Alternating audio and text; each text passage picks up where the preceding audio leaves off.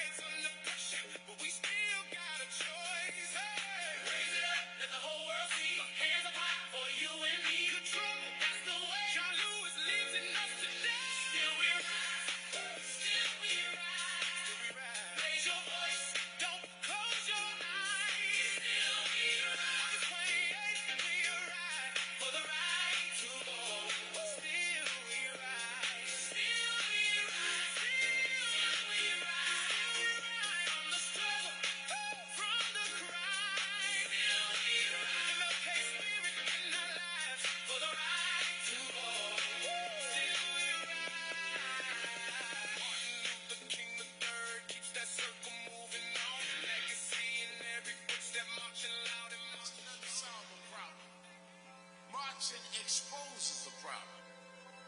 But if somebody don't expose the problem, then nobody gonna solve a problem that you haven't forced them to deal with.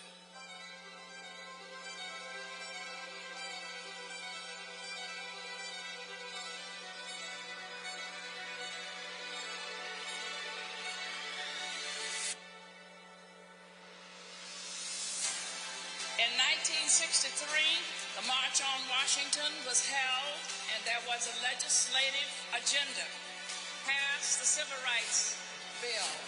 Today, we have a new generation that is coming forward.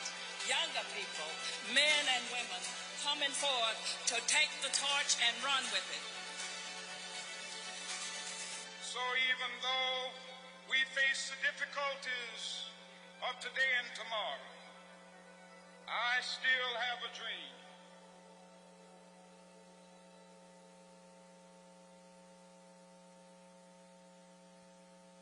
This is Reverend Al Sharpton, President of National Action Network. On behalf of Martin Luther King III and Arndrea Waters King of the Drum Major Institute, I'm glad you came. Many came from far places to be here to stand up on this day, to say that we're here to protect and defend the right of everybody to vote. We're here to deal with the fact that diversity, equity, and inclusion is something good for America and mandatory for people of all races and all genders. And we're here to say that we stand together. The continuation of the Affordable Care Act, all of which is in many ways issues that are dealt with in this city, Washington, D.C. The Congress is here. The Senate is here. The Supreme Court is here. The White House is here. We're here to send a message like Dr. King did 63 years ago. So I thank you for coming. Some rode all night long. But there's not a better cause at a better time. For whatever reason, we're in this era. And let history record that we stood up and fought back, and we're going to leave here with instructions, or we're going to southern states and other states and organize. This is a kickoff of taking this country where it ought to be. So if you hear people talking foul or provocateurs, tell them we're not here for that. Help the security by keeping this march where the objective is having our rights protected, not just in some ways just showing our anger. Yeah, we can be angry, but don't be mad. Don't go mad. Be angry and go to work. Let's get started with the program.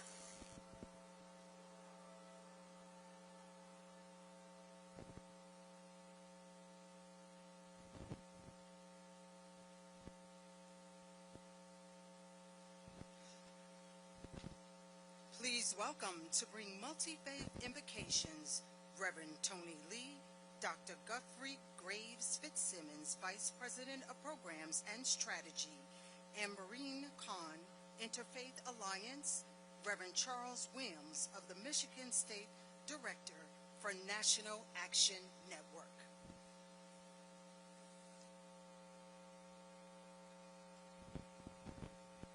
My brothers and my sisters, won't you join me for a word of prayer?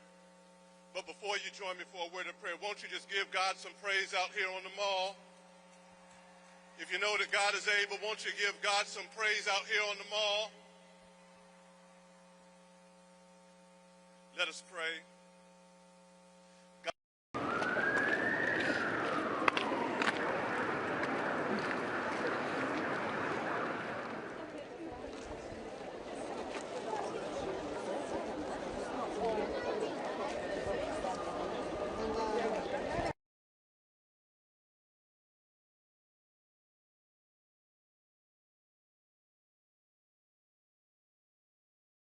Seem to get left behind, but God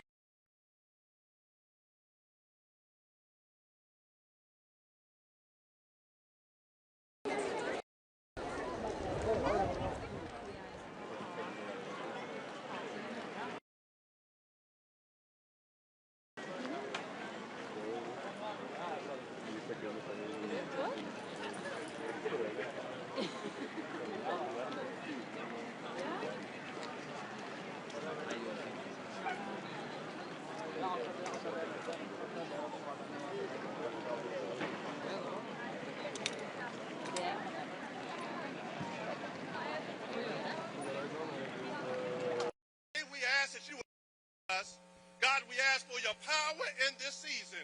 God, power to walk right and to talk right. But most of all, God, the courage to stand the test of this age. And God, right now, we praise you in advance for the victory. God, we give your name the honor and the glory for the victory. Victory in our houses, and victory in our community, and victory in our families, and victory in our finances. God, we don't care who's in the White House as long as we know who stands on the throne. And so, God, we come to give you the glory today. We give your name the honor, and we give your name the praise, for the victory shall be ours. In Jesus' name I pray. Amen and amen.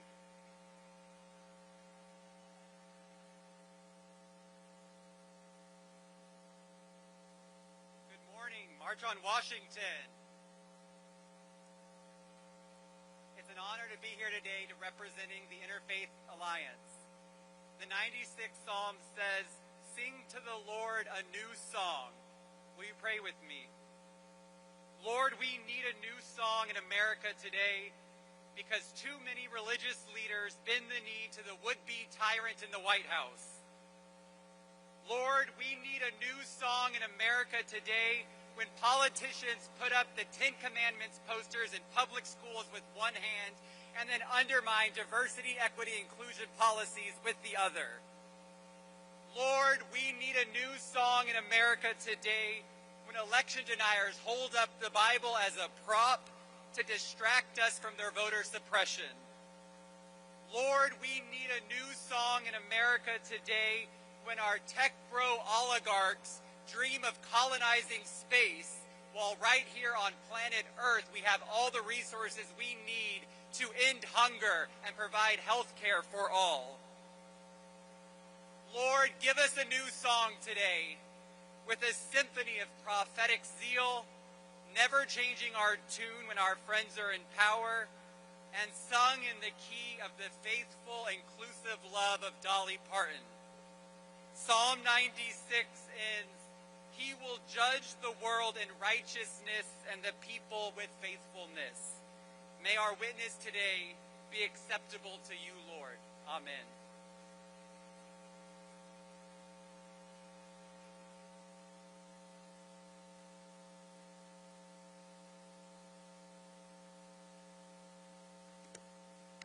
Short. Assalamu alaikum, peace and blessings on this beautiful day. My name is Umbreen Khan. I'm a leader in the Muslim community and the former board chair of the Interfaith Alliance, and I am so grateful to be here with you today that we have arrived in this moment because we need each other. I am called here because of my faith as a Muslim and as an American. I am proud to be part of a multi-faith invocation. Here we model the truth because it honors the truth of our history, that Islam has been a part of our lands longer than we have been a nation.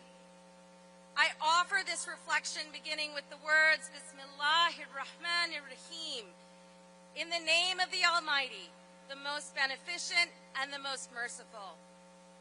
Join me in prayer.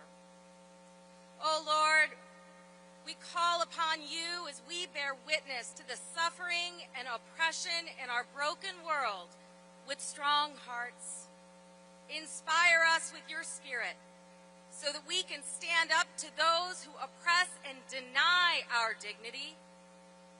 O merciful Lord, in a world where politicians spread fear and lies to gain votes and exploit fear, to foment divide, we ask you, O Lord, to keep us steady and focused on combating injustice, so that we may use our feet and our hands and our hearts and our minds to reject those who seek to erase us.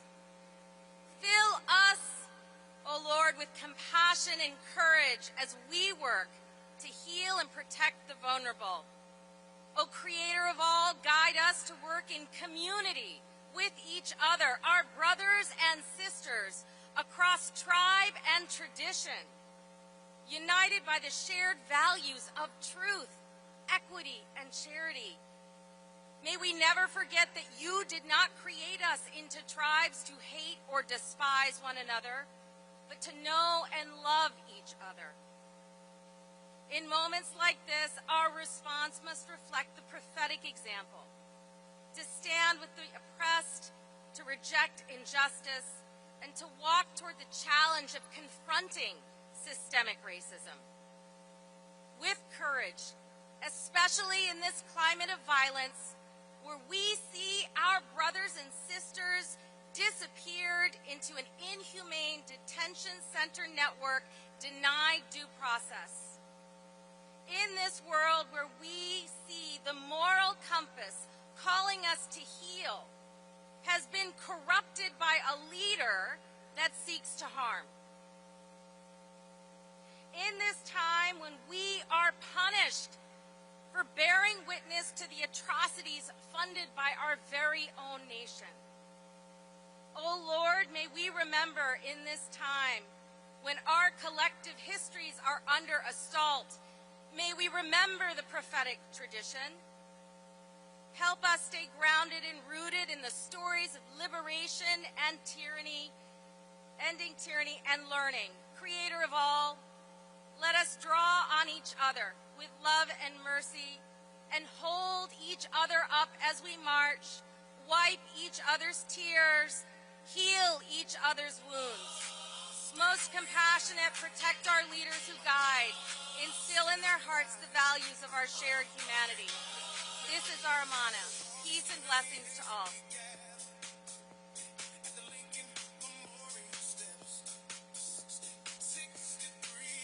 Please welcome Special Assistant to Reverend Al Sharpton of National Action Network, Reverend Dr. Cassius L.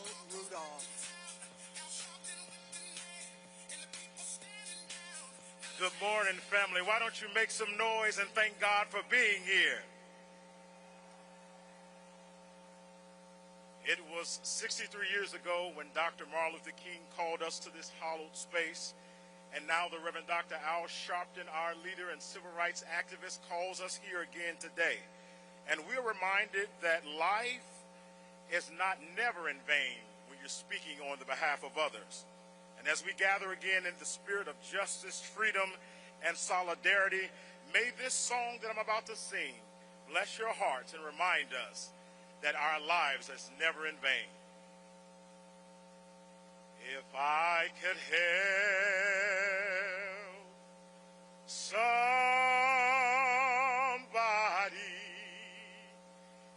as I travel alone,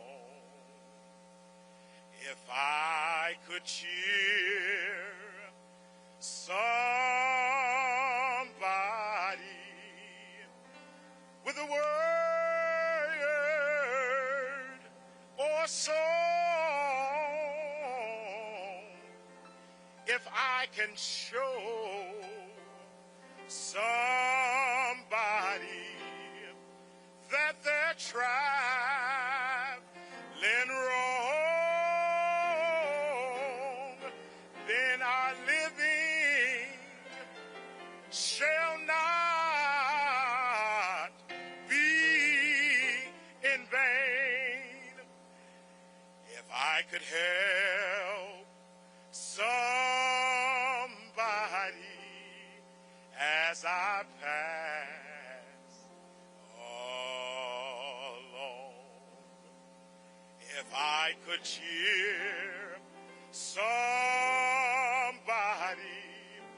with a word or song, if I can show somebody that are traveling wrong, then my living shall not be in vain. Then my living shall not be in vain. Oh, my living shall not be in vain. If I can show, if you can show somebody that they're traveling wrong, why don't you point to your neighbor? Then our living, then your living, then my living, all living shall not be in vain.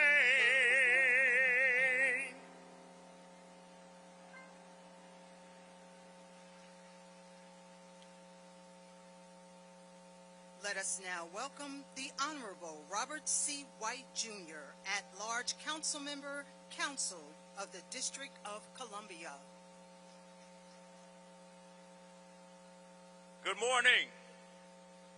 Welcome to my home, Washington, D.C. 63 years ago, right here, Dr. King and a generation of civil rights leaders called Americans together to demand that our country finally live up to its promise. Walter Fauntroy helped organize that march and went on to become Washington, D.C.'s first delegate to Congress in the modern era. He was followed by the great Eleanor Holmes Norton, another giant of the civil rights movement. And in January, I will have the extraordinary honor of following them to Congress. I will inherit their seat, but all of us inherit the unfinished work. That means protecting the rights that they won and winning the rights they never got to see. We have to defend a Voting Rights Act that the Supreme Court has weakened. We have to protect the fundamental right of voters to choose their representatives in Congress instead of politicians choosing their voters. And we have to end the second-class citizenship in the capital of the United States. In Washington,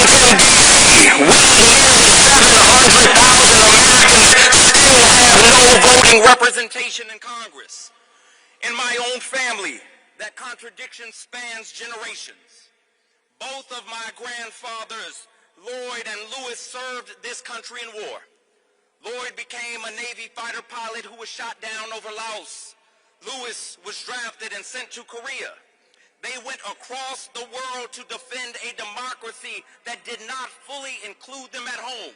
3 generations, 2 veterans, 1 future member of Congress, and still no vote. That is not democracy. Democracy does not take power from voters to protect politicians. Democracy does not strip away the rights that generations fought for. And democracy does not deny Americans a vote simply because they call the nation's capital home. So 63 years after Americans marched on Washington, D.C., demanding that America live up to its promise, it is time to fulfill that promise for the people of Washington, D.C. Full voting rights, full representation, full citizenship in our democracy. It is time to make Washington, D.C. the 51st state. Give us our vote. Thank you.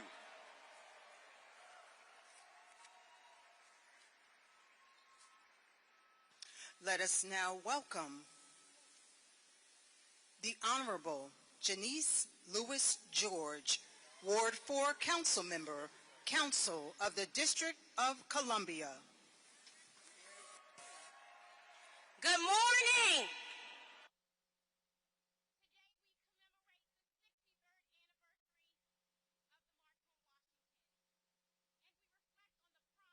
America wrote. Each year we come back to demand that America keeps its promise. And today I encourage you to look critically at what is happening in D.C. to the people who call this city home. Right now, the National Guard troops walk our streets, costing Americans $3 million a day. Black women, the backbone of the federal workforce and of our communities, are being pushed out of work by the hundreds of thousands. And when black women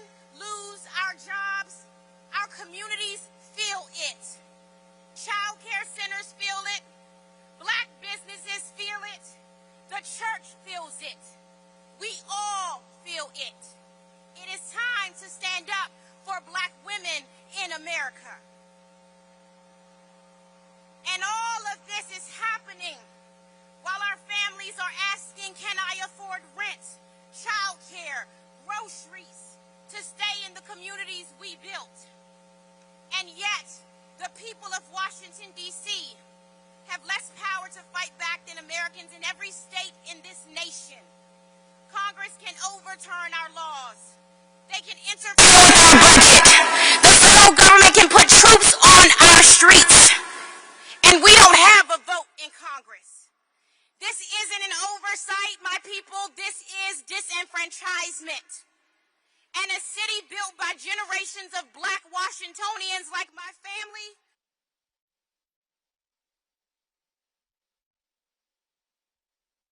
racial justice issue. It is a voting rights issue. It is a civil rights issue.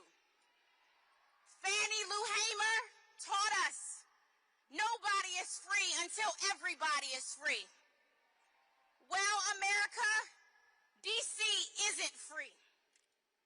So whether you came here from Alabama to California, Georgia or New York,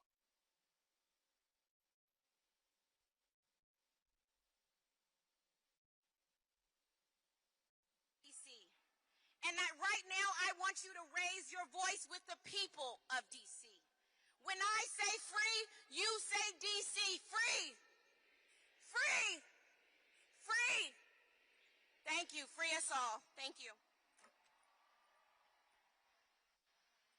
Let us now welcome Brian Lemick, Executive Director of Defend the Vote. Now it's clean. Don't do anything. Hello, Washington. Yeah, sounds good.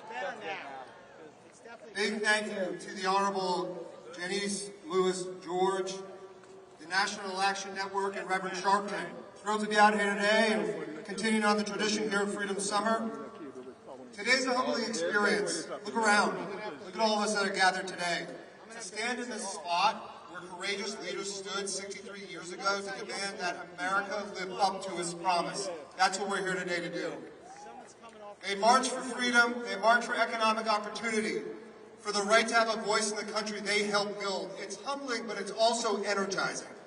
Because we're not just here to commemorate their historic work, we're here to carry it forward. 63 years ago, a generation of Americans made this nation better because they believed it could do better. They understood that democracy is not self-executing. The Voters' Rights Act was their greatest victory. The right to vote is the power people have to shape their future and the future of our communities and the future of our country. It's about whether government is accountable to the people or just to the powerful. We're seeing a change here in America right now. It's about whether every community, regardless of race, faith, or background, is fully represented in our democracy and fully included in the promise that is America. That power is under attack again today. They've gone directly after the Voter Rights Act, and they're creating new restrictions and new barriers to voting. And those attacks, they fall hardest on black communities and black voters, communities of color, the communities that have led this fight to make our democracy more inclusive and more just. Generations before us fought these fights. They understood that freedom is not something that you inherit, it's something that you have to protect. So now it's our turn. That means defending the vote, protecting every voter's voice, and standing together when those voices are threatened. We're not protecting a process, we're defending people's power. Go out and vote. Thank you. Let us now welcome Kitty Sandoval of Rock the Vote.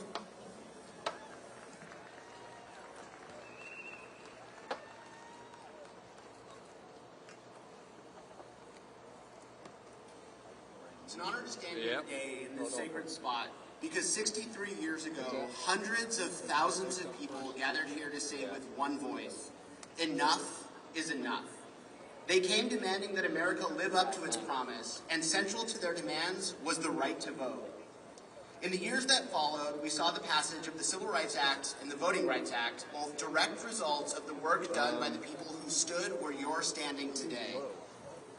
The older I get, the more I understand how much of my own life was shaped by people I will never meet. I grew up on a family farm in a small town in northern New Mexico. My mom worked 2 jobs to raise 4 boys largely on her own. There was never a reason for me to believe that I could one day grow up and work in the White House for not 1 but 2 presidents, or to stand before you helping to lead one of the country's largest organizations focused on young voters. But that's what progress is. It changes the range of lives people are allowed to imagine for themselves. I mean, I got it. For 36 years, Rock the Vote has worked to bring young people into our democracy, helping to register more than 15 million voters. Registration, though, is only the beginning. We work with young people to give them the information they need to cast the ballot, and work with partners across the country to protect their access to it. Because voting rights don't protect themselves. Every generation has to claim them, to defend them, and every generation faces the same choice: fight or retreat. Those who marched in 1963 could not know the full breadth of who would benefit from what they were building.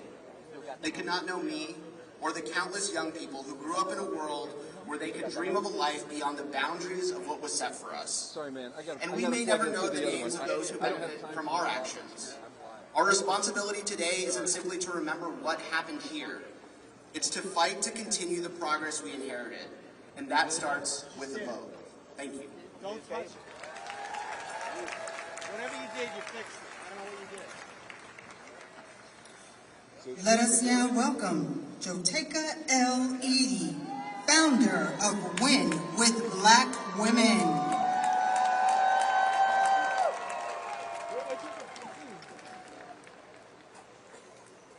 63 years to go. Today, hundreds of thousands gathered on this sacred ground for the March on Washington for Jobs and Freedom. And today, I stand here on their shoulders. I just plugged into the other one. I stand on behalf of Win with Black Women. I stand for the 44,000 Black women who gathered in a moment of history and declared that we would not sit on the sidelines. I also stand here for the 92% of Black women who tried to tell America. And we are still telling America, because Black women are neither footnotes nor afterthoughts in American story. Our labor, our leadership, our love has built this country from its soil to its stars. And we are worthy of freedom, not because of our resilience, not because of how much we can endure, but because we are human, because we exist, and because we are divine. For generations, we have been told to wait, to shrink, to smile when disrespected, to be strong when broken, and to fight and then be forgotten. We have watched our history be erased, our votes threatened, our bodies politicized, our brilliance exploited, and our humanity questioned. And still, my sisters, we rise. Still, we vote. Still, we organize. And still, we lead. But there comes a moment in time when patience becomes permission and silence becomes betrayal. And that moment is now. So today, as Black women, I stand here to declare independence from systems that profit from our pain, from politics that want our votes but not our voices, from corporations that celebrate our diversity and culture but abandon our communities, from institutions that praise our service but refuse to protect our freedom, and from allies who welcome our support in private but vote against our rights in public. We believe in an America that tells the truth about its sins, repent through its policies, and redeems itself through justice. Because we are the dream and the doers. We are the bridge and the builders. And when America has ever lost its way, Black women have so often been its moral compass.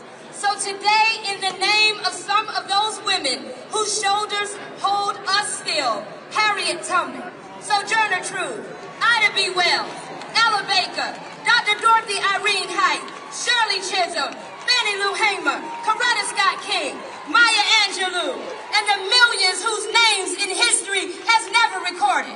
Our mothers, our grandmothers, our aunties, our sisters, Black women who have labored, who have organized, who have sacrificed, and who have spoken truth to power and never stopped.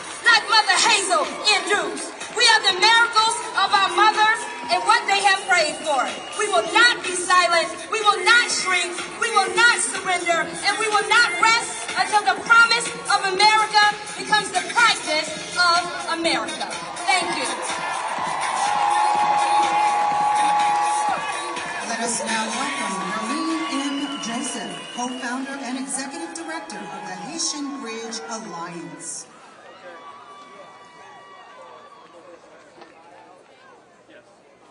Good morning, beloveds.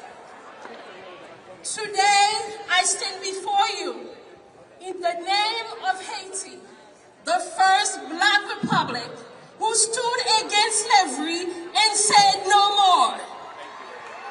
And today, I call on our collective freedom, our collective liberation to stand on behalf of those most marginalized.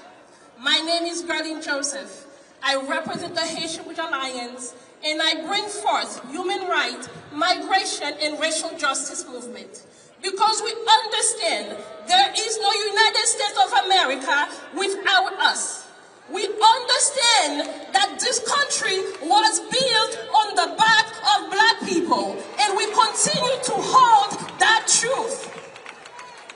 As we see, we live under a dictatorship that is criminalized immigrants, specifically Black immigrants. Understanding, yesterday they deported U.S. children born to Haiti in the middle of the crisis. We say no more.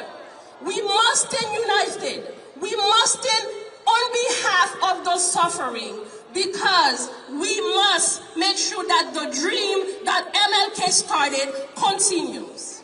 We are the dream of our ancestors. We are the future. And we must guarantee that our children, Black, brown, Hispanic, whites, are able to call this country theirs without fear of deportation, without fear of being kidnapped, because this land is ours indeed.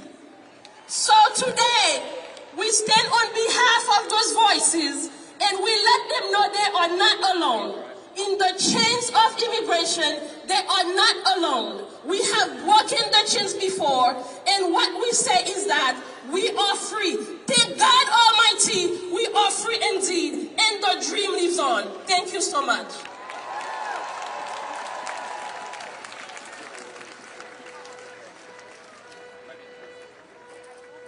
March on Washington 2026 proudly recognizes our Divine Nine partners. Alpha Kappa Alpha Sorority Incorporated, Alpha Phi Alpha Fraternity Incorporated, Delta Sigma Theta Sorority Incorporated, Phi Beta Sigma Fraternity Incorporated, Sigma Gamma Rho Sorority Incorporated, Zeta Phi Beta Sorority Incorporated. Together, we stand united in the continued fight for justice, equality, and the right of every voice to be heard. Defend the vote. Defend democracy. Defend our future.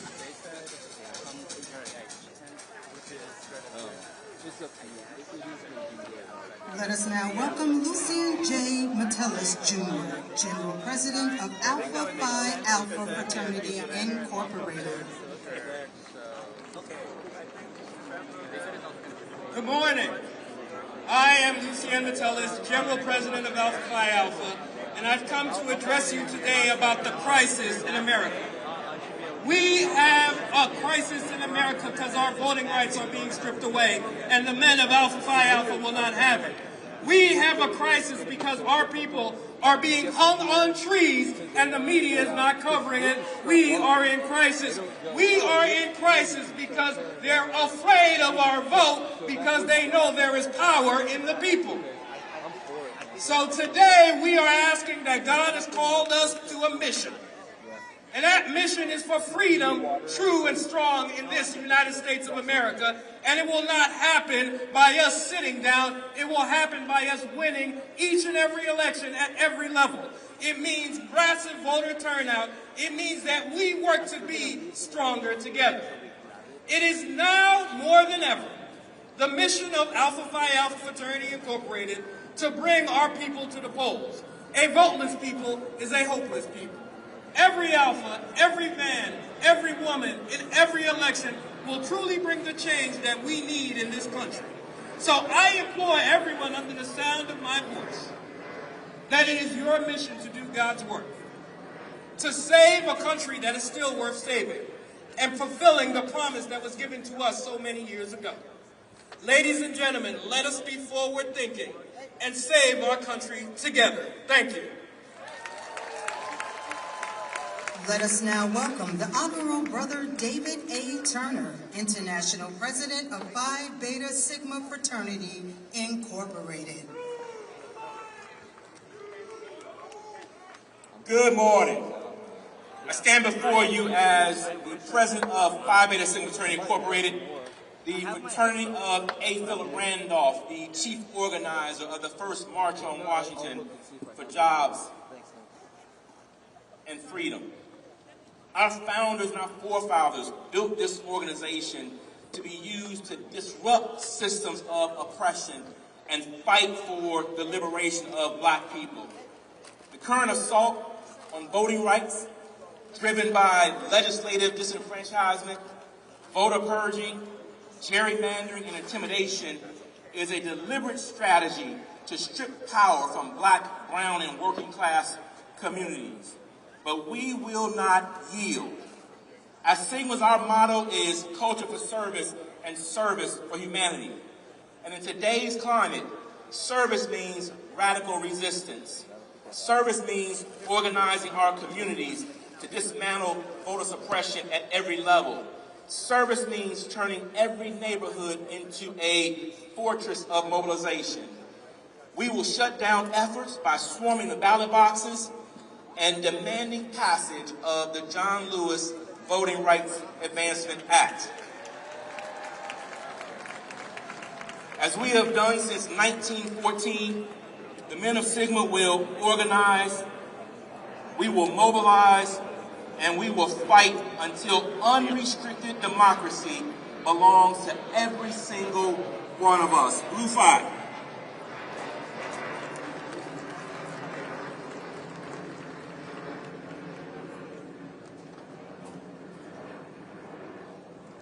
Let us now welcome Dr. Stacy N.C. Grant, International President and CEO, Zeta Phi Beta Sorority, Incorporated. On this 63rd anniversary of the March on Washington, we gather to mobilize inclusive action, transformational leadership to advance social, health, and economic justice for all through the power of she. Good afternoon, my sisters and brothers, family and friends. I am Dr. Stacy N.C. Grant, International President and CEO of Zeta Phi Beta Sorority Incorporated and Chairwoman of the Divine Nine Council of Presidents. 1 year ago, I stood here with many of you at the March on Wall Street and reminded us that we are people of faith, people of courage, and people who refuse to accept injustice as our destiny. Today, we stand again, not because the work has become easier, but because our purpose has become even clearer. The power of she for social, health, and economic justice is Zeta's call to action to uplift our communities. The power of she is the power of you and me. We hereby declare that justice cannot be selective. Justice means every person has the opportunity to live with dignity. Health justice means your zip code, your race, your gender, or your income must never determine where you live, thrive, or receive care. Economic justice means that hard work should provide opportunity, not just simply survival. And voting rights mean that every eligible voice must have the power to reshape the future. But let's be clear, Marching is not the destination. Our ancestors did not sacrifice so that we could simply remember their struggle. They sacrificed so that we could continue their work. So today, let us turn our unity into action. Let us continue to organize in our communities. Let us protect our vote. Let us advocate for policies that lift families. And let's invest in our children and our communities. And let's not just lead from fear, but from faith. For those of you who know the Lord, we know that He is still in control and He has given us all we need to survive. When women lead, communities move. When communities organize, systems change. And when we stand together with purpose, with courage, and with love, there's no limit to what we can transform. Zeta Phi Beta and the Divine Nine stand ready. But I want to know if you're ready. Are you ready to show up? Are you ready to speak out? Are you ready to shape policy? Are you ready to protect the vote? Well, that's who we are. We will show up. We will speak out. We will not be silent. And through advocacy, we will shape our policy. We will protect our communities. We will exercise the right to vote. And our generations to come will be proud of the stand that we take today. They are counting on us. So repeat after me. The power of she is the power of you and me. God bless you. Let us now welcome Mark Jackson, Grand Basileus of Omega Psi Phi Fraternity.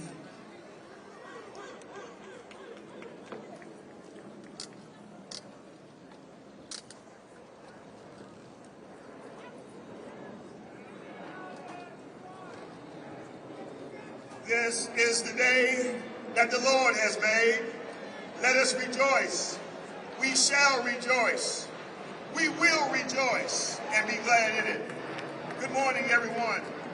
To the Reverend Al Sharpton and the National Action Network, to the King family, to my colleagues, affectionately known as the Divine Nine, and to all whom honor is due. My name is Mark E. Jackson. I am the 43rd Grand Basileus of the greatest organization known to mankind, the Omega Psi Phi Fraternity Incorporated. I bring you greetings on behalf of the over 200,000 plus men of Omega, which are represented in 16 countries, on 4 continents, and across 19 time zones. It's certainly an honor and a privilege to bring greetings on such a momentous occasion.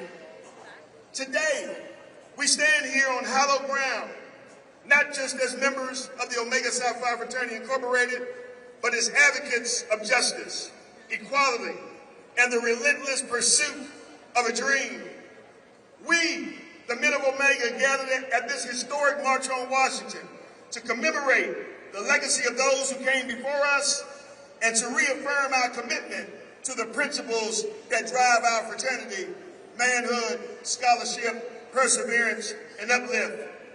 As we look back at the footsteps that have walked these very streets, we cannot help but draw inspiration from the pioneers of the Civil Rights Movement, including A. Philip Randolph, Congressman John Lewis, the great Dr. Martin Luther King Jr., and our own beloved brothers, Barnyard Rustin and Reverend Jesse L. Jackson Sr. They may be gone, but certainly not forgotten. In 1963, the March on Washington called for an end to segregation, fair wages, economic justice, voting rights, education, and the long overdue civil rights protections. Oddly enough, here in 2026, we are still calling for and fighting for some of the same issues. Well, today, Omega men around the world, individually and collectively, stand in solidarity with you as we call for an end to discrimination in voting, an end to discrimination in jobs and fair wages, an end to discrimination in lending practices for houses, discrimination, healthcare, educational, and the criminal justice system, and an end to the political manipulation of gerrymandering. Today is a call to action. The fight for civil rights, the fight for justice and equality is not a spectator sport. We need all hands on deck. if we're going to move the needle of social injustice. As I close, if the late Congressman and Civil Rights leader John Lewis were here, I believe he would say it's time for us to stand up, make our voices heard, and get into some good trouble. If Dr. Martin Luther King Jr. were here, I believe he would remind us that injustice anywhere is a threat to justice everywhere. To God be the glory. Long live the Omega Psi Phi Fraternity Incorporated, and may God continue to bless each and every one of you. Thank you. Let us now welcome Bayan Bartning, co-founder and board president of Pro-Human Foundation, Avi Dressner, executive director of Black Jewish Reconciliation, Rebuilding the Bridge, and Daryl Davis, co-founder and global ambassador for Pro-Human Foundation.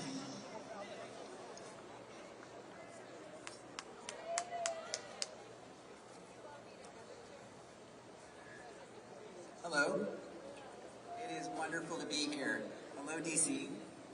63 years ago today, and I'm not the first person to say that, Martin Luther King Jr. stood on these steps and called on our country to live up to its founding promise. All people are created equal. For more than a decade, my friend and Pro-Human Foundation co-founder, Daryl Davis, has been drawing attention to the fading and neglected marker that identifies where Dr. King stood to deliver I Have a Dream. It's right here in front of me. It may seem almost unimaginable in today's divided political climate, but the legislation authorizing the original marker passed Congress unanimously in the year 2000, without a single dissenting vote. And like most successful legislation, it had a champion, Congresswoman Ann Northup of Kentucky. We're grateful that Ann is now part of Renewing the Dream, an initiative to revitalize the marker she helped create and make it easier for visitors to find. The people involved in this effort come from different backgrounds and hold different political beliefs. Not everyone agrees on every issue of our day, but all are united in support of the principles Dr. King spoke about from these steps. Standing behind me today are my children, Liv and Asher.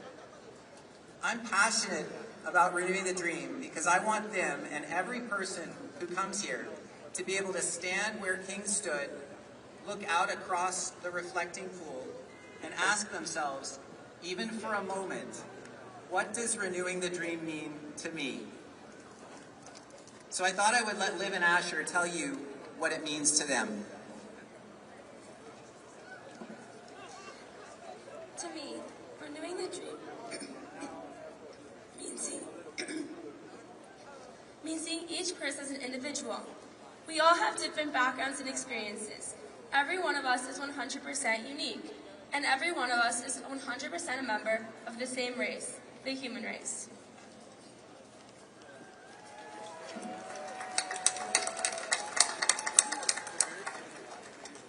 Renewing the dream to me means treating people like people. Don't assume you know someone because of what they look like, where they're from, or what group they're part of. Get to know them for who they actually are.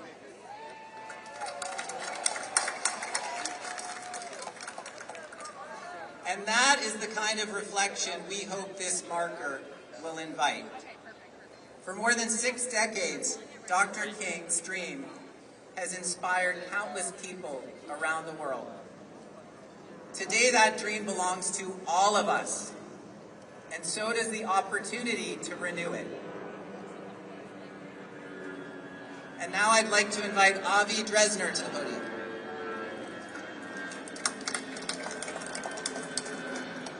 Good morning, beloved community.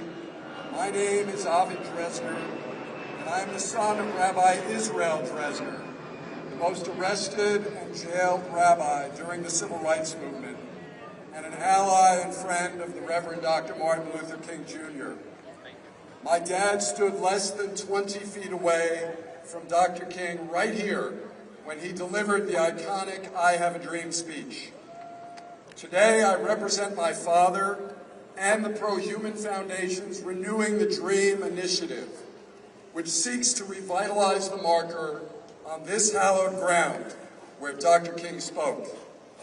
It is so faded that most visitors step on it without even knowing it's there. We intend to change that.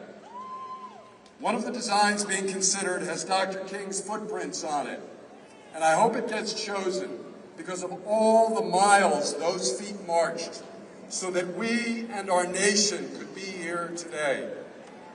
My father walked many of those miles with him, including on the Pettus Bridge in Selma, where Dr. King asked him to deliver the prayer right before the march, which led to the passage of the Voting Rights Act. Today, the rights that Dr. King and my dad marched for are under assault. And to paraphrase the words of the great Rabbi Hillel, if we do not defend and renew them, who will? But renewing the dream is about more than restoring a marker.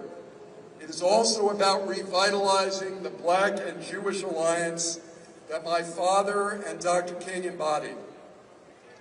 I was at a convening in Miami a few months ago that brought together 120 Black and Jewish leaders from all over the country with the purpose of revitalizing our alliance. We seek to do so not to benefit Blacks and Jews, but because when we work together, it benefits the nation. Without our alliance, there would have been no Civil Rights Act or Voting Rights Act. And unless we work together again, unless all of us do, we will lose those precious pillars of our modern democracy. Whenever I speak publicly, I make sure to wear something of my father's. Today, it's his suit. Usually, it's his socks, because I could never fill his shoes. Similarly, Dr. King's footprints on the marker we seek to place here can never be filled, nor should they be. Footprints are useful only if we follow them. We all know the expression that those who don't know history are doomed to repeat it. But a much less well-known corollary of that is that those who do know history can repeat the good parts. And the Black-Jewish alliance is definitely one of the parts worth repeating. So let us follow in my father's and Dr. King's footsteps, and let us also make our own modern march, blaze our own trail, and dream new dreams. Thank you, and may God bless our efforts. We would like to take this time to thank some of our partners. When you hear your name, Good morning, folks. My name is Darrell Davis from the Pro-Human Foundation.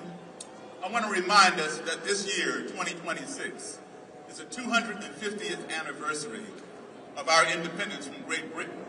In 1776, Thomas Jefferson wrote the Declaration of Independence, in which he said, "All men are created equal." Almost 100 years later, Abraham Lincoln, in 1863, said that our nation was conceived in liberty with the proposition that all men are created equal.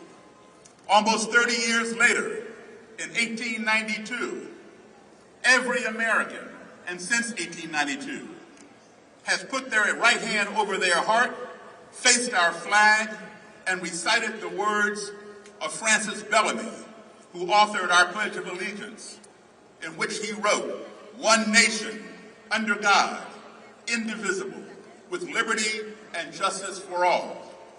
100 years after the Gettysburg Address with Abraham Lincoln, Martin Luther King Jr. stood right here where we're standing today and delivered one of the two greatest speeches and most recognizable speeches in American history, one being the Gettysburg Address by Abraham Lincoln, and the other being the I Have a Dream speech by Martin Luther King, in which he said he had a dream that one day this nation will rise up and live out the true meaning of its creed. We hold these truths to be self-evident that all men are created equal. Folks, today, in 2026, our country is drowning in divisiveness and polarization based on skin color, religion, sexual preference, political party affiliation. Even last month, on our 250th birthday, the 4th of July, 400 white supremacists marched right here in Washington, D.C., proclaiming to reclaim America and take our country back. Are these really the gifts we want to give our beloved country on its 250th birthday? I should think not. Renewing the dream is where we can start. Let's start by making this marker right here upon which we're standing, where Dr. King stood, more visible. Each year, approximately 8 million people visit this Lincoln Memorial. You know what that adds up to? 20,000 people per day. Thousands of those people walk right across the marker, and now you can barely see it. The Pro-Human Foundation has proposed to put in a new and stronger marker, so people can come, stand on it, have their picture taken in the exact place where Martin Luther King read his dream. So we ask you that you help us renew the marker and help us to renew Martin Luther King Jr.'s dream. I also want to remind you that August 28th, today's date, of course, in 1963, 63 years ago, is the anniversary of Dr. King's speech. But also, August 28th, 71 years ago, in 1955, a young 14-year-old black boy was kidnapped, beaten, tortured, and murdered by two white racists for allegedly whistling at a white woman. His name was Emmett Till. Let us remember Emmett Till, and let us renew Martin Luther King's dream so all 14-year-olds, black, white, or otherwise, can live out their dreams. Let's turn Martin Luther King's dream into a reality. Thank you, folks.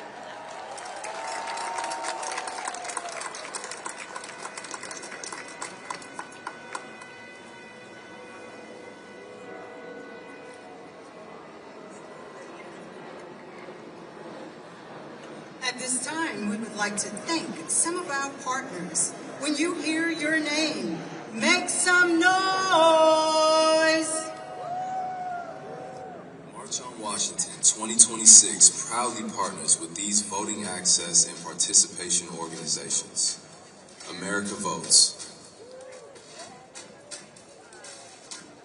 Fair Fight Action, Fair Vote,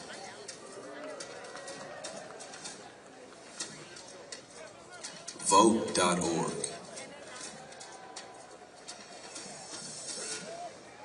Vote Riders,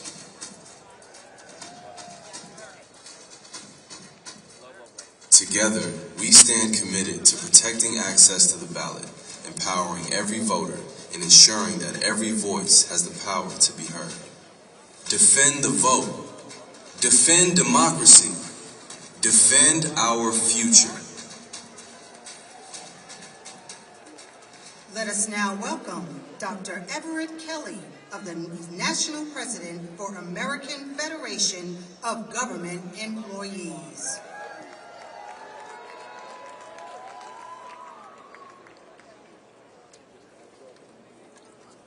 Good morning, brothers and sisters. I'm Everett Kelly, and I speak for 820,000 federal and D.C. government workers represented by my union, AFGE.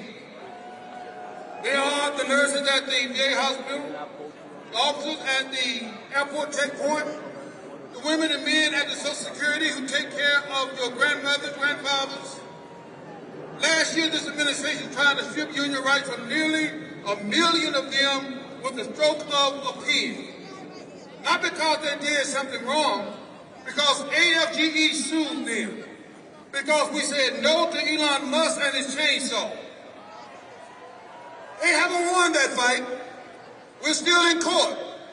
And we aren't going anywhere. What about you? When they can't win a fair fight, this is what they always try. They change the rules. They rig the system. They try to make it harder to fight back, strip the union, and they think the workers get quiet. Got the Voting Rights Act, and they think the voters stay home. Same play, run twice, and they are wrong both times. Now, 63 years ago today, 250,000 people stood on this ground. A. Philip Randolph and Rustin organized them. And Dr. King stood right where and here and told the country about a dream. They didn't call the March for Freedom. They didn't call it the March on Washington for jobs, but they said for jobs and freedom, both words. Same breath, same fight. 2 years later, this country passed the Voting Rights Act. People were beaten in Selma for that law. John Lewis had his skull cracked on a bridge in Alabama for that law. And this past April, the Supreme Court took it apart, 6-3. Now, it's not enough to show that a map shuts black voters out. Now you have to prove that they meant to do it. Now, you have to get inside their head. Brothers and sisters, I grew up in Alabama under the Jim Crow law. Nobody ever wrote down their intentions. They just decided that some folk would go through the front door and some people would have to go around back. Now, I spent my entire life walking through the front door. They told me back in Alabama wasn't for folk who looked like me. And I don't know about you, but I'm not going back. What about you? Now, our ancestors didn't pay that price for us to stand here quiet. 67 days from today, this country votes. And if your vote didn't matter, they wouldn't be working so hard to take it away from you. So this is what I say to you. Register everybody. Make a plan. And bring somebody with you. They underestimated us. They underestimated the power of we. Everybody over this audience today, let me hear you say we. There's power in we.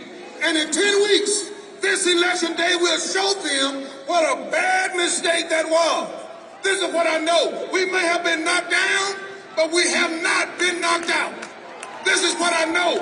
We've been made endure for a night, but joy comes in the morning. Are y'all with me? Guess what? November is coming. Joy is coming. Change is coming. Keep on praying. Keep on fighting. Keep on marching. Keep on voting. Let's get it done. Thank you, and I love you. Let us now welcome Patrick Moran, International President of American Federation of State, County, and Municipal Employees, AFL-CIO.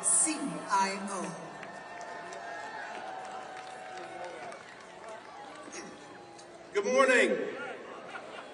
My name is Patrick Moran, and I'm honored to stand here on behalf of 1.4 million AFSCME members across America. Healthcare workers and child care providers, mental health professionals, sanitation workers, school bus drivers, custodians, library workers, and bridge inspectors. Public service workers whose courage keeps our communities safe, whose dedication keeps our economy running, and whose solidarity keeps Dr. King's dream alive. 1 week ago, I had the honor to be sworn in as president of AFSCME. And I stand on the shoulders of the leaders who came before me, like this young man here, this great young man. I carry forward a movement that has never backed down. And I made a promise that day to fight forward, to fight for every working family, to fight for democracy itself. Because unlike some people a few blocks away from here, we actually believe in it. He understood that Dr. King preached that lessons on this very spot. He understood that civil rights and economic justice are not separate fights. It's why in the final days of his life, he went to Memphis, standing with 1,300 black sanitation workers, represented by AFSCME Local 1733, who walked off the job, held their heads high, and said, "I am a man." I feel that history today.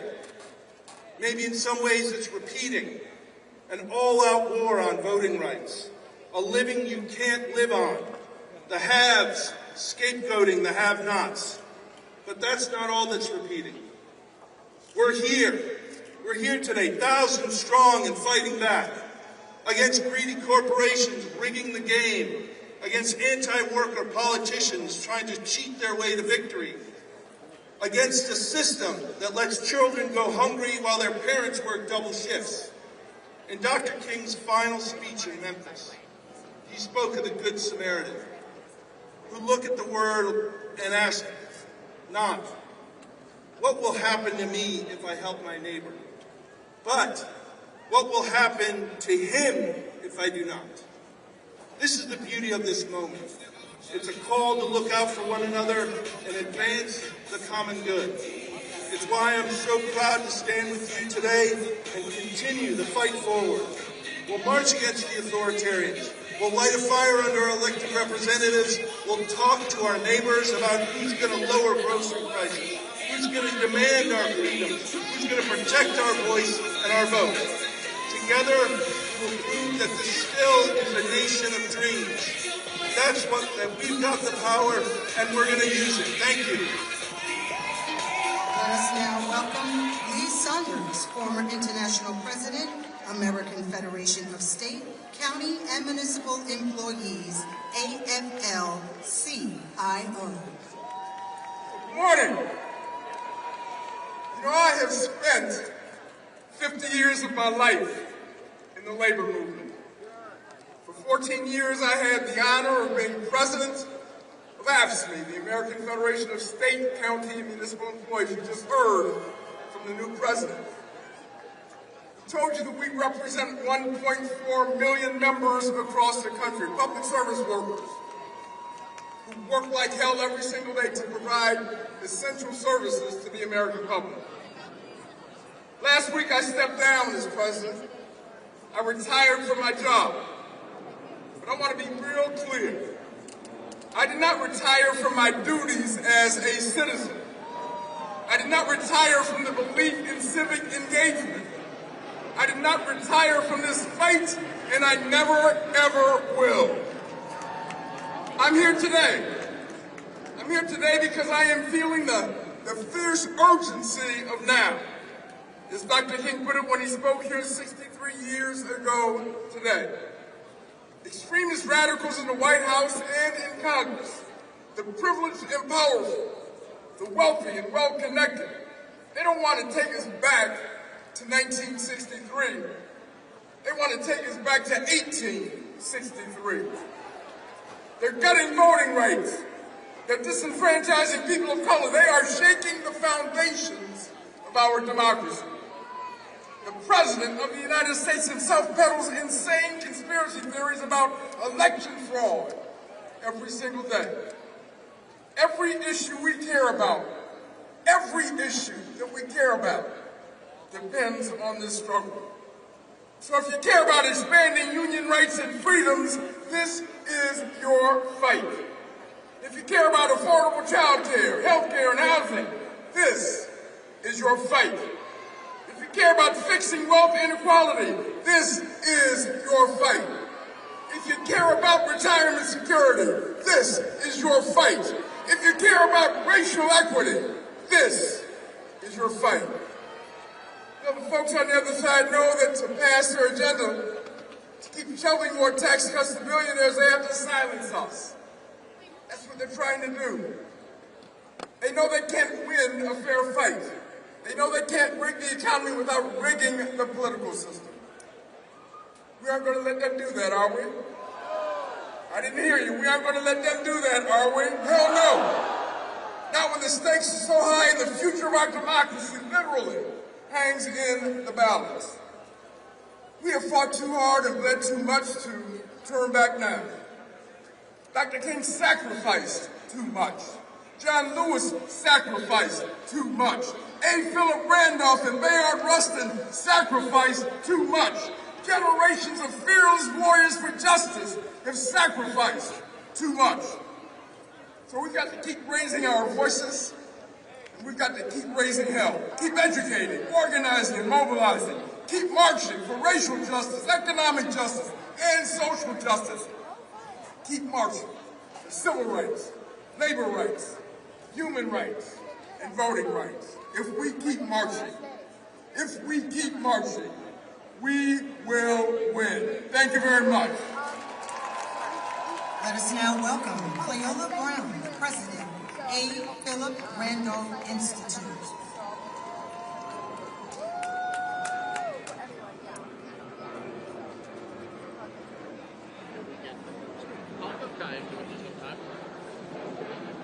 Let us now welcome Cleola Brown, President, A. Philip Randolph Institute.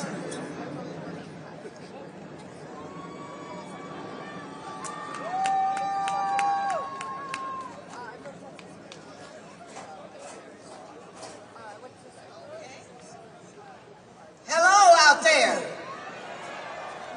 Hello, marching family. Come on, we need to hear you up here too. All right, bring it up, bring it up, bring it up. Let's first of all say thank you to Reverend Sharpton, and thank you to National Action Network, and thank you to every organizer that's standing out there on this day of urgency. You all look good, and when they start lying about the numbers, look at them and tell them you lied. Now, I'm honored to stand here today on the very ground where 63 years ago our forefathers and foremothers and sisters and brothers in the fight for civil rights and racial justice heard from Dr. King, Roy Wilkins, John Lewis, Walter Reuther, and so many amazing leaders. At the pen and strategizing that was done by Randolph and Rustin. We heard from A. Philip Randolph, who called our sisters and brothers gathered there the advance guard of a massive rural revolution for jobs and freedom. That's 63 years ago, and the message is still the same. You feel me? A revolution that demanded affordable housing, integrated education, and real voting rights. A revolution that demanded full employment for America's workers at a living wage, and the dignity, and an end to discrimination. At the end of the speaking program, these demands were recited, backed by Bayard Rustin, the chief architect of the march, and 250,000 of our brothers and sisters made personal commitments in the struggle for jobs and freedom, pledging to achieve social justice through economic justice and to not let up until the demands have been realized. Back then, I was 15 years old, and I sneaked down from Philadelphia, y'all, because I knew I couldn't get the permission to come. When I sneaked down and got down here, I didn't have no pass to get on the mall, but my mama taught me if you follow a greasy bag, you know you're gonna eat. The sister got chicken, and she probably got some cake in there, too. I walked with the people as if I had something, but I couldn't get in the platform, so those trees that are behind you, for those of you who are sitting and looking this way, the trees on the right became the perch for children who were yet teenagers like myself. We climbed up in the trees to look to this spot. When people say God is good, He is, and every day of my life I thank Him for it. Because right now, more than ever, we need to keep right on pushing, making sure that those demands that were relevant then, unfortunately, are relevant right now, but we don't give up, we don't give out, we don't even stop. We keep coming at it. Because what He has for us, no one will be able to take it from us. But they can take it if you give it to them. So all the people that are here from APRI, of standing in your steps, not anything about me. For all of those who are good Panhellenic members, and I'm a little partial, mine is this one right here, okay? Just so we know. But for all of those things, walk together, children, and don't you get worried. Because we are going to win this race. God bless you, and God bless Reverend Sharpton. Let us now now welcome Lenore Thomas, President of Virginia 512 SEIU.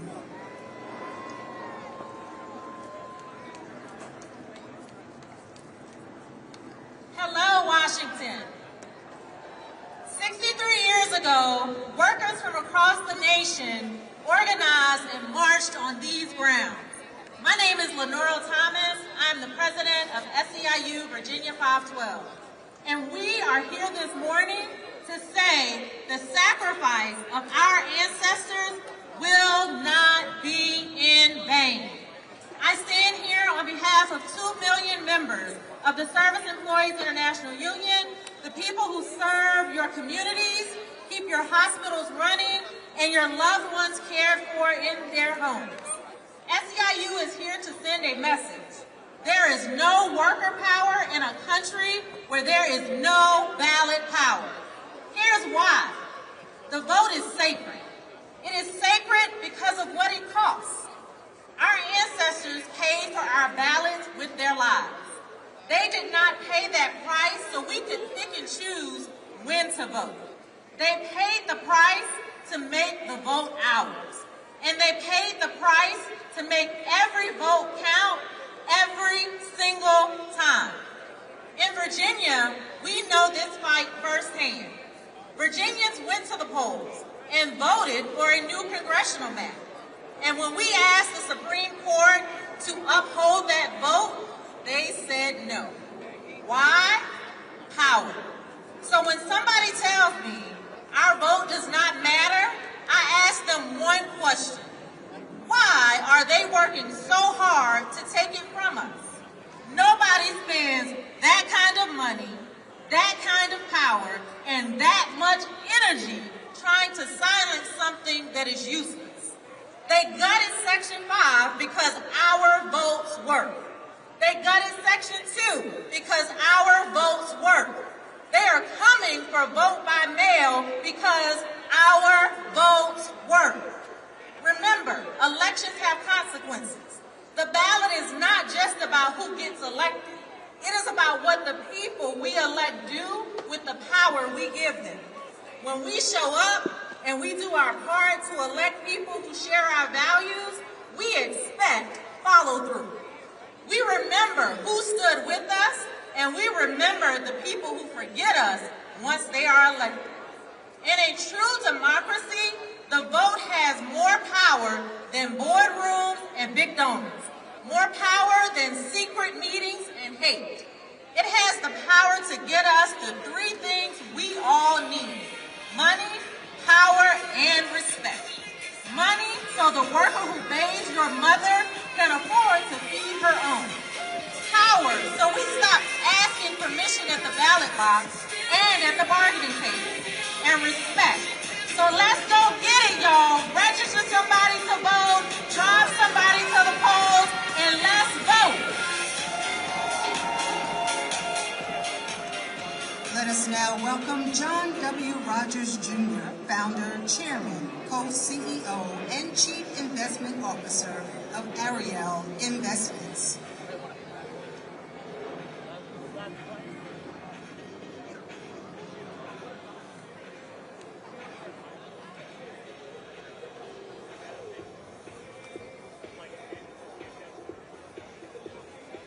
Let us now welcome John W. Rogers, Jr., founder, chairman, co-CEO, and chief investment officer of Ariel Investments.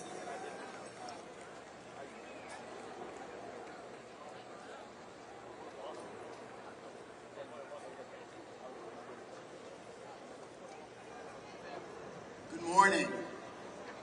I'm John Rogers, founder of Ariel Investments. My daughter and I are from the land of honest Abe Lincoln, not the city of dishonest Trump. I've been inspired by a long line of people who risked their lives for liberation, who broke barriers in the name of justice. My great-grandfather was a fearless business leader. He built the Stratford Hotel, the largest black-owned hotel in the country that was destroyed during the Tulsa Race Massacre. My father fought overseas as one of the original Tuskegee Airmen, defending a freedom he didn't fully enjoy here at home. My mother was a pioneering civil rights leader. She sat in at lunch counters and introduced me to one of my heroes, Reverend Jesse Jackson.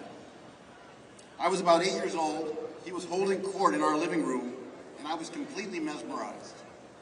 Today, as an entrepreneur, I carry with me the deep connection Reverend Jackson made between economic empowerment and the civil rights movement. He literally put a dollar sign in the Operation Push logo.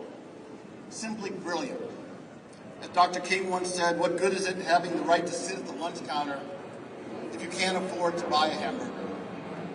He knew that if we had equal economic opportunity, we could own our own homes, pass our wealth along to future generations, support our political and community leaders, and finally stake our claim in the American dream. As we all know, that claim has been hindered by racism for hundreds of years. Reverend often said, they don't think about us. They don't see us. Together today, we come together to be seen.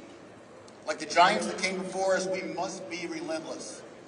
Every single one of you walked out of your door this morning knowing the very real risks, and you chose to be here anyway. In the spirit of John Lewis, you found a way to get in the way. You chose to make good trouble.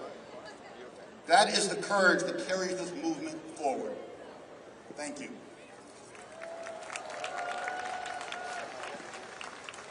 Let us now welcome Arnie Duncan, former U.S. Secretary of Education.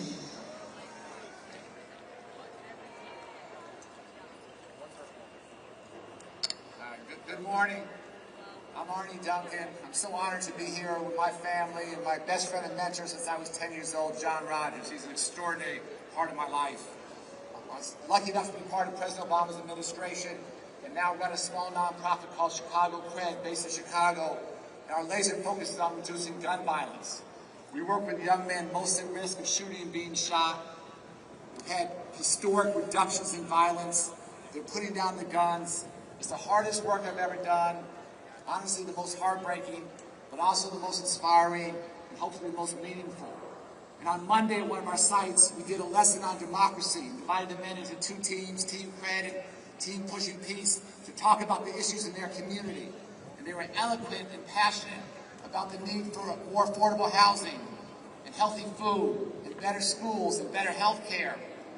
But when we asked them, were they thinking about voting in November, the room all of a sudden that had been vibrant got very, very quiet. And we explained that those that have been most disenfranchised have the most to gain by voting, but the system has let them down for too long. And so in the next 67 days, as we work hard to protect the right to vote, to work to preserve our democracy, I urge all of us to focus on helping those who have been most disenfranchised, those who are most likely not to vote, to come out and do exactly that.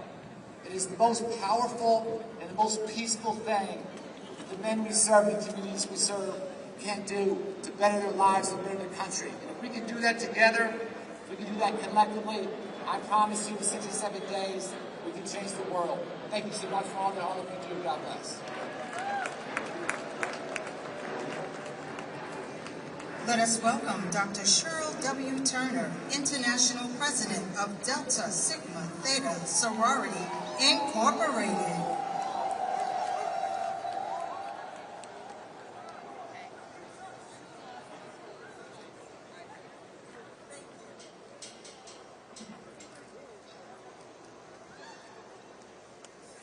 Good morning. I'm Cheryl Turner, International President of Delta Sigma Theta Sorority Incorporated. In 1913, Delta marched. In 1963, Delta marched. And in 2026, we are still marching because the work of democracy remains unfinished. For 250 years, America has wrestled with the distance between its promise and its practice. Who counts? Who's heard? Who gets a say? Who gets to claim the full promise of their inalienable rights? Just weeks after our founding, our 22 founders stepped into the streets of Washington for the women's suffrage procession because they understood a truth that still remains. Freedom cannot be divided. Citizenship cannot be partial. And democracy cannot belong only to some. 50 years later, Delta was here again. Our 10th national president, Dorothy Height, was integral in the planning of the 1963 march. And today, Delta women register voters, educate communities, mobilize citizens, and protect access to the ballot. And we know that protecting the vote requires more than participation. It requires vigilance, persistence, and sometimes it requires the courage to challenge power itself. That's why when voting rights are threatened, we take to the courts. In Georgia, Delta challenged the barriers to the ballot. In Texas, Delta fought restrictions on voter assistance. And in Mississippi, we defend black voting power. And in federal court, we fight to protect access to mail-in voting. We organize, we educate, we litigate, we mobilize, but we do not retreat. Because when the right to vote is threatened, every other right becomes more vulnerable. The fight to vote is more than what happens at the ballot box. It's a declaration, and our voice is not negotiable. So, in 1913, in 1963, 2026, different generations? Yes, the same charge though. Different battles? Yes, the same determination though. The years change, the assignment does not. So I ask you, what will we do? Defend the vote. What must we do? Defend the vote. What will Delta do? Defend the vote. Let us now welcome Rabbi Jonah Pesner, Director of Religious Action Center of Reform Judaism and Senior Vice President of Union for Reform Judaism.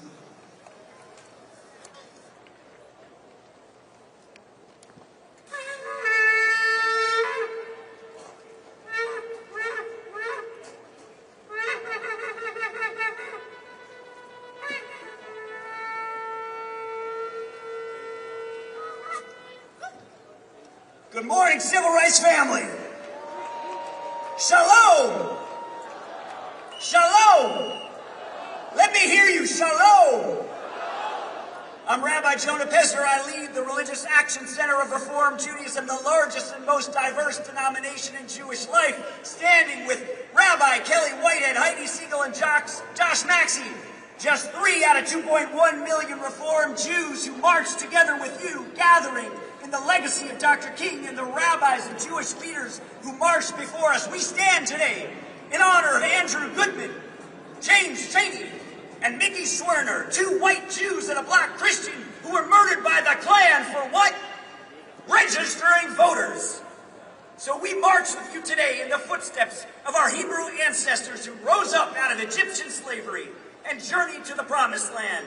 3,000 years ago, they heard God's call through this blast of the shofar. Rise up, march forth, and journey to Freedom Land. Wake up! Everybody say, wake up!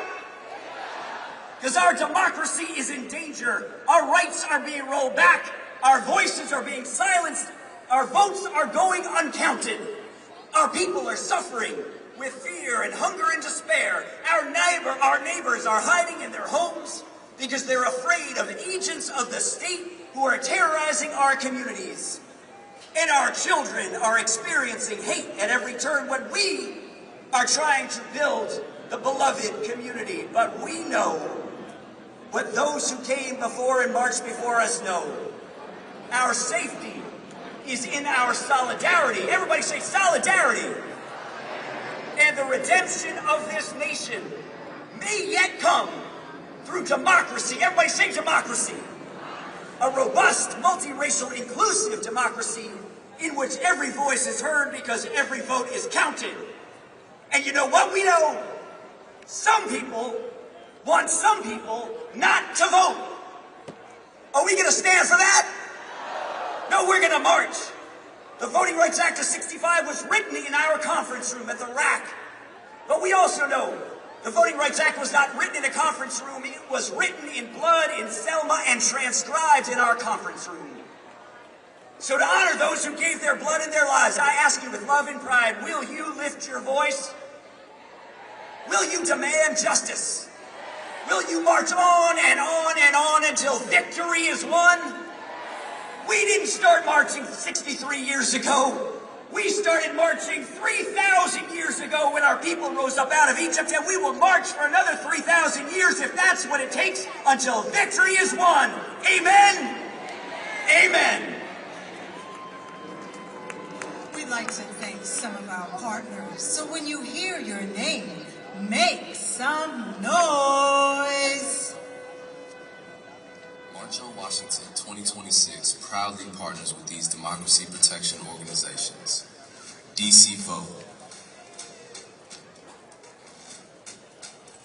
Declaration for American Democracy, Democracy Forward,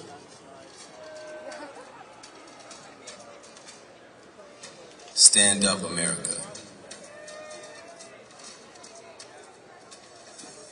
United for Democracy. Together, we stand united to protect our democracy, defend the rights of every citizen, and preserve the power of the people. Defend the vote. Defend democracy. Defend our future. Let us now welcome Keturah Johnson, International Vice President of Association of Flight Attendants, CWA, AFL-CIO. All right. What's up, family? My name is Keturah Johnson, and I am a proud queer union veteran, and I am a flight attendant. And I have the responsibility and the incredible privilege of representing more than 55,000 incredibly diverse flight attendants as the International Vice President of the Association of Flight Attendants. And in case you didn't know, flight attendants save lives, and we are aviation's first responders. I am also proud to be a member of the PFLAG National Board of Directors. PFLAG moms and families, where you at? Yes.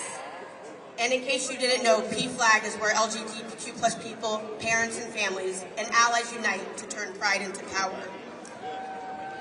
I know we as flight attendants, we ask folks every day, multiple times a day, if you are willing and able to assist us in the event of an emergency. We ask you and we trust you based on a verbal yes, your word, and so does everyone else. You all have trusted folks you have not seen. Today, I need to know if you are willing and able to assist us in this emergency and turn your privilege and pride into power. And we're going to need some verbal yeses. We'll start with the easy one.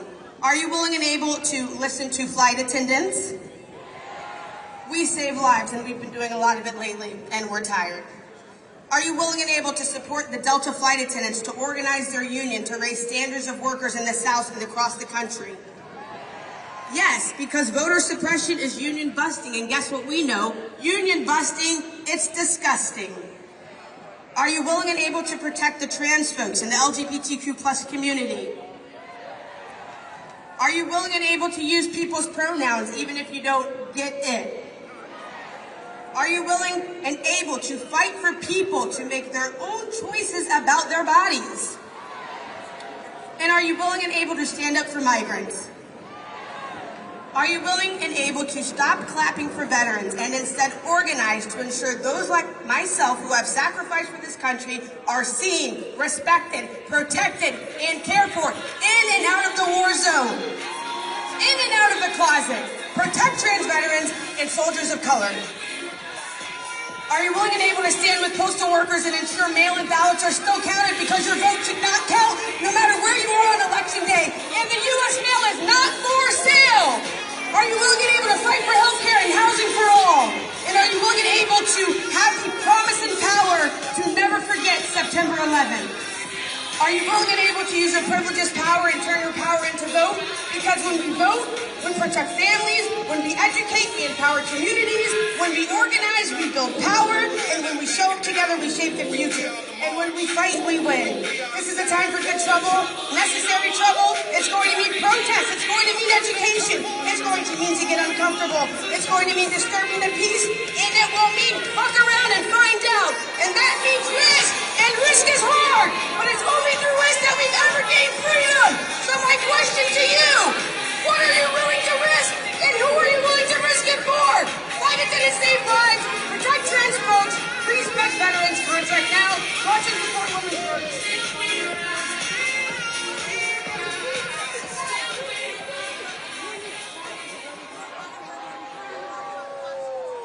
Let us now welcome Hector E. Sanchez Barba, President and CEO of Mi Familia Vota.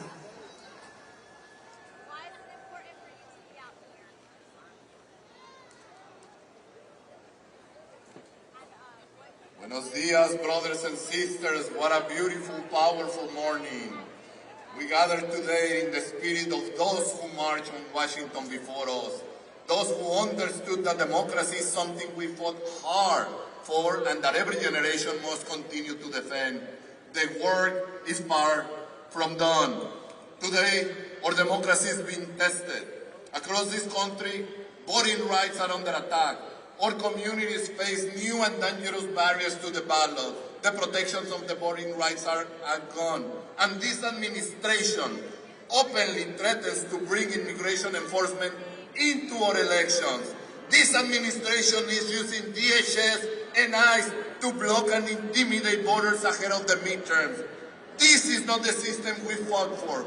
No American citizen should ever have to wonder whether going to vote could put their family, their neighbors, or their community at risk.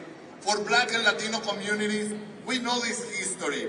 We know that voter intimidation looks like. We know what happens when those in power decide that our voices are too powerful, our communities are too organized, and our votes are too consequential. But we also know something else. When Black and brown communities stand together, we can change our nation. Our communities have marched together. We have organized together. We have fought together for civil rights, worker rights, voting rights, and human dignity. And today, we must stand together again, united in purpose and conviction. Black voters matter. Latino voters matter. Our voices matter. Our votes matter. Together, we represent a force powerful enough to defend the promise of the American democracy.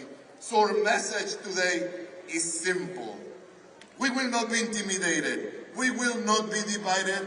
And we will not surrender our voices to our political power.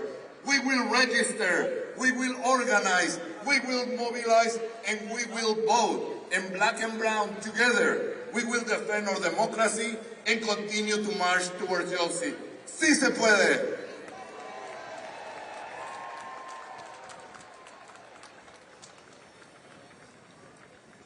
Let us now welcome John C. Yang, President and Executive Director of Asian Americans Advancing Justice.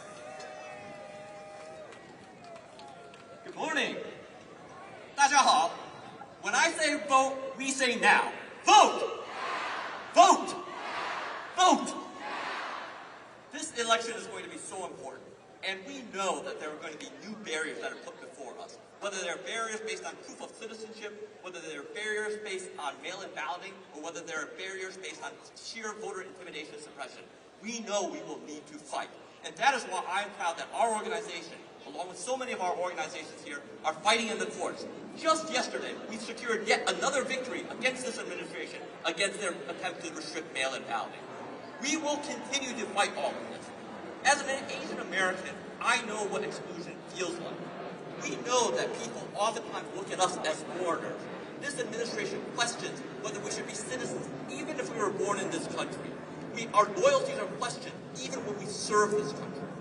That is why we know we need to come together with our brothers and sisters, the Black community, the Latino community, the immigrant community, the indigenous community. All of our communities have been so long been excluded from our society. Whether we come here as immigrants, whether we come here as descendants of slaves who fought for their freedoms, whether we are here and trace their heritage to this native land, we are in it together to ensure that our democracy serves us and not the politicians. When every vote gets counted and every vote is cast, we will be able to elect a government that actually serves us and serves our power together. So, when I say democracy, say vote. Democracy! Democracy! Democracy! Thank you very much.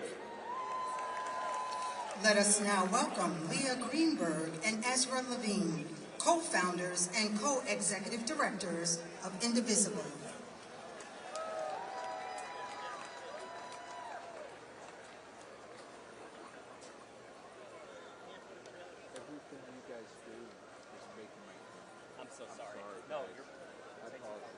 Thank you. Let us now welcome Leah Greenberg and Ezra Levine, co-founders and co-executive directors of Indivisible. Hey y'all, I'm Ezra. And I'm Leah. And we are the co-founders of Indivisible. We're here on behalf of 2,500 local Indivisible groups from Texas to California to Maryland to Virginia, from the deep south to the northeast to the northwest. We are organizing with you in the 250th anniversary of the founding of our country, not the founding of our democracy. Everybody here knows that it's not the 250th anniversary of the founding of our democracy. We didn't get a real democracy until civil rights legends organized, marched, protested in the 30s, the 40s, the 50s, in Montgomery, in Selma, in Washington, D.C. here 63 years ago. We are marching today with you to demand our vote and a real democracy that actually represents us. Now let's be clear, the Civil Rights Act, the Voting Rights Act, these were not gifts from the powerful. They were victories wrested from the powerful by ordinary people with extraordinary courage. Generations of American heroes who stood up, who put their bodies on the line, who marched to defeat the segregationists, to defeat the fascists, to defeat all the forces that would stand against us. The democracy that was wrought for us by those heroes is young, and it is fragile, and it is under threat today. The same poisonous ideology that built the Confederacy, that ended Reconstruction, that instituted Jim Crow is alive and well. We see it in the Supreme Court's gutting of the Voting Rights Act. We see it in the rampant threats to the vote, rising across the country. We're here today because we refuse to be divided, because our fates are linked, and because we treat an attack on one as an attack on all. We're here to organize. 63 years ago, Bayard Rustin was one of the lead organizers of this event. He's got a great quote. We need in every community a group of angelic troublemakers. Y'all, we've got a big group of angelic troublemakers out there. This is why Indivisible, with thousands upon thousands of organizers around the country, organized No Kings 1, No Kings 2, No Kings 3, 5 million, 7 million, 8 million people out in the streets. Are we done? How many kings? No kings. Are we going to let the fascists get what they want? Are we going to organize?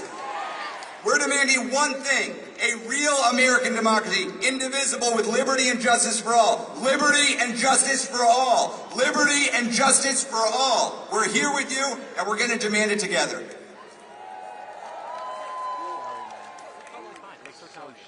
Let us now welcome Maurice Mitchell, National Director of Working Families Party.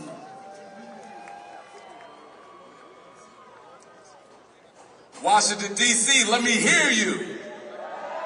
My name is Maurice Mitchell. I am the National Director of the Working Families Party, where we believe the radical idea that in a democracy, people like you and I should govern, not the uber wealthy and certainly not giant corporations or oligarchs. If that's an idea that you believe in, let me hear you, Washington, D.C. Now, I don't have a lot of time with y'all today, and this is a non-partisan event. And as a person who leads a political party, that's the easiest and hardest thing in the world. Easy because I don't believe the story that it's about red versus blue. I believe the majority of this country is feeling a righteous anger against injustice, so I'm here on behalf of that pissed off majority. Let me hear you if you're part of that pissed off majority. Now, let's talk about partisanship. A partisan is someone who supports a people or a cause. So if I am a partisan, I am a partisan for working people still struggling to get by in the richest country in the history of the world. If I am against anyone, I am against those who think healthcare and childcare and a good paying union job and a home you can afford and time with your loved ones should be out of reach for anybody. I am against the Christian nationalists who corrupt scripture, or the tech bros who want more while we all get less. I am for white farmers who used to don those red hats, but who now fight side by side with black and brown folks in Tennessee against data centers that corrupt their land, drive up utility costs, and drive profits for the wealthy. I am a partisan for black folks in the South, still fighting for voting rights. To hell with a corrupt Supreme Court. I am for the folks in Minneapolis and LA who risk life and limb for their neighbors when masked men with guns occupied our cities. I am for children in Tehran and Palestine facing missiles paid for by our tax dollars, resources that should go to building schools and feeding children versus bombing schools and killing kids. We are not the crazy ones. What's crazy is continuing to accept the status quo constructed by the architects of war and division that have only brought misery and ruin to our world. When has that ever worked for us? I'm tired of accepting their crazy, so if you're mad as hell and sick or tired of being sick and tired and you're hungry for freedom, Working Families Party is a home for you. Thank you, Washington, D.C.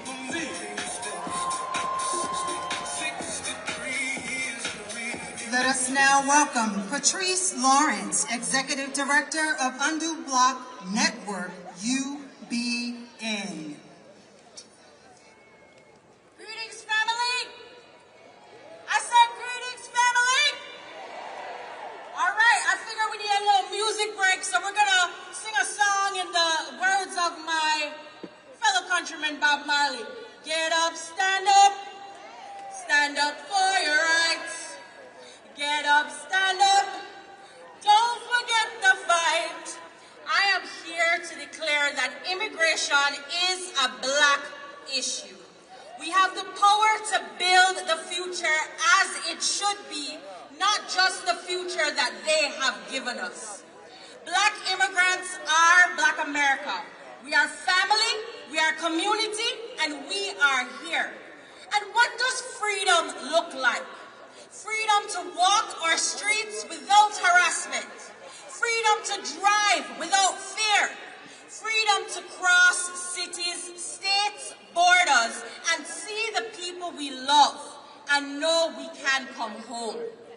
Freedom to keep our families together and not in detention centers. Freedom to be at home. I want that freedom for all of us. Black immigrants, all of us. The freedom to work, worship, organize, vote, dream, and thrive. Because freedom should never depend on the color of our skin, or where we were born, or the passport we carry, or the legacy of this country, the papers in our pockets. Our freedom belongs to all of us. And with freedom comes possibility. So family, when I ask, what do we deserve? I need you to say freedom. What do we deserve? What do we deserve? That's right. And we will march for it, organize for it, and stand up for it always.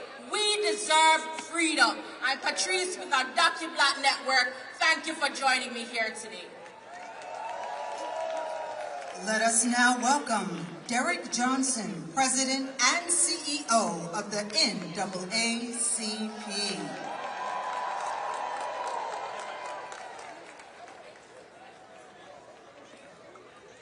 "63 years ago, people convened on this mall. They were fighting for jobs, justice, and dignity. We stand here 63 years later with over 300,000 black women who have lost their jobs. We stand here 63 years later with a Supreme Court that lacked the ability to see justice. We stand here 63 years later with people who live in the White House and in Congress that would have us think that it was illegal to be black.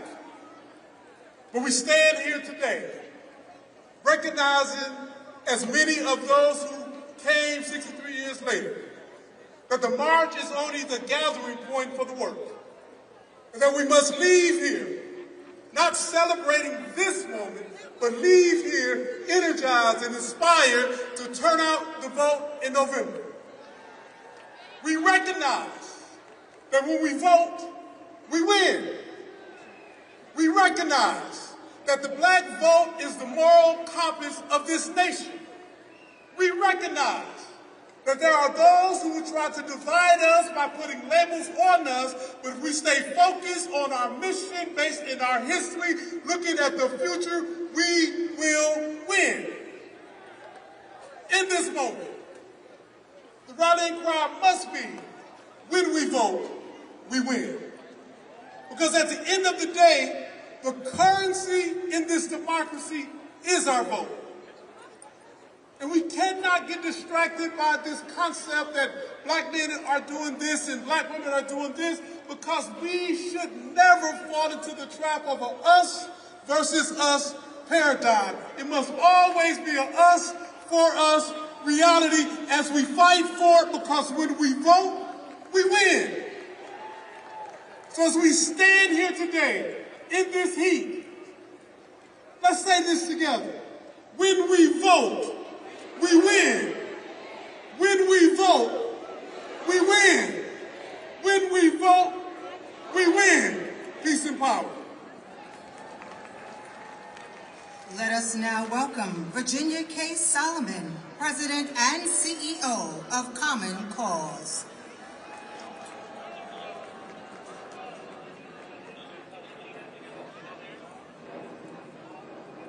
My name is Virginia K. Solomon, and I am the President and CEO of Common Cause, here representing our more than 1 million members around the country.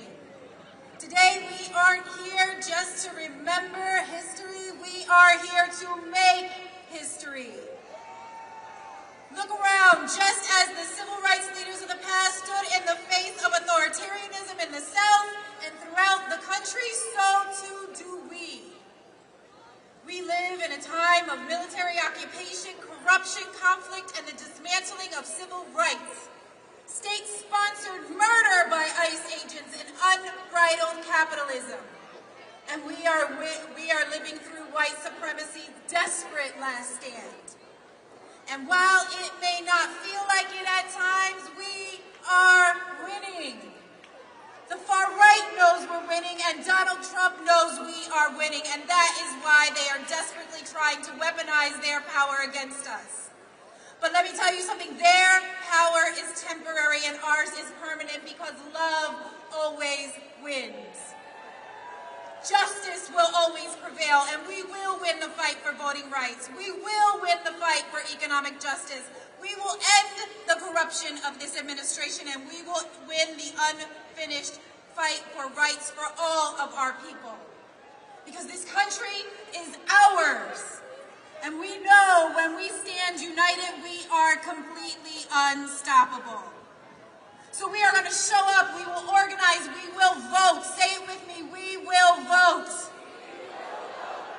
And we will fiercely protect the rights of so many others and those who bled to secure our right.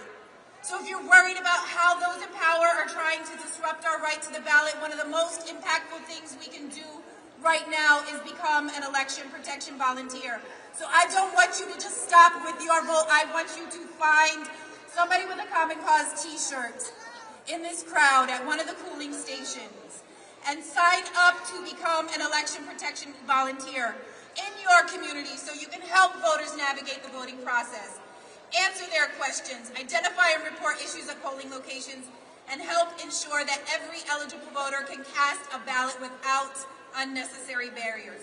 So please, what are we going to do? We're going to find an election protection volunteer, and we will ensure that we are not only voting ourselves, but we are helping others to secure their votes.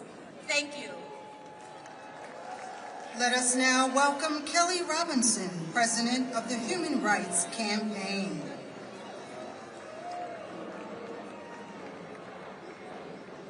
Hello, my name is Kelly Robinson, and I'm proud to serve as President of the Human Rights Campaign.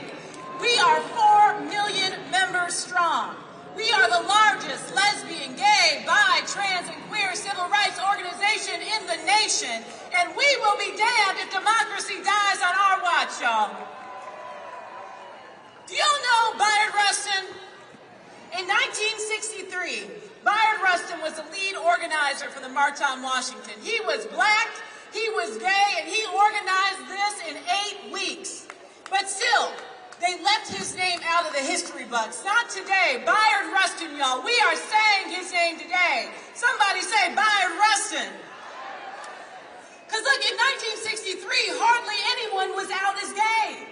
Because you could lose your job, your family, or even your life. And yet, we would not be here today without black LGBTQ+ people. There would be no March on Washington without Bayard Rustin. There'd be no Stonewall without Marsha P. Johnson. There would be no Victory and Brown v. Board of Education without Polly Murray, and there wouldn't be a Beyonce, y'all, without Uncle Johnny. So I am here to say with my whole chest, this is our country. We are here, we have always been here, and we are not going anywhere. LGBTQ+ people are 10% of voters. 74 million voters are allied with our communities. When we show up, we win. When we vote, we win.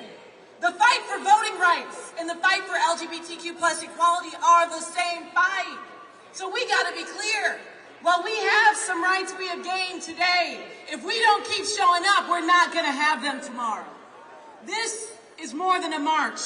This is a movement to save our democracy, because my people, LGBTQ+ people, deserve to feel just as safe surrounded by the American flag as we do when we are surrounded by pride flags. Because our dreams are still worth fighting for, because our country is still worth fighting for. So I came here to remind somebody that the power of the people is always greater than the people that are in power. And when we vote, we win. When we show up, we win.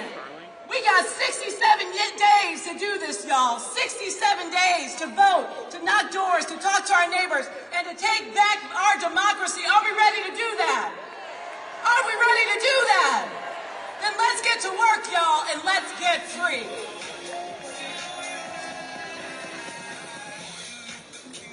Let us now welcome Reverend Dr. George L. Parks, Jr., Division Director of Pastors and Ministers Division of the National Baptist Convention, USA, Incorporated. Good day, friends. I'm standing today in the place of the Reverend Dr. Boise Kimber on behalf of the National Baptist Convention, USA, Incorporated. Friends, let me remind you that today we are standing on holy ground.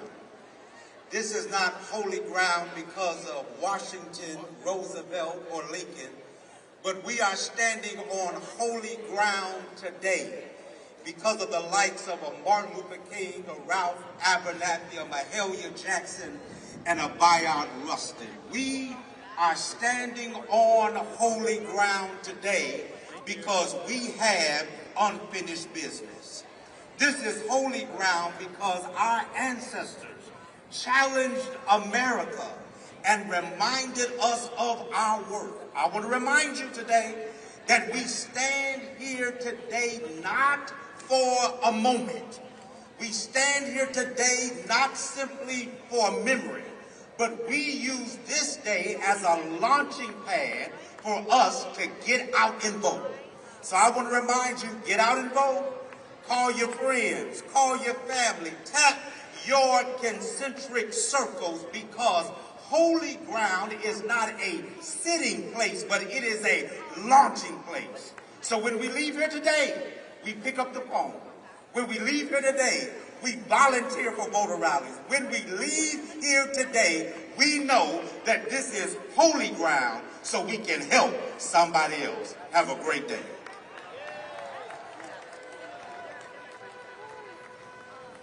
Let us now welcome Damien Sneed and Chorale Les Chateaux, singing Lift Every Voice and Sing.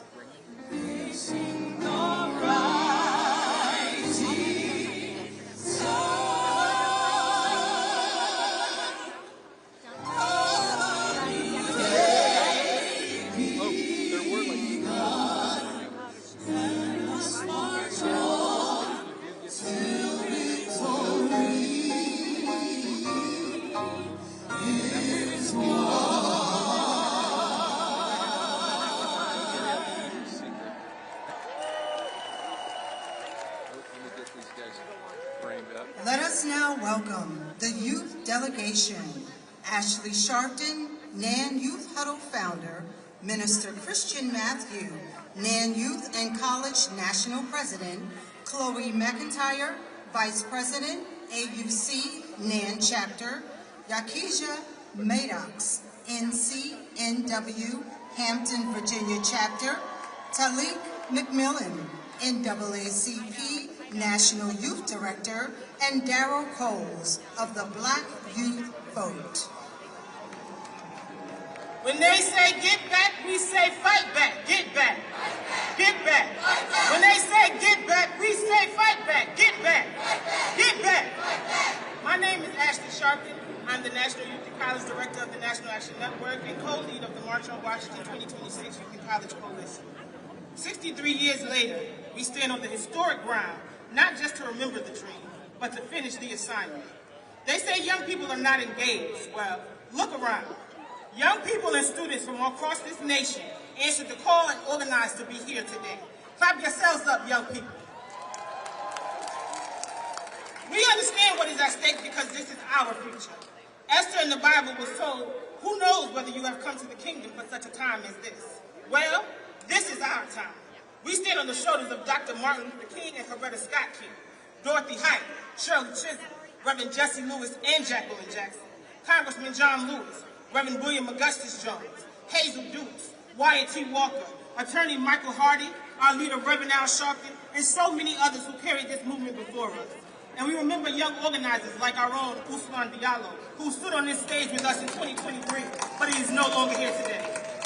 They did their part. Now the assignment is ours. Showing up today was a great step, but we cannot just commemorate history. We have to make our own history.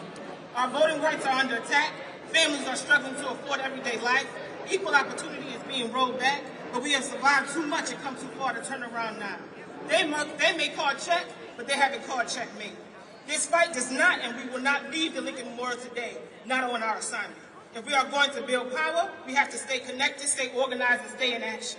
So if you're 40 and under, there should be a QR code. We want you to be in touch with us and engage with us on the coalition. You're going to hear from the leaders of that coalition right now and national youth leaders across this nation, because the future is not coming. The future is here. Now you're going to hear from Chloe McIntyre from the NAN AUC chapter, Daryl Coles from Black Youth Vote, Sophia Farrell from New York State NAACP, Yakaja Maddox from NCNW, Minister Tyleek McMillan from NAACP, Tavia Lee of NAN Howard, and Minister Christian Matthew of the National Action Network. Let's clap them up.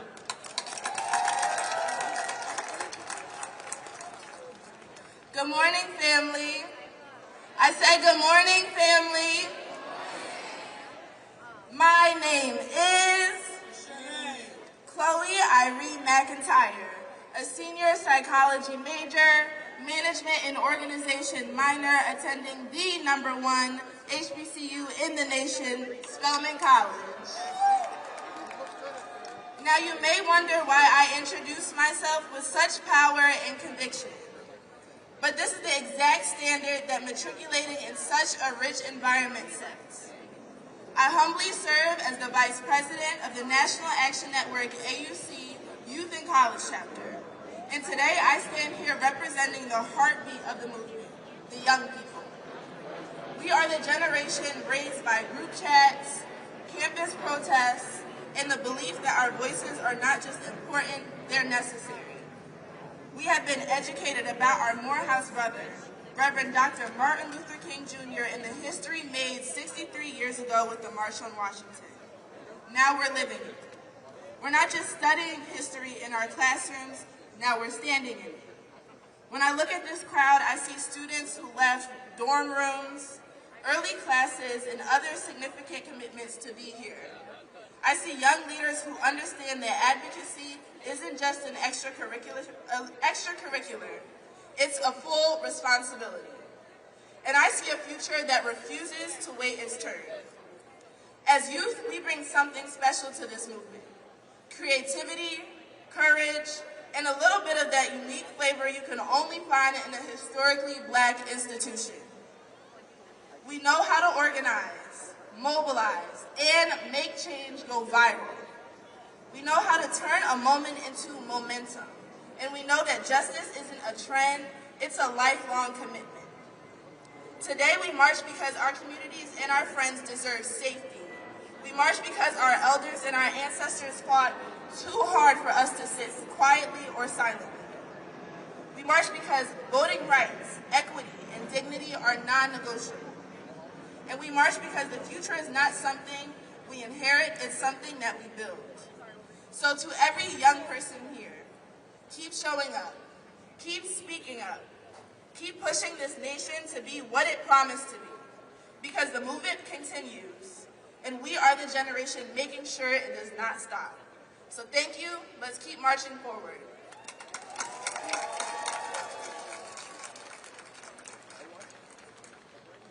Good morning, everyone. Standing here today, I am reminded that history simply does not live in the textbooks, but history lives in the streets that we stand on, and the people who refuse to be silent, and especially in the young people that stand here before us today, changing the world. And that is why I am here today. I am here as a young person, as a student, and as an organizer. When we look back at the March on Washington, we remember the thousands of people who gathered, convened, and made what we have now possible. They marched for jobs, freedom, and equality. But we also have to remember something very important.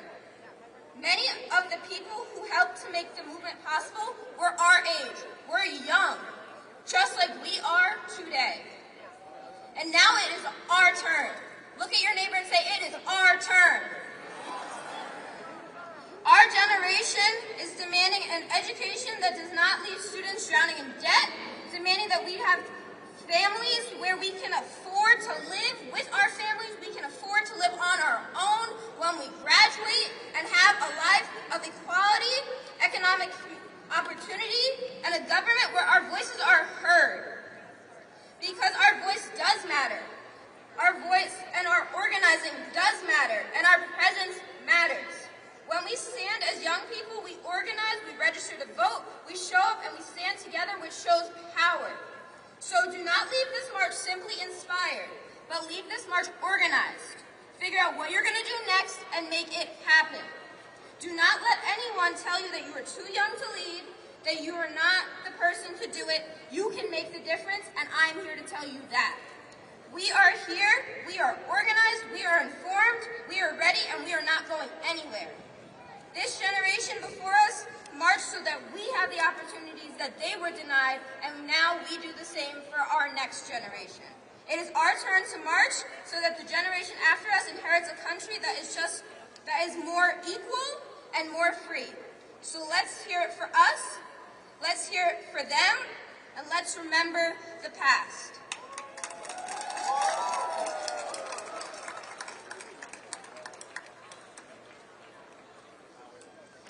Good afternoon, my brothers and sisters. My name is Daryl Coles, National Project Coordinator for Black Youth Vote, a signature program under the umbrella of the National Coalition on Black Civic Participation. And it's truly an honor and pleasure being here with all of you today.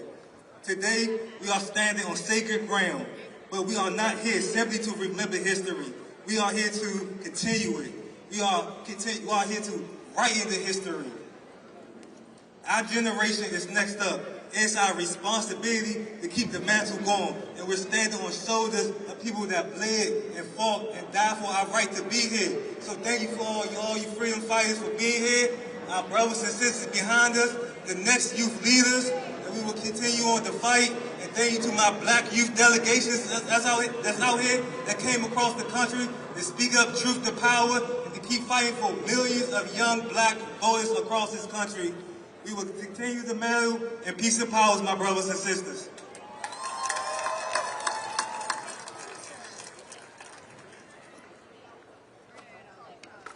Good evening. My name is Jakaja Maddox Charles, and I am a fourth-year psychology major on the forensics track with a criminal justice minor, originally from Jacksonville, Florida. And I proudly stand before you as the rechartering president of the Hampton University section of the National Council of Negro Women. But I do not stand here alone. I stand here with my sisters, carrying the sacrifices, prayers, and unfinished work of those who came before me. My connection to this movement is deeply personal because I stand here in honor of my grandmother's legacy. My grandmother was one of Dr. Mary McLeod Bethune's best friends and was invited to attend the Daytona Educational and Industrial Training School for Negro girls. Although she was unable to attend because she had the responsibility of taking care of my mother, I continue her legacy and her pride. This is why I took a leap of faith in continuing through generations at Hampton University to become a dedicated president and member and continue my commitment to serve as an officer and member of the Order of Eastern Star. And thanks to my section, we started with just 3 members, from 3 to 120 active members, to now a total of 245 members who have answered the call to serve advocacy and leadership. We mobilize a new generation of collegiate women who understand that advocacy is more than a social media post. Service is more than a title. Leadership requires action. So my question is, what are we doing with the road that they built for us? Because today, our generation is facing affordable crisis. We are earning degrees while questioning whether we can afford housing, groceries, healthcare, and a future with economic mobility.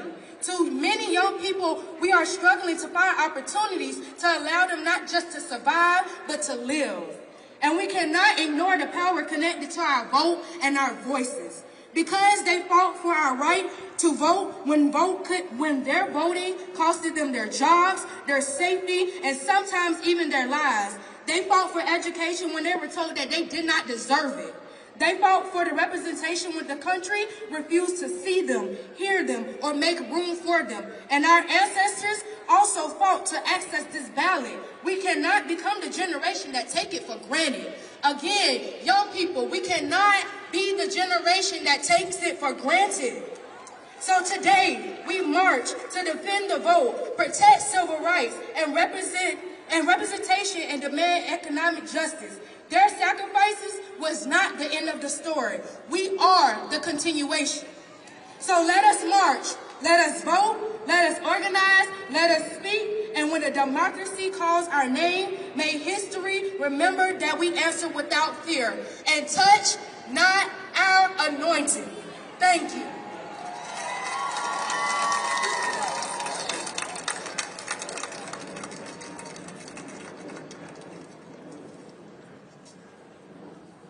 Good morning, Washington, D.C. My name is Tavia Lee, founder and president emerita of the National Action Network, Howard University chapter. And I stand before you representing the power and promise of the Youth and College Division. We are here because democracy does not defend itself. People defined it. Generations before us marched, organized, sacrificed, and fought so we could have a voice in this country. And now that responsibility belongs to us. The vote is more than a ballot. The vote is more than voice. Let me restart, sorry.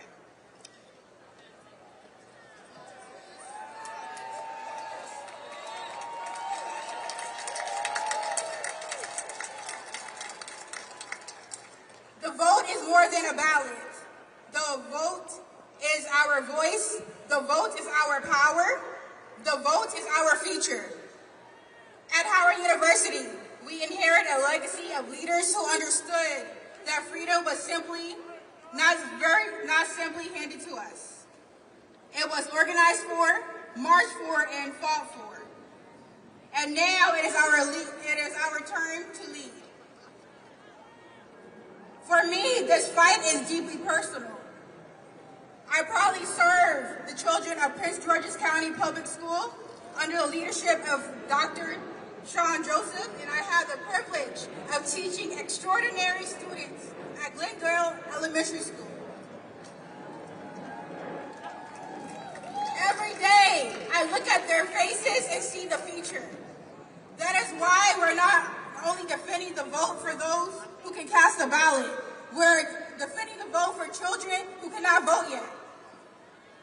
We are protecting their schools, their communities, their opportunities, and their right to inherit a democracy where our voices matter.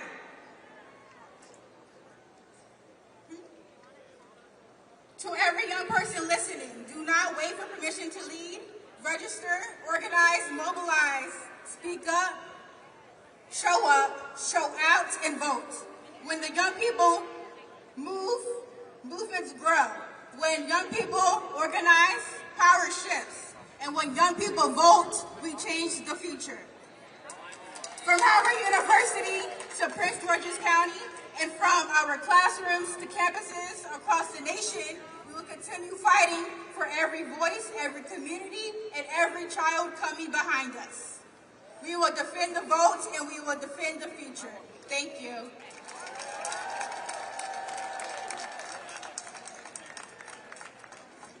Good morning, siblings. How we doing today? This is the time for a new democracy. This is the time for a new democracy. Family, August the 28th is not just a date on the calendar. We chose August the 28th because today, in 1955, a young black boy by the name of Emmett Lewis Till was lynched in Mississippi. He was 14 years old.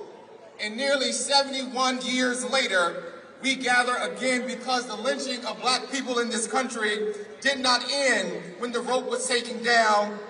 But today, we are witnessing the modern day lynching of our rights in this country. We see voting rights stripped away and democracy made harder to attain, and diversity, equity, and inclusion being dismantled right in front of our eyes. We see higher education becoming increasingly unaffordable while our HBCUs are underfunded and under attack simply for being what the first two words in their history profoundly declaim, historically black. We see black men and women, black boys and girls, black non-binary and queer siblings fighting simply for the right to survive, whose lives and deaths demand that we confront the silence that still exists within our own communities.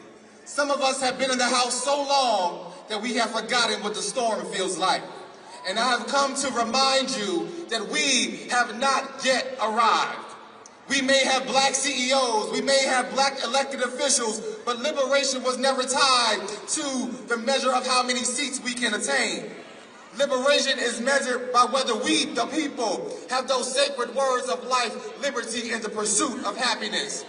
So I refuse to believe that this storm is the end of our story. I believe that the power belongs to the people, not to the president, not to a political party, not to a billionaire or a corporation, but we, the people.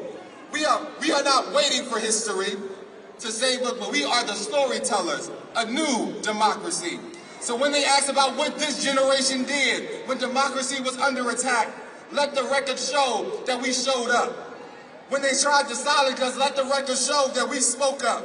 When they told us that freedom was impossible, let the record show that we fought anyway. And show them what democracy looks like. This is what democracy looks like. All power to the people. No justice! No justice! No justice! What do we want? Make some noise on the Washington Monument, Lincoln Square. I want to close with this, and I want to thank all of my colleagues. They've done a great job. I serve as the National Youth and College President for the National Action Network, and I want to say this. There's a scripture in the Bible that talks about the King Jehoshaphat that was dealing with 3 armies that were against him. And the Bible says that they went before God in silence and in prayer and in meditation, and that they stood looking up to God, asking God, what shall we do? And the Bible says that God told them to send praise and worship singers to praise God in the beauty of holiness. And in the midst of that, the Bible says that God sent ambushment against their enemies. And so my pastor is here today, and she preached a message 2 Sundays ago that said God is going to help us win. And so I want to surrender to you today that God is going to help us win. And that even though it looks like we are going through hell, even though it looks like there were so many trials and challenges and tribulation, that God is going to set up ambushment against the enemy. And what is ambushment? Ambushment is when the enemies turn on themselves. So Trump can do whatever he want to do, but it's going to come your day where your own people are going to turn on themselves. There's going to come a day where all your cabinet members are going to wake up one day and have an epiphany, a revelation like Paul on the road to Damascus, and say, I can't kill any more people. And there's going to come a day where your own people are going to turn on you. And so as we are standing here, I want you to remember that we are seeking God, that we are asking God for his direction, and that at the end of the day, that God is going to help us get through this. God bless you all. Let us now welcome Yusef D. Jackson, President and CEO of Rainbow Push Coalition.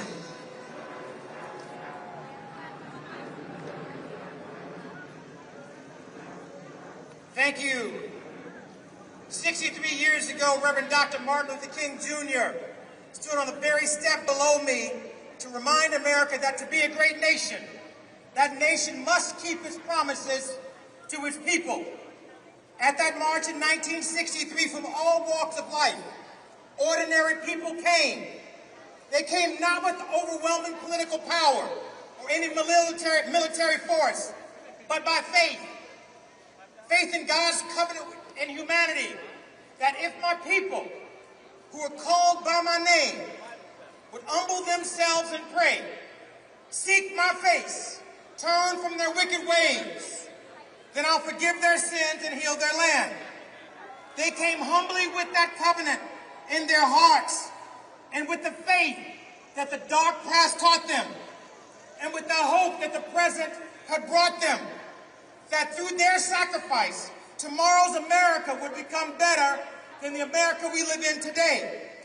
My father, the Reverend Jesse L. Jackson Sr., committed his life to giving hope to the disenfranchised. He said a great society is measured by how we treat our children in the dawn of life, our elderly in the sunset of life, our sick, poor, and disadvantaged in the sunset and shadows of life. He said that hunger hurts no matter your race, that every child deserves a fair chance, and that when we go forward by hope and not backward by fear, when we reach boldly for coalition based on common ground, when the playing field is even and the rules are very clear, we win.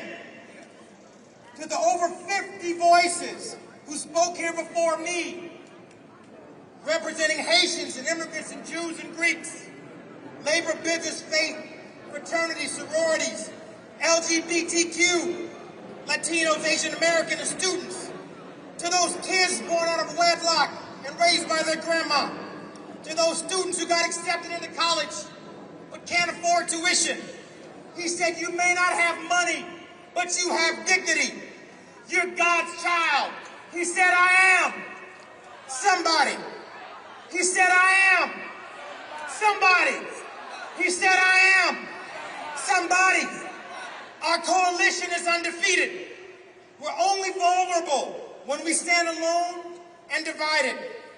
We must have the courage to find common ground and hang together, or our adversaries will hang us separately, one at a time. Last time we marched here, we dismantled the legal infrastructure of Jim Crow. We won. We began to close the gaps in health, education, wealth, home ownership, and life expectancy. We won. Economies grew across the South. We won. Perhaps we celebrated too soon. Perhaps we celebrated too long. My generation was born on the second base of civil rights. Not because of our own efforts, but by the grace of God and sacrifice of others. But somehow as the years passed, we grew confused to think we actually hit a double. I love the music. We won our freedom, and we tasted the measure of equality. We won. We were late to learn the rights and liberties of eternal vigilance. But we're not going back 100 years. We'll build a new coalition, a new rainbow coalition, brighter and stronger together. We can win again, and together we can win again.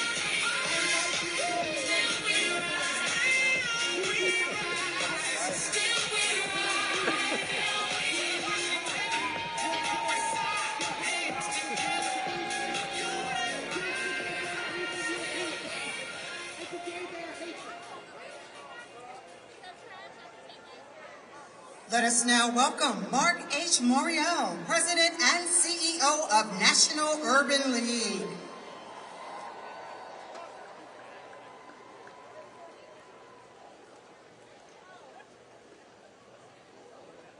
Good afternoon, brothers and sisters.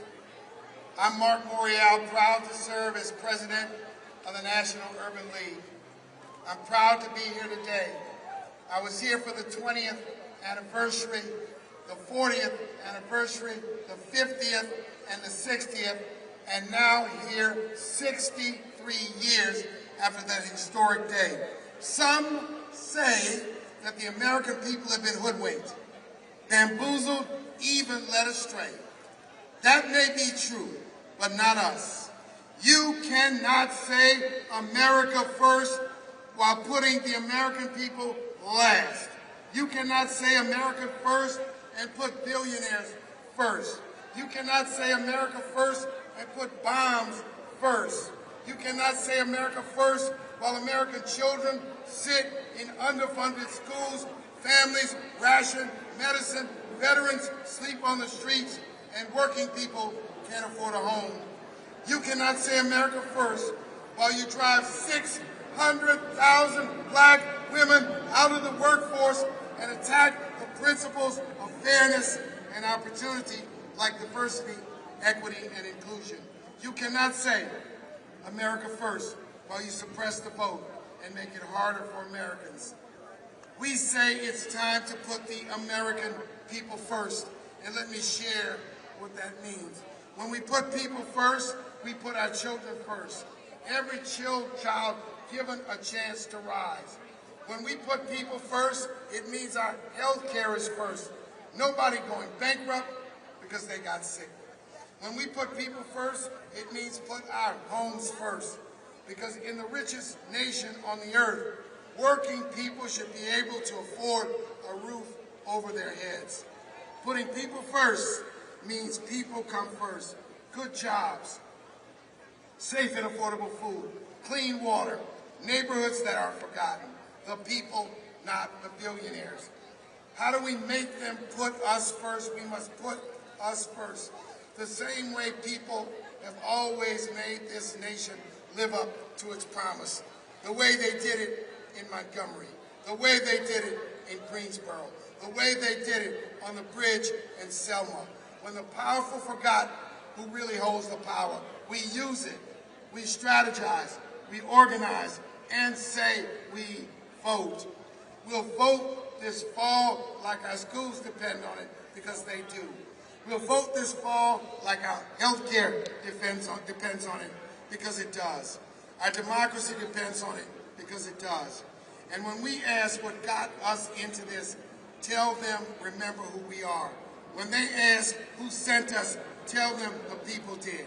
When someone asks what they can do to save this democracy, tell them to vote, to vote, to vote.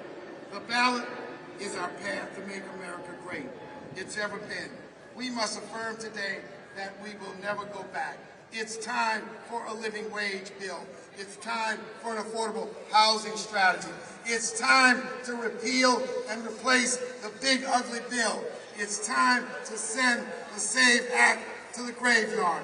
It's time for us to stand up for an agenda for the American people, and we will not go back. Join me in saying we are here to defend the vote. Say defend the vote. We are here to defend the vote, and let us affirm that we will fight, and we will fight, and we will fight until hell freezes over, and then we'll fight on the ice. God bless you. Let us now welcome Melanie L. Campbell, President and CEO of the National Coalition on Black Civic Participation, National Convener of the Black Women's Roundtable.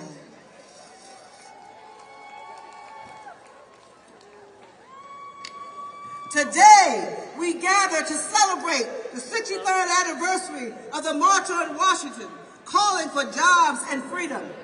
Today, we are here to defend the vote. So what does defend the vote mean? Defending the vote means voting rights for all. Repeat after me, voting rights for all. Justice for all. No unjust wars. Defending the vote means liberation. Say liberation. Defending the vote means public education for all. Defending the vote means workers' rights, women's rights, LGBTQ rights. Defending the vote means diversity, equity, inclusion for all. And lastly, I just stopped by to tell the racist white nationalists, we built this country. We will not be erased. We ain't going nowhere.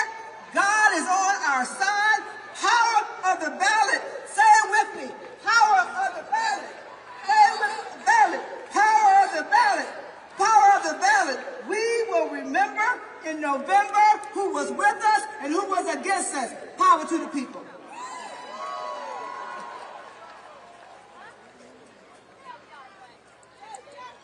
Let us now welcome the Honorable Yvette D. Clark, Delegation Chair of the Congressional Black Caucus, United States Representative of the New York 9th Congressional District.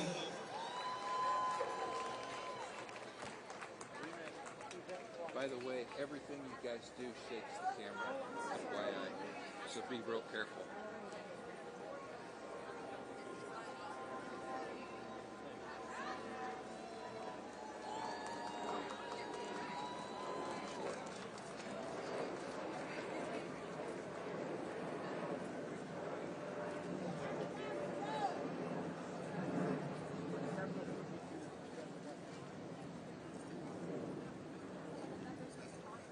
afternoon, everyone. I am Representative Yvette D. Clark, Chair of the Congressional Black Caucus, proudly representing New York's 9th Congressional District, Brooklyn, New York. It is an honor to be here with you all today at the Lincoln Memorial as we honor the 63rd anniversary of the March on Washington. I am joined by the august body of CBC members you see surrounding me today. And we'd like to thank the Reverend Al Sharpton in the National Action Network, as well as Martin Luther King III, Arndrea Waters King, and the Drum Major Institute for carrying forward this tremendous legacy. Today is more than a commemoration. It is a call to action. Action. It has been 4 months since the Supreme Court gutted the Voting Rights Act of 1965, opening the door to a coordinated attack on the black political power and fair representation across the South. Since the Calais decision came down, Republicans across the country have wasted no time in their zealous pursuit for unbridled power. They have moved with lightning speed to enact new congressional maps in their mid-decade redistricting scheme to seize our power. As we speak, extremist MAGA Republicans at the local, state, and national levels are using every tactic in their arsenal to rob our communities of their right to free and fair elections. Over the past few years, hundreds of bills to restrict voting access have been introduced in states around the country with the aim of closing polling locations and imposing stricter voter ID requirements. Right now, Republicans in Congress are fighting to jam through voter suppression legislation like the so-called Save America Act and the Voter ID Act. But we won't let them do that, will we? We won't let them do that, will we? And just in the past few days, the Supreme Court dealt us another blow, clearing the pathway for Donald Trump to restrict voting by mail ahead of the November elections. So let's be clear. This is an outright power grab. It is about silencing black voices, dismantling majority black districts, and rigging the map in their favor as elections are already underway. For years, we have sounded the alarm as the Voting Rights Act was chipped away piece by piece. Today, the consequences are here, and they are dangerous. Not since Jim Crow have we witnessed such a sweeping and deliberate effort to disenfranchise black voters, but we are not powerless, and we are not backing down. As the young people say, we outside. Each and every progress in this country has been fought for, won through struggle, through resistance, and through the courage of people this nation tried to leave behind. The Voting Rights Act was not handed over freely. It was fought for, organized for, litigated for, and ultimately won through the blood and sacrifices of black Americans who demanded better from their country. As a nation, we are being called to that same courageous fight today. We owe it to the generations who came before us, to Dr. King, to our colleague, Congressman John Lewis, and so many others, to the freedom fighters who faced dogs, batons, fire hoses, and jail cells so that we could have a voice today. And we owe it to the generations that are coming after us, the now generation. We deserve a country where their vote is protected, their voice is heard, and their future is not determined by those who fear their power or their place in American history. This fight is nothing short of the future of American democracy itself. And the Congressional Black Caucus will meet this challenge head on as we have time and again on behalf of the communities we serve. So to anyone who thinks we will be discouraged, to anyone who believes that we will be silenced, to anyone who hopes we'll sit down in this moment, they are mistaken. A setback is just an opportunity for a comeback. And we have no intention of allowing MAGA Republicans to drag us backwards. So when November comes, and in some states, Early vote is already beginning. Ballots are coming in the mail. We will show up in numbers too big to ignore, too powerful to suppress. Because our history has taught us that progress is never given. It is fought for and won. We gonna win, y'all. Are we gonna win, y'all? Yeah. Are we gonna win, y'all? Yeah. That is the legacy that we've inherited. And that is the legacy we intend to protect. We are still here. We are still fighting. And together, we will win. So to everyone out here today, let us gear up. Let us get ourselves together. Let's do the work and let's win. God bless you and God keep you in the days ahead.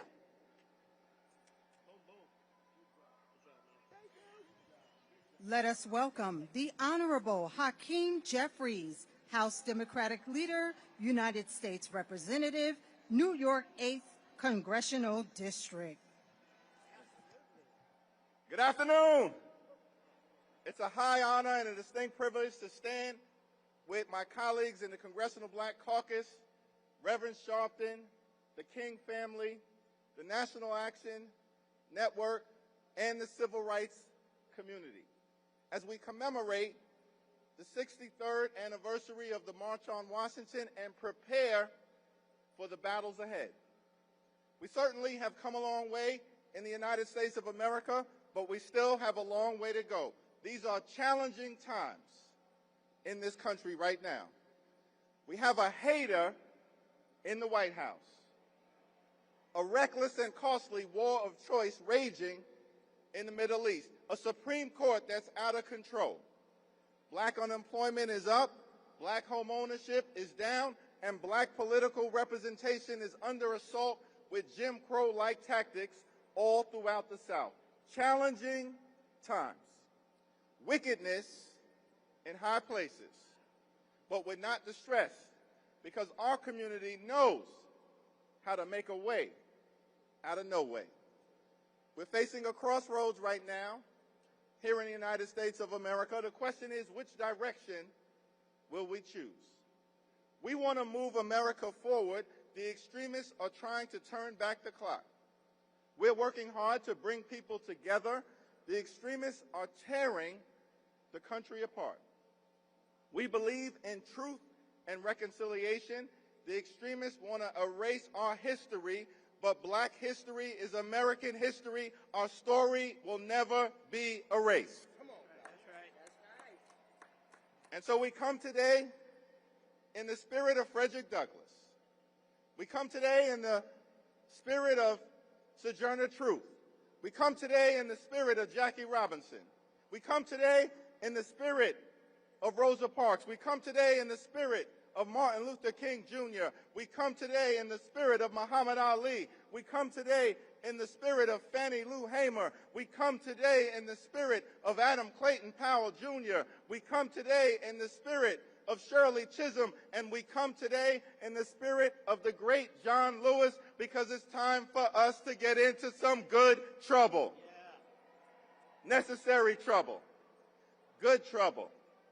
We fight for liberty and justice for all. We fight for equal protection under the law. We fight for free and fair elections.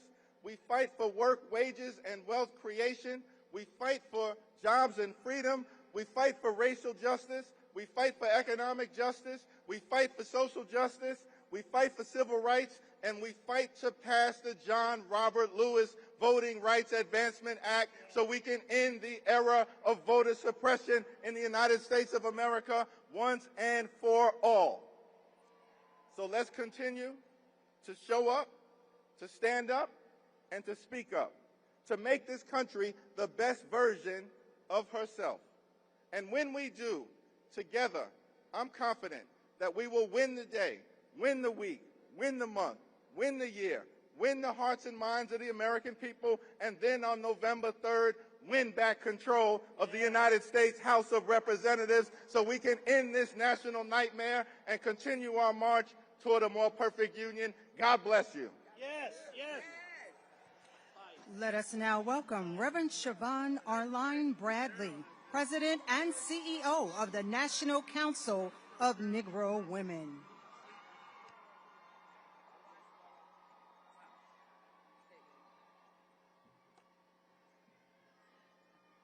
Good afternoon, D.C. I stand before you today as the proud president and CEO of the National Council of Negro Women, founded by none other than Dr. Mary McLeod Bethune. Standing before you in the spirit of the iconic Dorothy Irene Height, who 63 years ago today stood on these steps in this proud moment in American history. Now, the only woman's voice that day was the melodic voice of Mahalia Jackson. But although Dorothy didn't have a microphone on stage, she built a movement in the streets. A movement of black women who still stand and understand this assignment. The assignment fostered by Bethune's boldness, Dorothy's dedication, and Rosa's resistance. That NCNW is still here. Black women, we are still here. And now we've got the microphone. Because the work is not finished yet. My brothers and sisters, we find ourselves once again having to defend the most fundamental right of our country. And for this, we've gathered on this sacred ground where our ancestors called us to continue. Now, Dr. Height understood something that we understand today, that a march cannot be the end of a movement. So the simple question we have for you today is, after the march, then what? After the speeches, then what? After the signs come down and we leave D.C., what are we going to do? Well, I can tell you what black women are going to do. We're going to organize. We're going to mobilize. We're going to educate. We're going to activate. We're going to demonstrate. And most of all, we're going to agitate this country. And I'm proud to announce this. With the partnership of the Black Women's Leadership Collective, we are going to register 1 million new black voters by 2028 to get ready for both elections. And we will do this through Power Up, Ready to Vote, because protecting democracy requires more than just telling somebody to go vote. We'll be preparing you for your precincts, making sure that every black voter knows where to vote, what time to vote, and how to vote. We're going to work to overperform at the polls, where every eligible high school senior, every first-time voter on a college campus or in community knows where to go. And we're going to knock on doors in every district where families live, worship, and play until we can't knock anymore. And when somebody tries to suppress you, when someone tries to intimidate or confuse you, we will stand in the face of our enemy to say, no weapon formed against this movement shall ever prosper. And as I close, don't confuse progress with permanence. You see, rights that have been fought for can be weakened. Protections that have been won have already been taken away. But my brothers and sisters, we are that generation that the ancestors dreamed of, that generation that benefited from the backs of those through chattel slavery. We are that generation with young people behind us ready to step up and show out. So when the history asks a question, what did we do when voting rights were threatened? What did we do when they attempted to stop us? Let the record reflect. Black women stood up. Black brothers showed up. And black people powered up. Now let the record reflect that we, the people, are standing one nation under God, with liberty and justice for all. We've got justice on our side. But most importantly, my brothers and sisters, we've got God on our side. So when they pipe up, pipe back and tell them, we're ready to go to work. Let us now welcome the Honorable Abigail D. Spanberger, Governor of the Commonwealth of Virginia.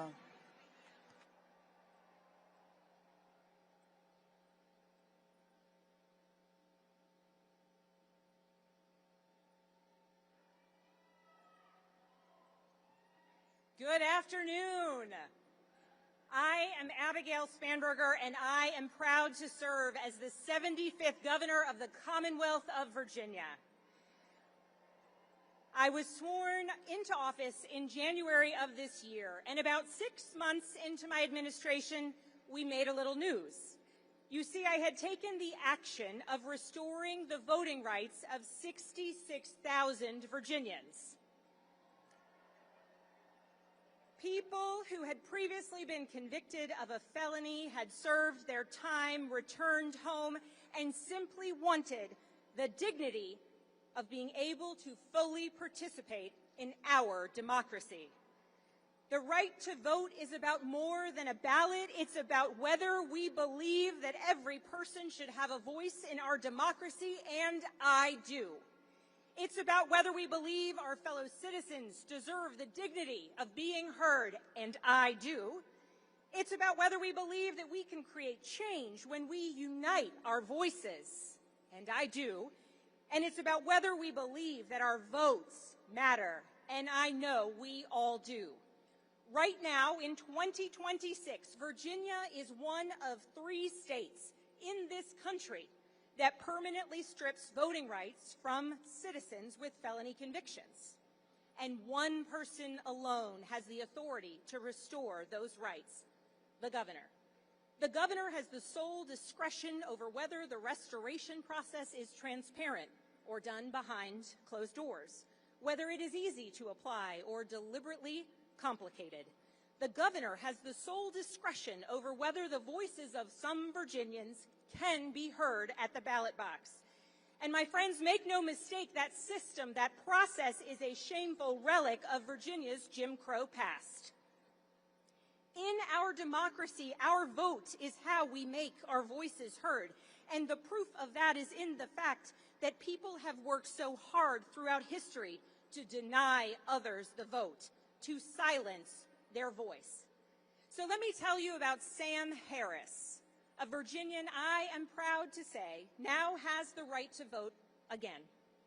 I called him in the days after we restored his rights, and he spoke of his pride in being able to cast a ballot, to use his voice.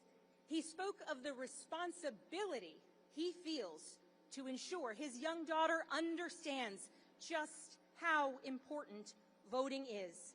And he spoke with reverence for his restored right to vote because it's, quote, something my ancestors died for. Because for as long as there have been people trying to silence others, there have been generations of Americans fighting for the rights of others. And that is true in Virginia. It was in Fredericksburg, Virginia, where the Freedom Riders made their very first stop on their way south. It was in Richmond, Virginia, the former capital of the Confederacy, that Dorothy Irene Height was born. She became an essential leader for civil rights, and 63 years ago, she stood on this platform as Dr. King delivered his dream for our country. And 26 years later, it was in counties across our Commonwealth that Virginians elected L. Douglas Wilder, the first black governor in the United States of America. This history continues today because right now, in the oldest legislative body in the Western Hemisphere, Virginia has elected a record number of black legislators. And we have elected a record number of women.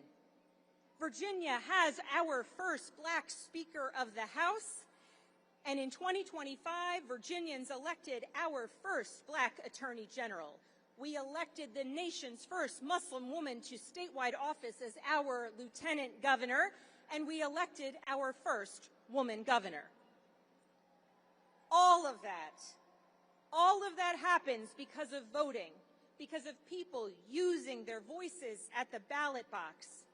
And despite all of the wonderful progress we have made, this struggle is not over. The work is not done. In just the last few years alone, the United States Supreme Court has dismantled so many of the protections provided by the Voting Rights Act. States across the country have used that opening to make it harder to vote, closing polling places, purging voter rolls, erecting new barriers where the old ones were supposed to have been torn down. And we have a president who continues to lie repeatedly, verifiably, shamelessly about the results of an election he lost. We have a president and a complicit Congress who have used those lies to justify efforts to undermine the basic machinery of American democracy and keep Americans from voting. And it is shameful because the people trying to stop their fellow Americans from voting in the same cynical project are trying to take away our health care, cut the SNAP benefits that feed hungry children, and pull dollars out of our kids' schools, all while trying to silence the voices of dissent that are most powerfully heard at the ballot box. To the Virginians here on the National Mall and to those watching at home, this November, we have the power to right a wrong in our Commonwealth. If you believe, as I do, that someone who has paid their debt to society and is working hard to create a new life deserves the dignity of having their right restored, vote yes on Virginia's constitutional amendment to ensure automatic restoration of voting rights into the future. Now, when I began speaking, I said that 6 months into my term, we had restored the rights of 66,000 eligible Virginians. Well, here is an update for you. As of 2 p.m. yesterday, my administration had restored the rights of 100,000 eligible Virginians.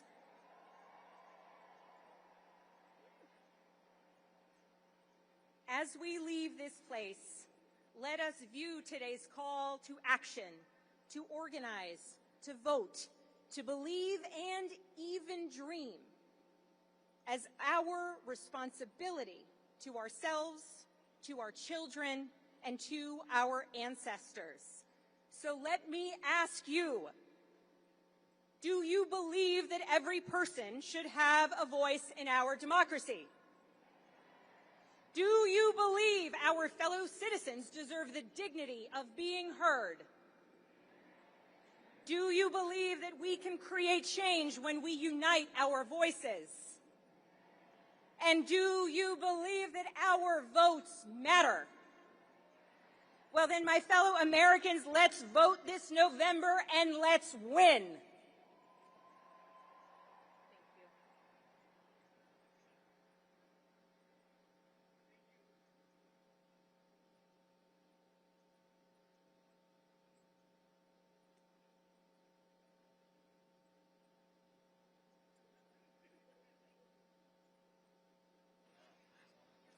Ladies and gentlemen, please welcome Damon T. Hewitt, President and Executive Director of Lawyers Committee for Civil Rights Under Law. Good afternoon, civil rights. Good afternoon, America. We are here. We've been here. We're going to be here. I am Damon Hewitt, President of the Lawyers Committee for Civil Rights Under Law, an organization founded in that pivotal summer of 1963. Y'all, that was a heck of a summer, a heck of a year. The March on Washington, we lost 4 little girls in Birmingham later that year. President Kennedy was assassinated. Medgar Evers was assassinated in the driveway of his own home. But just days after that, JFK convened leading lawyers from around the country to the White House to get into the game on civil rights. That created the organization I now lead, the Lawyers Committee for Civil Rights. So in 1963, we had elected officials obstructing justice and civil rights. We had black civil rights workers and white allies in fear of our safety and our livelihoods. We had racist elements in government and in the private sector running roughshod over everything we hold dear. That was 1963, but that's also right now. We are in a 1963 moment. We are having our votes suppressed, our voices suppressed. We're being gerrymandered out of existence. The question is, what are we going to do about it? My friends, we cannot just fight back. We also have to fight forward. What got us here will not get us there. At the Lawyers Committee, we fight inside and outside the courts. Litigation, advocacy, policy, working with organizers, because we need all hands on deck to push this fight forward. Here's what I want to leave you with. This election season, but round the clock, round the year, do not take your votes or your voices for granted. Use everything you have in your power to be heard. Register, make a plan, vote. Use the resources like election protection and the 866 I Vote hotline for help.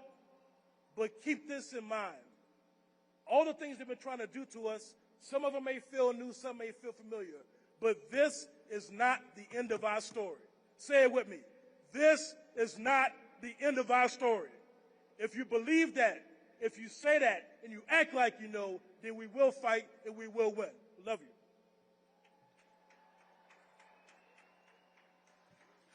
Let us now welcome Janae Nelson, President and Director Counsel of the Legal Defense Fund. Good afternoon. Thank you for being here. Thank you for staying in this heat. We are so glad to see you. I'm Janae Nelson, President and Director Counsel of the Legal Defense Fund. We have been fighting to build a multiracial democracy brick by brick for the past 86 years since we were founded by Thurgood Marshall. Last October, I had the honor to represent black voters from Louisiana in the Supreme Court to present their vision for an inclusive democracy that delivers for everyone. But in that case, Louisiana versus Calais, that Supreme Court rejected that vision.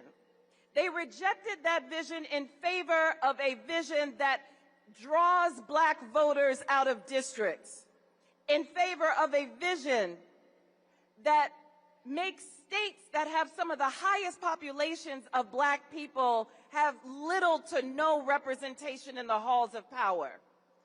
They adopted a vision that silences black voices and suppresses black votes. But you know what? We're here today because we have a whole different vision.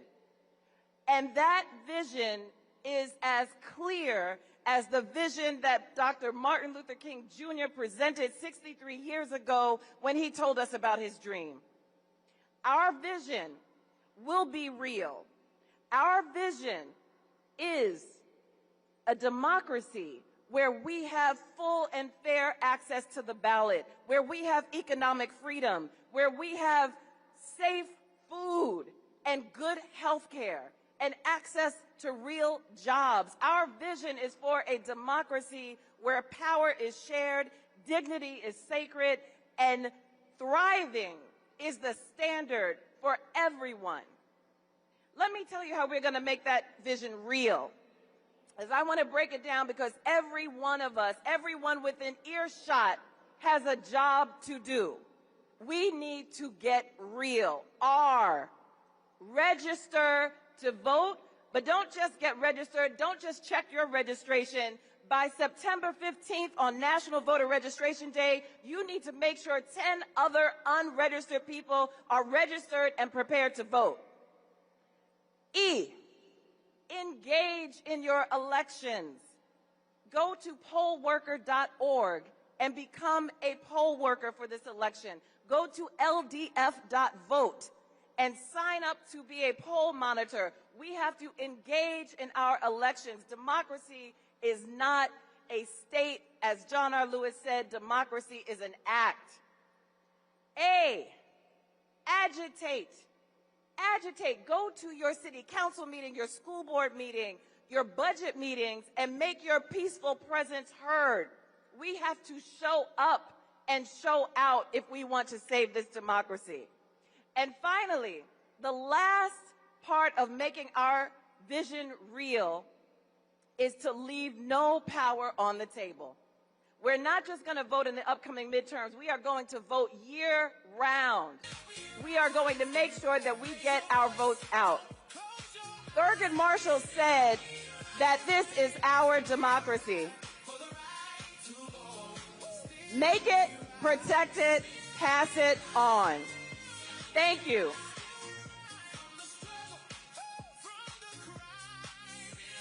Let us now welcome Yolanda King, Arndrea Waters King, President of the Drum Major Institute, and Martin Luther King III, Chairman of the Board of the Drum Major Institute.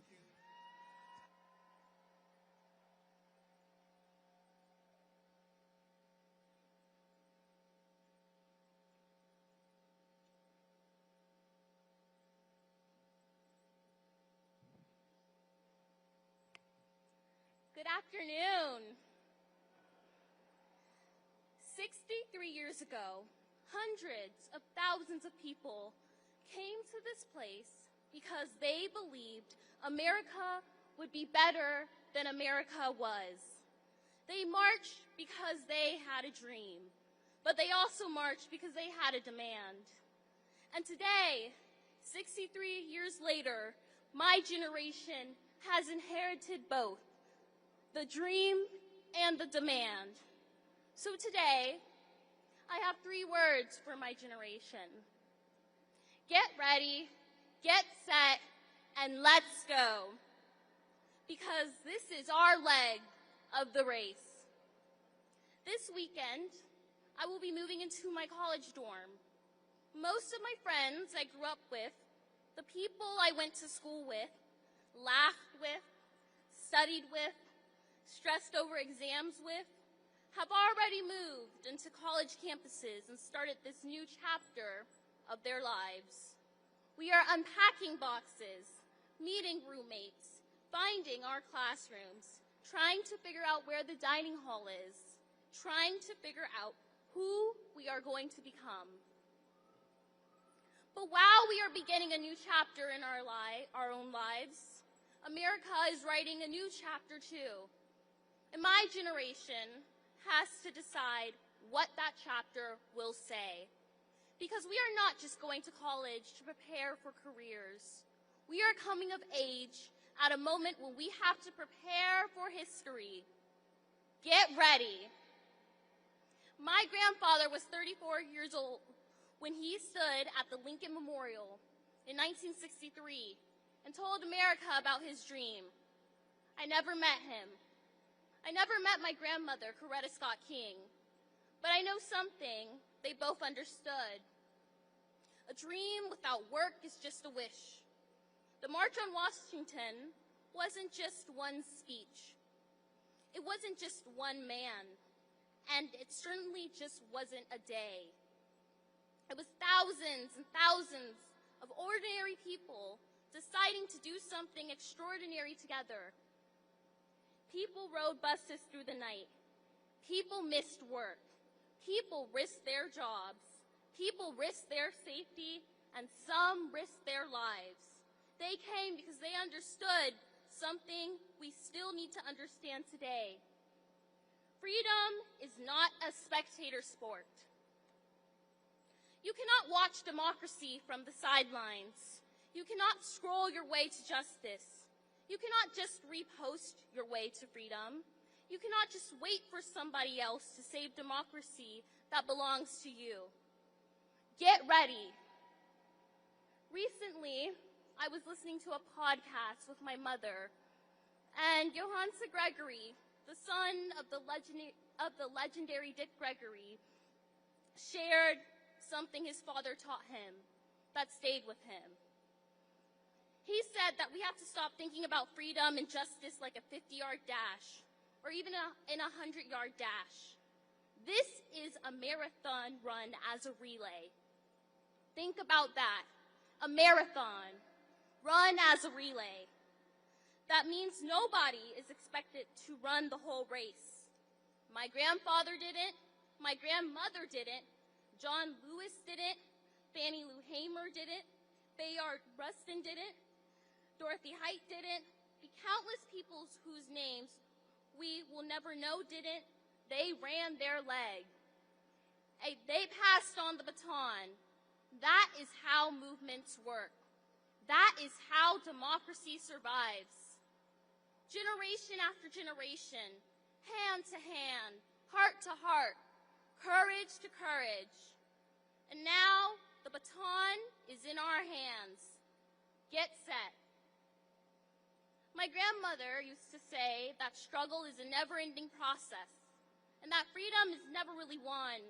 You have to earn it and win it in every generation. Well, Grandma, here we are. This generation has arrived. And yes, we have all heard all the things people say about Gen Z. That we're distracted, that we're always on our phones, that our attention spans are too short, that we're too sensitive, that we're cynical, that we don't care. And I don't believe that. I think my generation cares so much that sometimes we don't know what to do with all of it. We have grown up watching school shootings in real time. We have watched children practice active shooter drills before they were old enough to spell democracy. We lived through a pandemic. We watched George Floyd call out for his mother.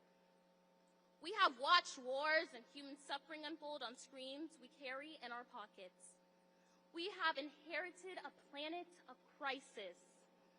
We have seen hatred amplified by algorithms and lies travel around the world through the truth before the truth could ever be seen. And we have watched rights that generations before us fought to secure come under attack. So don't tell me my generation doesn't care. We care. The question is whether we will turn that caring into courage, whether we will turn our anxiety into action, whether we will turn our outrage into organizing, whether we will turn our posts into purpose, whether we will turn our fellow followers into fellow citizens, and whether we will turn our generation into a movement. Get set, because we have work to do. We will be the generation that protects the right to vote. We will be the generation that refuses to accept gun violence as normal. We will be the generation that confronts racism, anti-Semitism, sexism, homophobia, xenophobia, Islamophobia, and every ideology that tries to convince us that some human beings matter more than others.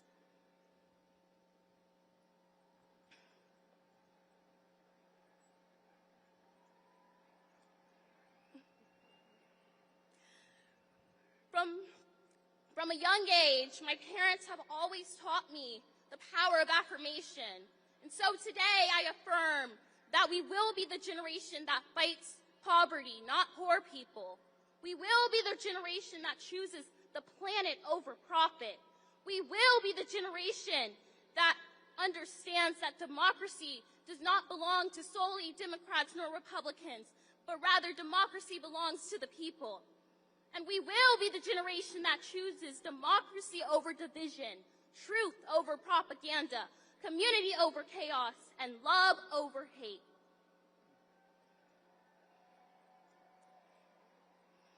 And when I say love, I don't mean the sentimental love, not the passive love, but rather the love that is powerful, the love that is disciplined, the love that is courageous, the love that refuses one to succumb to hatred, the love that organizes, the love that votes, the love that marches, the love that serves, and the love that shows up.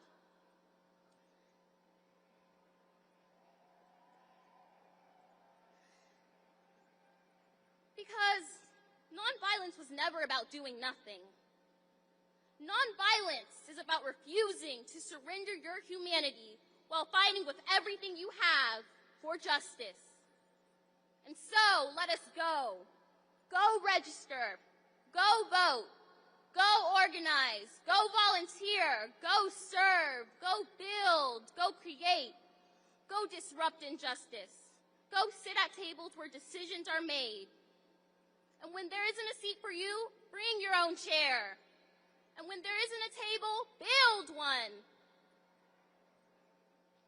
And when somebody tells you that you're too young, remind them that young people have always changed the world. The students who sat at the lunch counters were young. The freedom riders were young. John Lewis was 23 years old when he spoke at the March on Washington. My grandfather was only 34. They didn't wait until someone told them they were old enough to lead. Neither will we.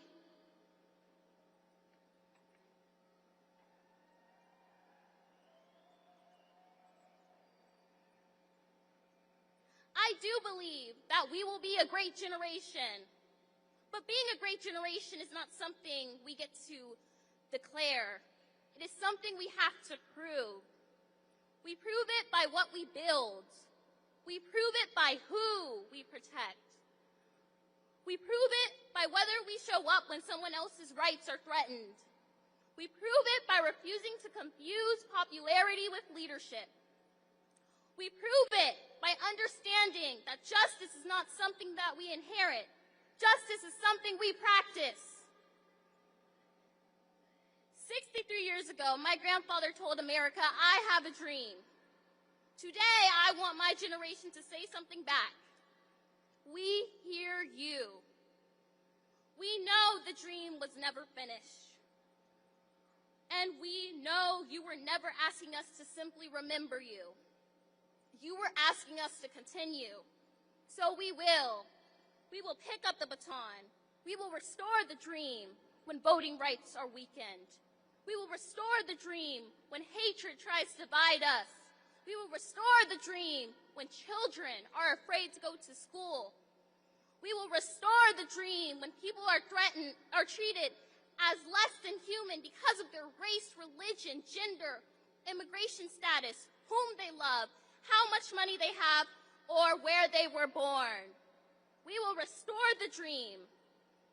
And when somebody tells us the problems are too big, the divisions are too deep, the system is too broken, and our generation is too young, we will tell them, watch us. Because the people who marched here 63 years ago did not just give us a finished dream, they gave us a baton. And a baton is something you do not just simply frame and hang on a wall, you run with it.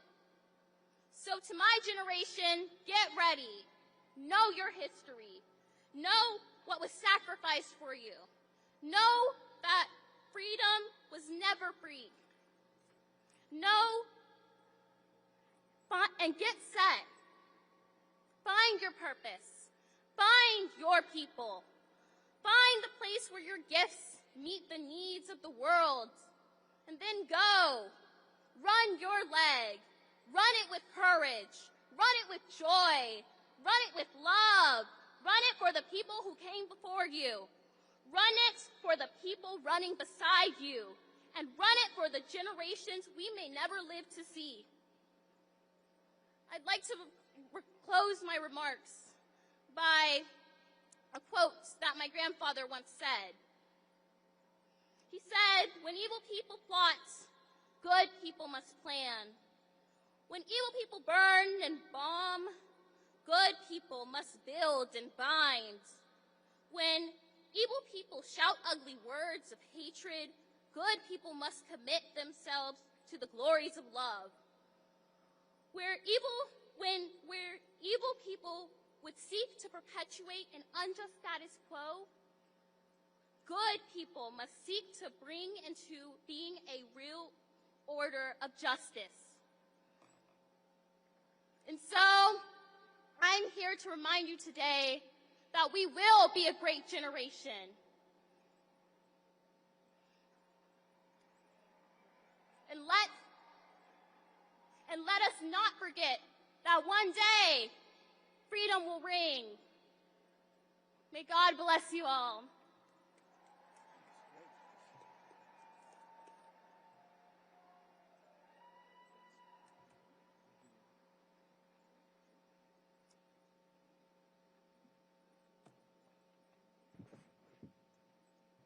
Good afternoon.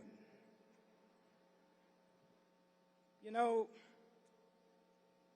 as we observe this 63rd anniversary, I want to first thank all the parents and those who are teaching our children, because a nation is judged by how it treats its most precious resource. And certainly, our children are our most precious resource. Today, we have the opportunity to know history, because the people that do not remember it are doomed to repeat the mistakes of the past. Unfortunately, we are in the midst of a disgraceful attempt by some politicians to return our nation to the days of unchecked racism, murder, selfishness, and greed. On March 31st, 1968, my father, Martin Luther King Jr., delivered his final sermon at the Washington National Cathedral entitled Remaining Awake Through a Great Revolution. For those of you who are not familiar with that story, it's about a man named Rip Van Winkle who fell asleep for 20 years and didn't recognize what had transpired during his nap. In that message, Dad stated, the real tragedy of the tale wasn't that Rip slept for 20 years. The tragedy was that he missed the opportunity to affect change in his community. During a major transition from King George to President George Washington.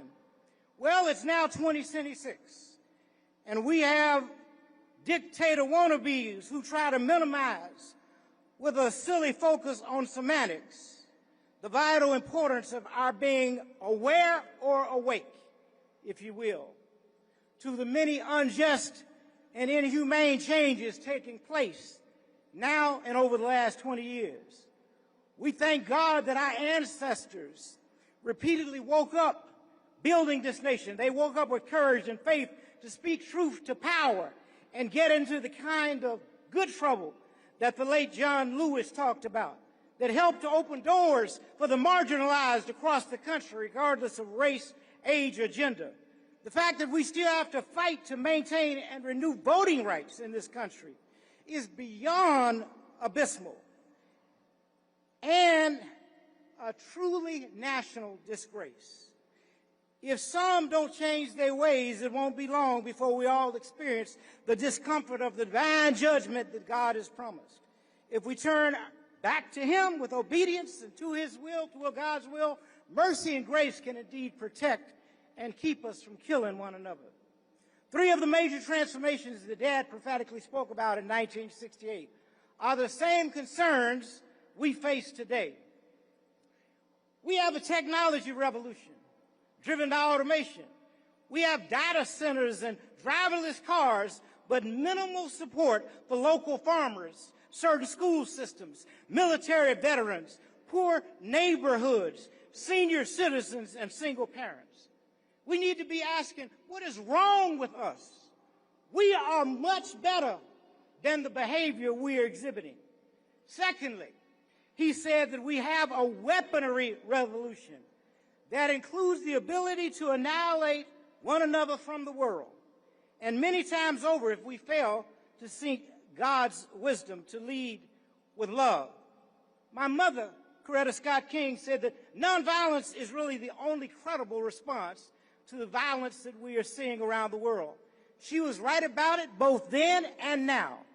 We cannot forget the occasions like May 4th of 1963, when the children in Kelly Ingram Park were marching down the streets of Birmingham, and Bull Connor said, turn on the hoses to the firemen, and the only thing that came out were drips of water. That was God's divine intervention. And when those children left, the fire hoses were restored, which was knocking people all over the ground. Nothing less than the power of God in answered prayer. The third comparison that Dad made in his sermon was that Rip Van Winkle slept through a nationwide freedom explosion. In 1863, President Abraham Lincoln was pressured into signing the Emancipation Proclamation. However, it took the great state of Texas over 2 years to enact that legislation and abide by the law. Therefore, it is imperative that we keep celebrating Juneteenth and teaching our rich pre- and post-slavery history worldwide. Our challenge is that no matter how hard some may try to reverse the political process, we must remain diligent and politically involved on a variety of levels. Voting is our reasonable service and appreciation for the sacrifice of community and political servant leaders. Regardless of our party affiliation, we must vote for those with strong moral character and leadership ability. You see, it only takes, Dad showed us and Mom, a few good human beings to bring about change. All of the marches and demonstrations were not massive like the March on Washington in 1963. It was just a few dedicated foot soldiers and men and women who marched and put their lives on the line so that we would have some of the rights we have today, although it feels like the clock is being turned back. In this age of unlimited communications, imagine if we put down the phone for just a minute and politely go out and talk to our neighbors without getting all up in the business. We need to look out for one another in the way our grandparents used to do back in the day. Too many of us have been and are being murdered or going missing in broad daylight. And it's not just in the South, by the way. Now is the time to urgently employ godly wisdom, situational awareness, and common sense while trusting our Creator to speak to our hearts. This is the season to reject the spirit of anxiety and fear by personally becoming and teaching our children to daily become engaged. There were three major revolutions taking place in 1968. And there were three challenges that Dad espoused during that sermon. The first was the need to adopt a worldview.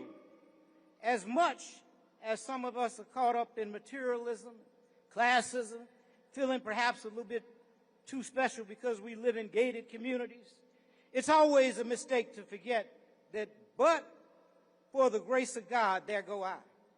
All of humanity, indeed, is tied in a single garment of destiny and karma regarding how we treat one another, including the humanity of immigrants, is real. There's a saying, the chickens have so-called come to roost from time to time on one occasion or another because of the seeds that America has sown around the world. But to walk humbly before God, to show the kind of wisdom and love for humanity that would cause God to be pleased with all of us. The second thing Dad called for was an end of racism and poverty. Over 63 years ago, yet here we are in 2026, fighting the same calculated plan to economically disadvantage black and brown people educationally, limit the sharing of our rich pre- and post-history, address the persistent home training of young children, because some of them are becoming future racists based on fear and a false sense of superiority. I won't bother here to fully address it all, but address the madness of those who are so full of low self-esteem that they have a kind of coon alert put on them. The final challenge that Dad put forth in the sermon is the need for us to reject inevitability. The future may not look bright at this particular moment, but we don't have to worry if we have a personal relationship with God. Don't worry. Certainly we have to pray. We have to watch, pray, and act, in fact. And that's what this is about. Not just watching and praying, but acting. So human progress, Dad said, does not roll in on the wheels of inevitability. It requires the tireless work of dedicated people of all races willing to stand up for justice. Like Medgar Evers did. Like Malcolm X did. Like Julian Bond did. Like so many other nameless individuals did. Dad used to call them foot soldiers. Reverend C.T. Vivian got knocked to the ground for refusing voting rights. But he immediately got back up and said, we're going to register today because this is our God-given right. Fannie Lou Hamer used to talk about she was sick and tired of being sick and tired, and so many of us may be that. But she never gave up. And many congresspersons, the late, great Shirley Chisholm, Congresswoman today, Auntie some call her Maxine Waters. Many courageous people, Al Green, who's leaving Congress, epitomizes courage every day, and many other fearless and elected appointed officials.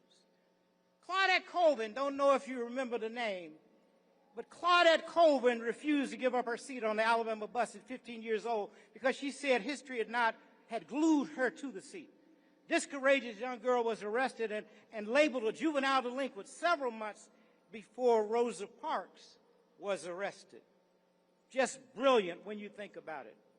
In 1967, my father asked a question in his last book, Where Do We Go From Here? Chaos or Community?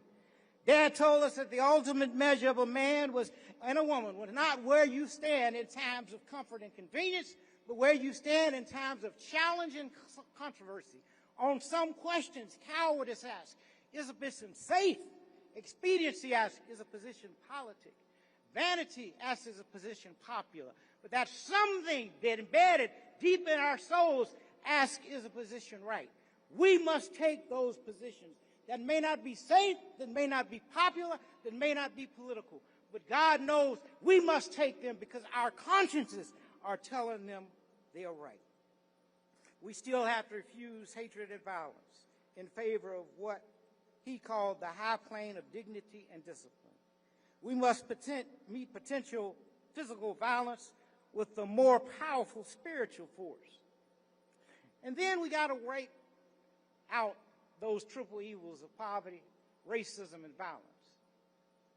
I never thought I'd live in a time where companies and a human being had accumulated over $1 trillion. And yet not one of them has said we're going to dedicate some of these $1 trillion to wipe out poverty. We could, if we chose to, wipe it out tomorrow. But the nation is not choosing that. We have to stand up and demand the things that are good, just, and right for all people. So I say to you in closing, and as I close, I got to recognize my classmate who has done so much in the film and television industry over the years, my classmate from Morehouse College of 1979, Brother Spike Lee. I got to say, always good to see Brother Spike Lee. But I say to you, don't get tired. I know we are tired. I know we are beat down. I know we don't know what else to say or do, but I am no ways tired. Why? Because we come much too far from where we started. You see, no one ever told any of us that our roads would be easy. But what I know is our God did not bring any of us this far to leave us. Thank you, and God bless you.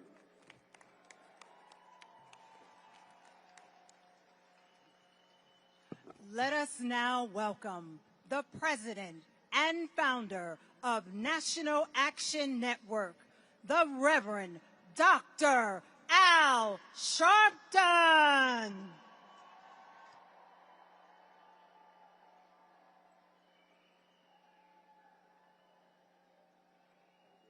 No justice, no justice, no justice. All right. Let me say that as we have gathered here today, by the thousands, I'm looking all under the trees and all of you that have come, many far, some near. 10 buses left Houston, Texas.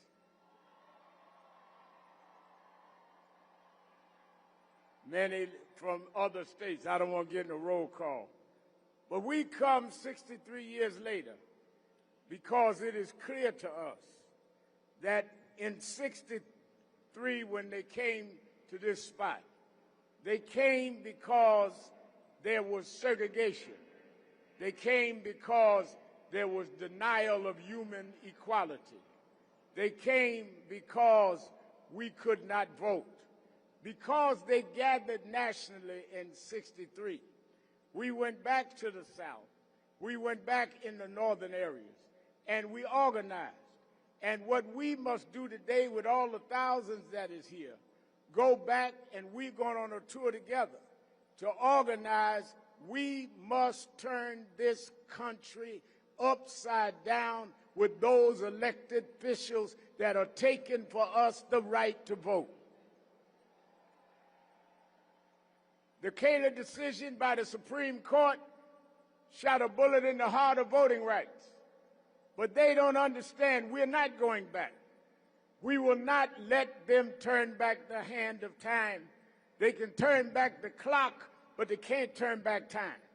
And if we go and organize and go home like they did August 28, 1963, and organize, we can put a handicap on the most biased, bigoted presidency that we've seen in a long time.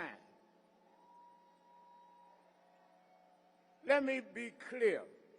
3 things we march for today. Voting rights, which has been stripped. Affordable health care, which has expired. And we fight for diversity, equity, and inclusion, where we must be considered at the workplace and at the executive hall and in government agencies. So I encourage you to stay online with us so we can lay out where we're going and how we're going.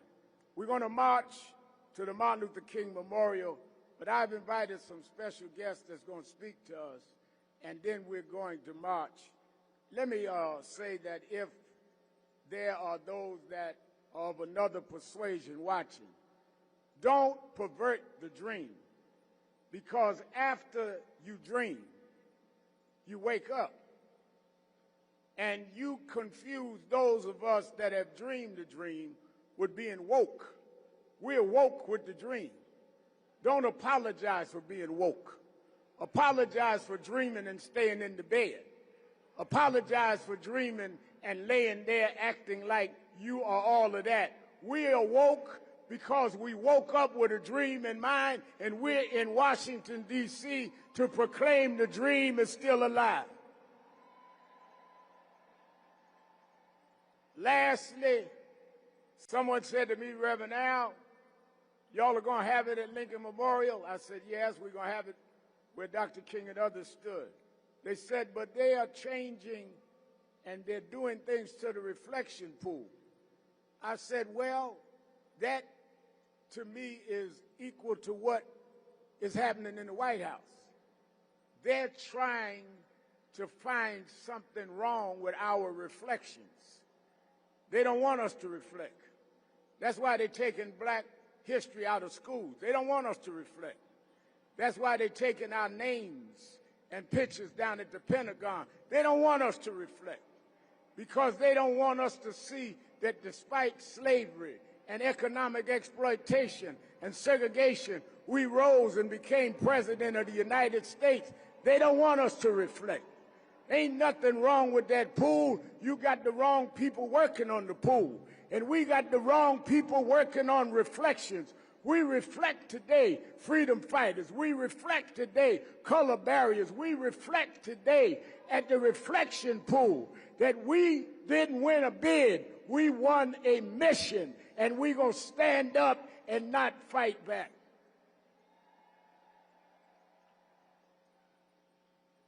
Let me bring first a man that has fought this fight, who has stood for progressive politics when it wasn't popular. In 1984, he supported Jesse Jackson for president, and now he is one of the key figures in American political life. He wanted to be here with us, and I wanted him to have words for us. From the state of Vermont, Senator Bernie Sanders.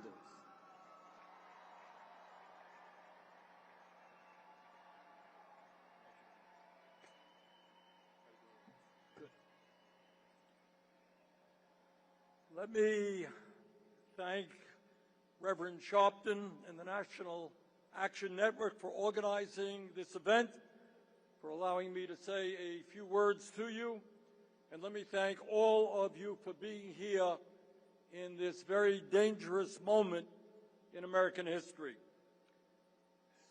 63 years ago, 250,000 Americans descended upon this very location for what is now recognized as one of the most significant events in the modern history of our country, the March on Washington for Jobs and Freedom.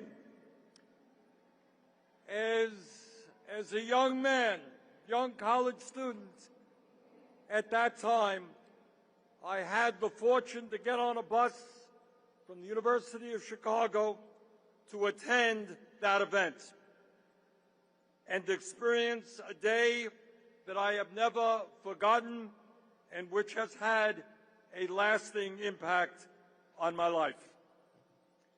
And when we think back upon that extraordinary day, it is important that we remember not only Dr. King's unforgettable "I Have a Dream" speech, but we also remember the context in which that speech took place. We must never forget the extraordinary courage of the people who marched, who organized, who went to jail, who faced dogs and fire hoses, who risked their lives and in far too many cases gave their lives to secure a more just and equitable America. Because of that movement, segregation was dismantled. The Civil Rights Act was passed. The Voting Rights Act was passed. The Fair Housing Act was passed. Millions of Americans gained rights and freedoms that had been denied to them solely because of the color of their skin. Tragically, that dream of a more just and equitable society has never been under greater threat than it is right now. Today we have a president who, along with the Supreme Court members he appointed, is carrying out the most significant assault on voting rights since segregation, targeting virtually every aspect of the electoral system. He is seeking to purge voter rolls and obtain sensitive voter data, restrict mail-in votes and early voting, redraw congressional districts for partisan advantage, and deploy federal agents around polling places. He has undermined faith in American elections by falsely claiming that he won the 2020 election, and he goes around the country claiming that there are hundreds of thousands of undocumented immigrants who vote in our elections, which is an absolute lie. Bottom line, Donald Trump is an authoritarian who is deliberately trying to destroy faith in American democracy, create confusion, sow mistrust in our elections, and make it harder for Americans to vote. But Dr. King's dream is under threat in other ways as well.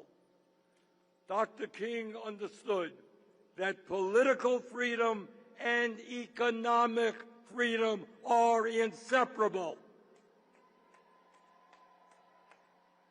And that is why the March on Washington was not simply a march for voting rights, as enormously important as that was. It was the March on Washington for jobs and freedom. As Dr. King, a strong ally of the trade union movement, famously said, quote, "What good is having the right to sit at a lunch counter if you can't afford to buy a hamburger?"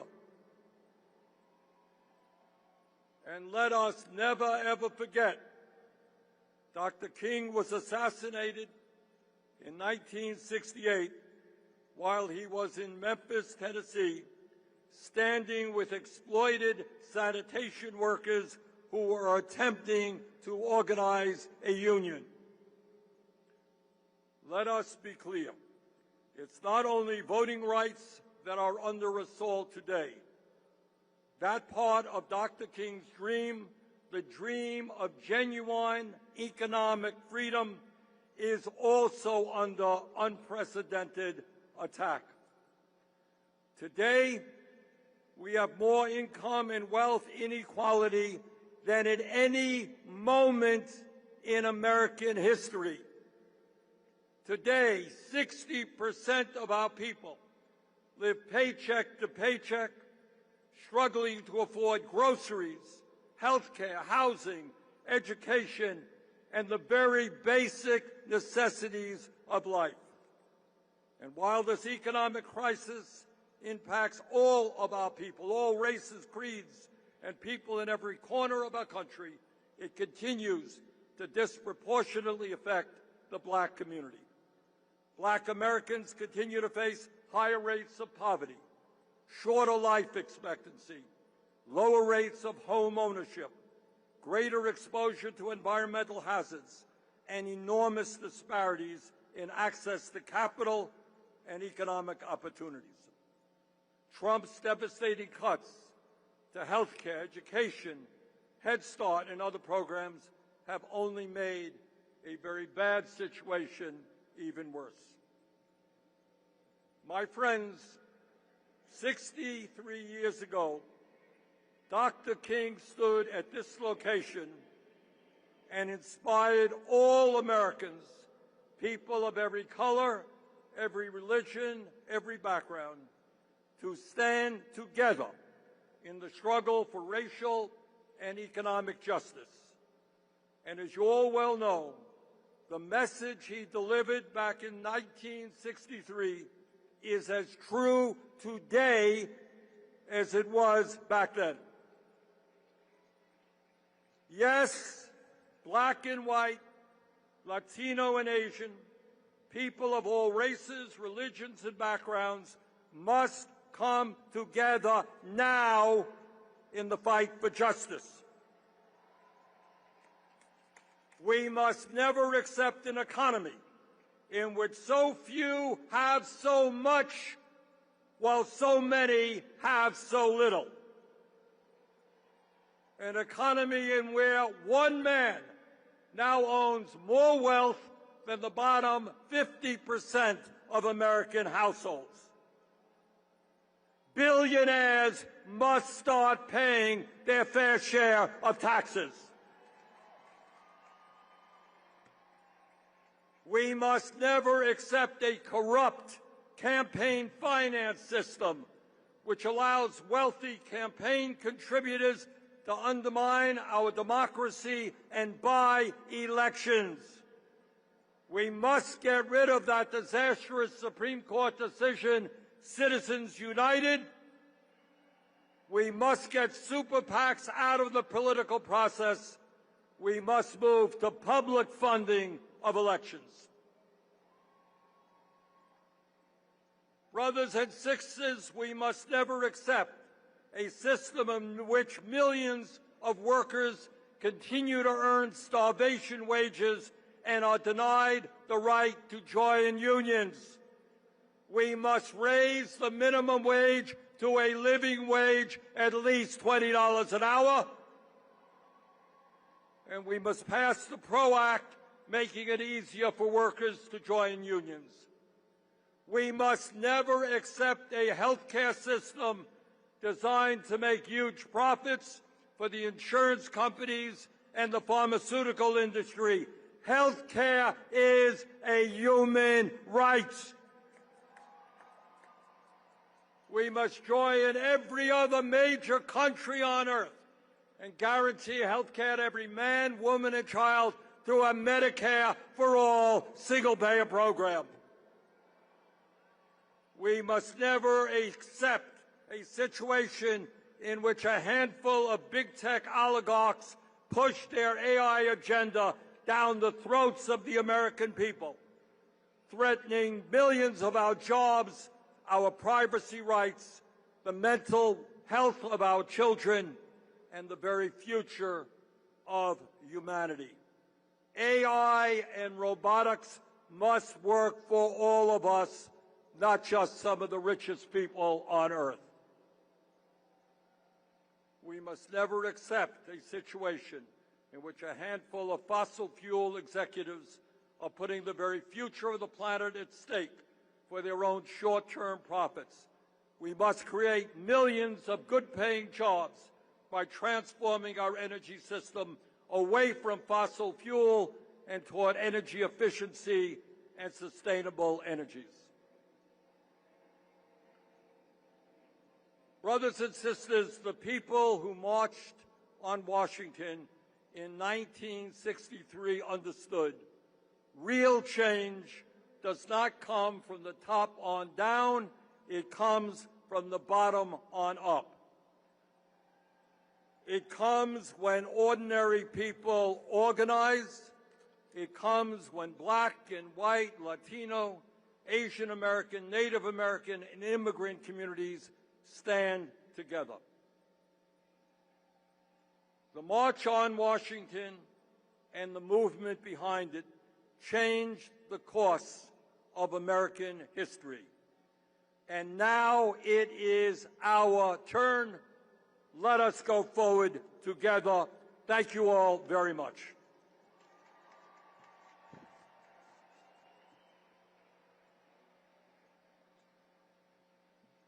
Now let me bring to the stage a sister beloved who has stood up on these issues.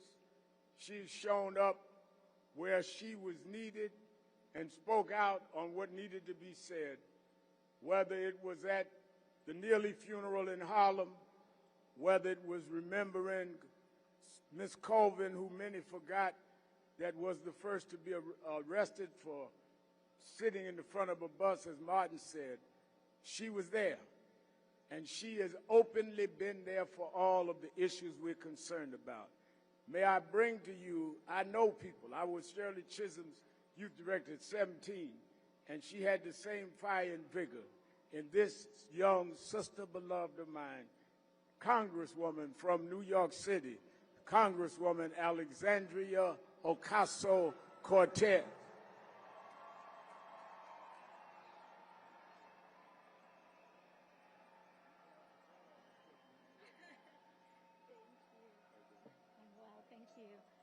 Good afternoon, everyone. How are we doing today?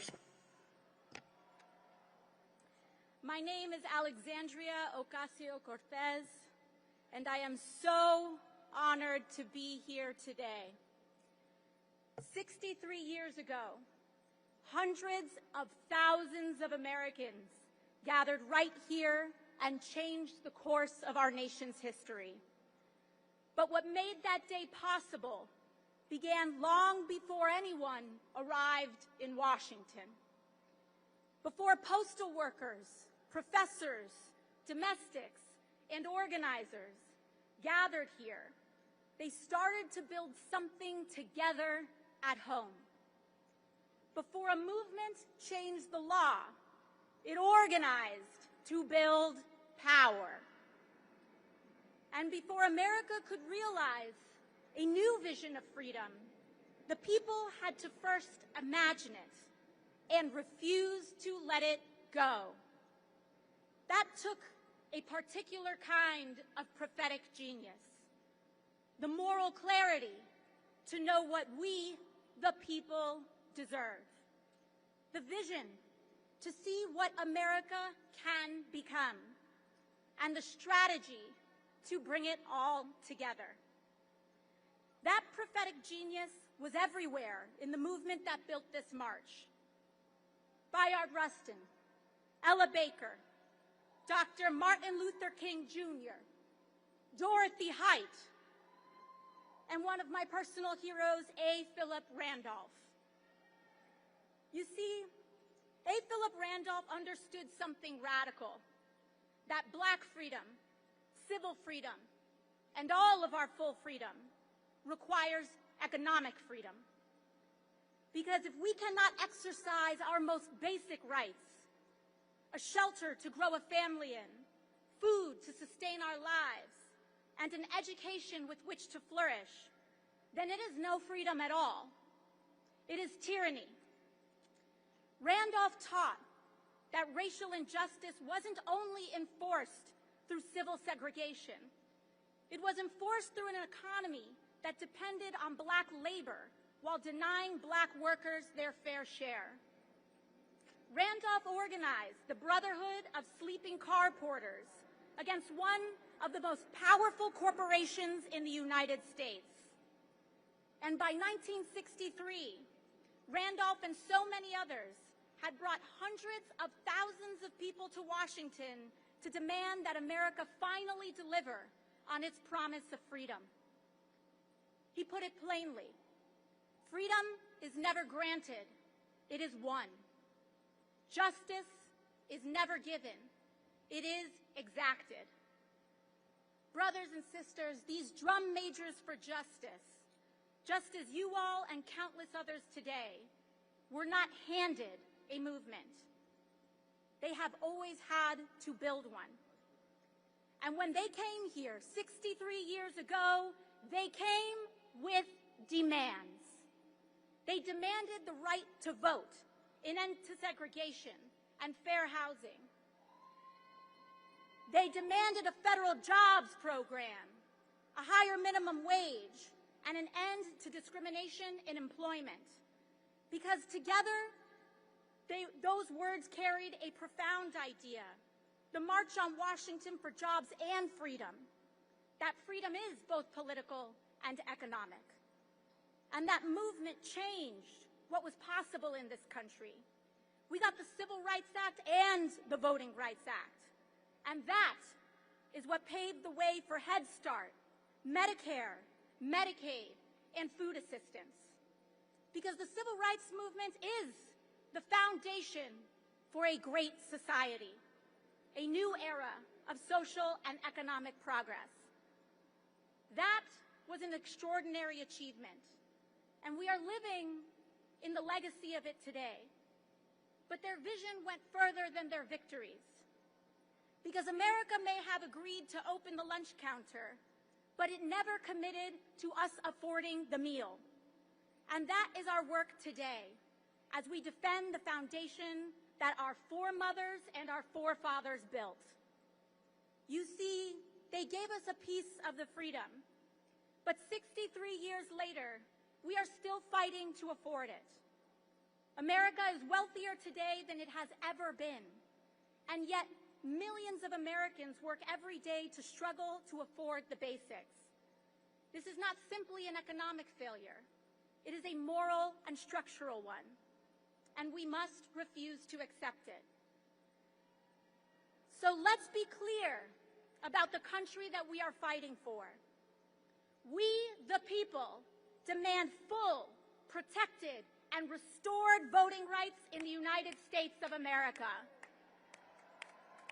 We, the people, know that means we must respond to the arsonists redistricting the South with an organizing, legislative, and civil strategy of our own to dismantle their injustice and liberate the potential of our full civil liberties in all 50 states of the United States of America.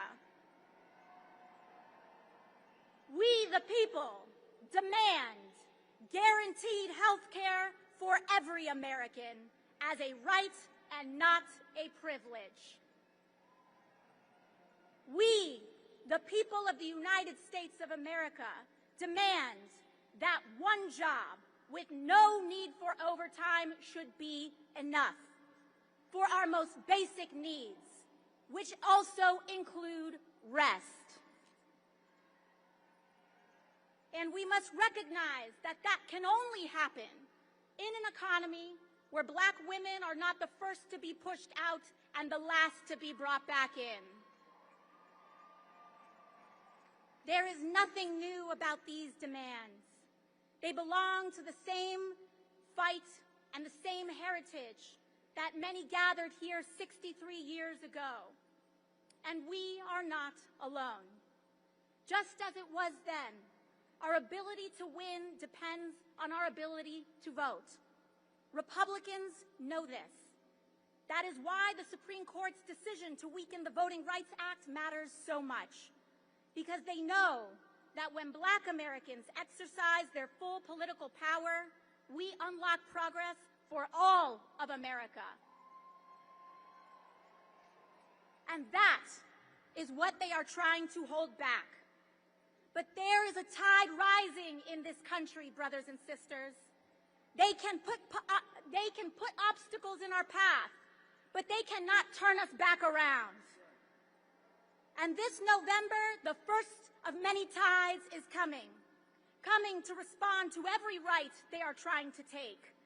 And it is coming to fulfill the promise that hundreds of thousands of heroes carried to these grounds 6 decades ago. It is now our turn to summon that collective genius, to look beyond the limits of this one moment and to see further, to demand more, and to organize toward the future we know is possible. The tide is coming, and this time we intend to win it all. Thank you very much, and I'll see you out in the streets.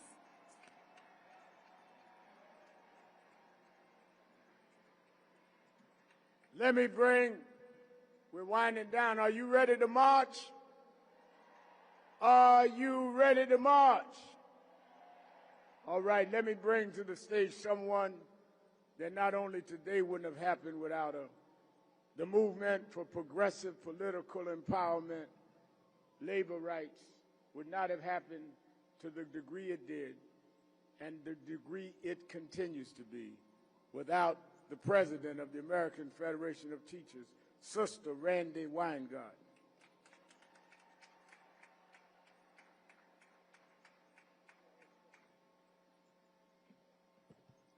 May I thank you, Reverend. Are we ready to march?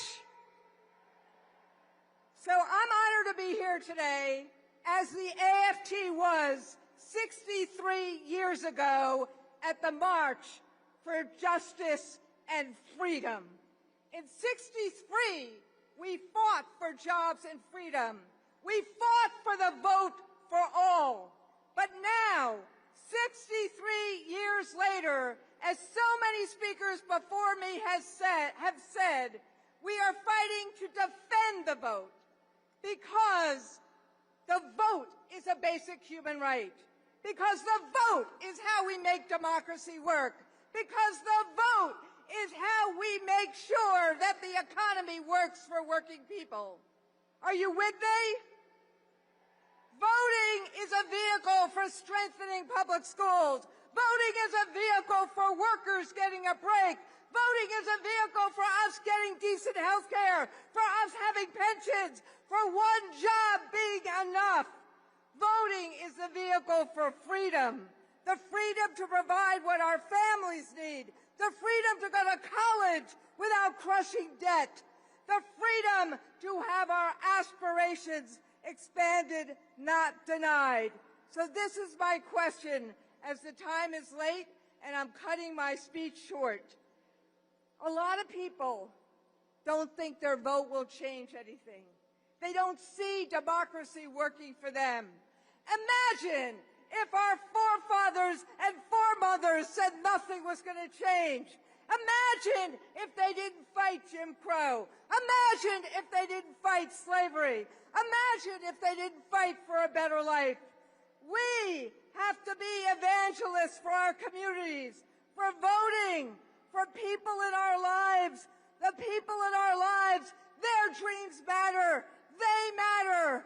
We are not powerless. But this is the point, my friends. We have to vote. We have to get out the vote, and we have to protect the vote.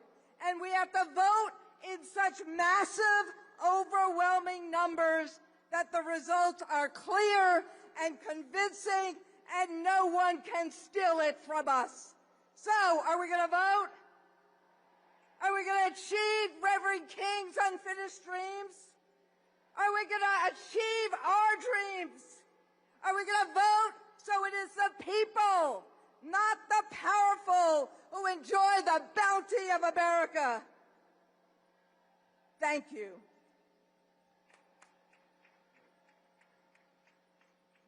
Let us hear the Attorney General of Black America, Attorney Ben Crump.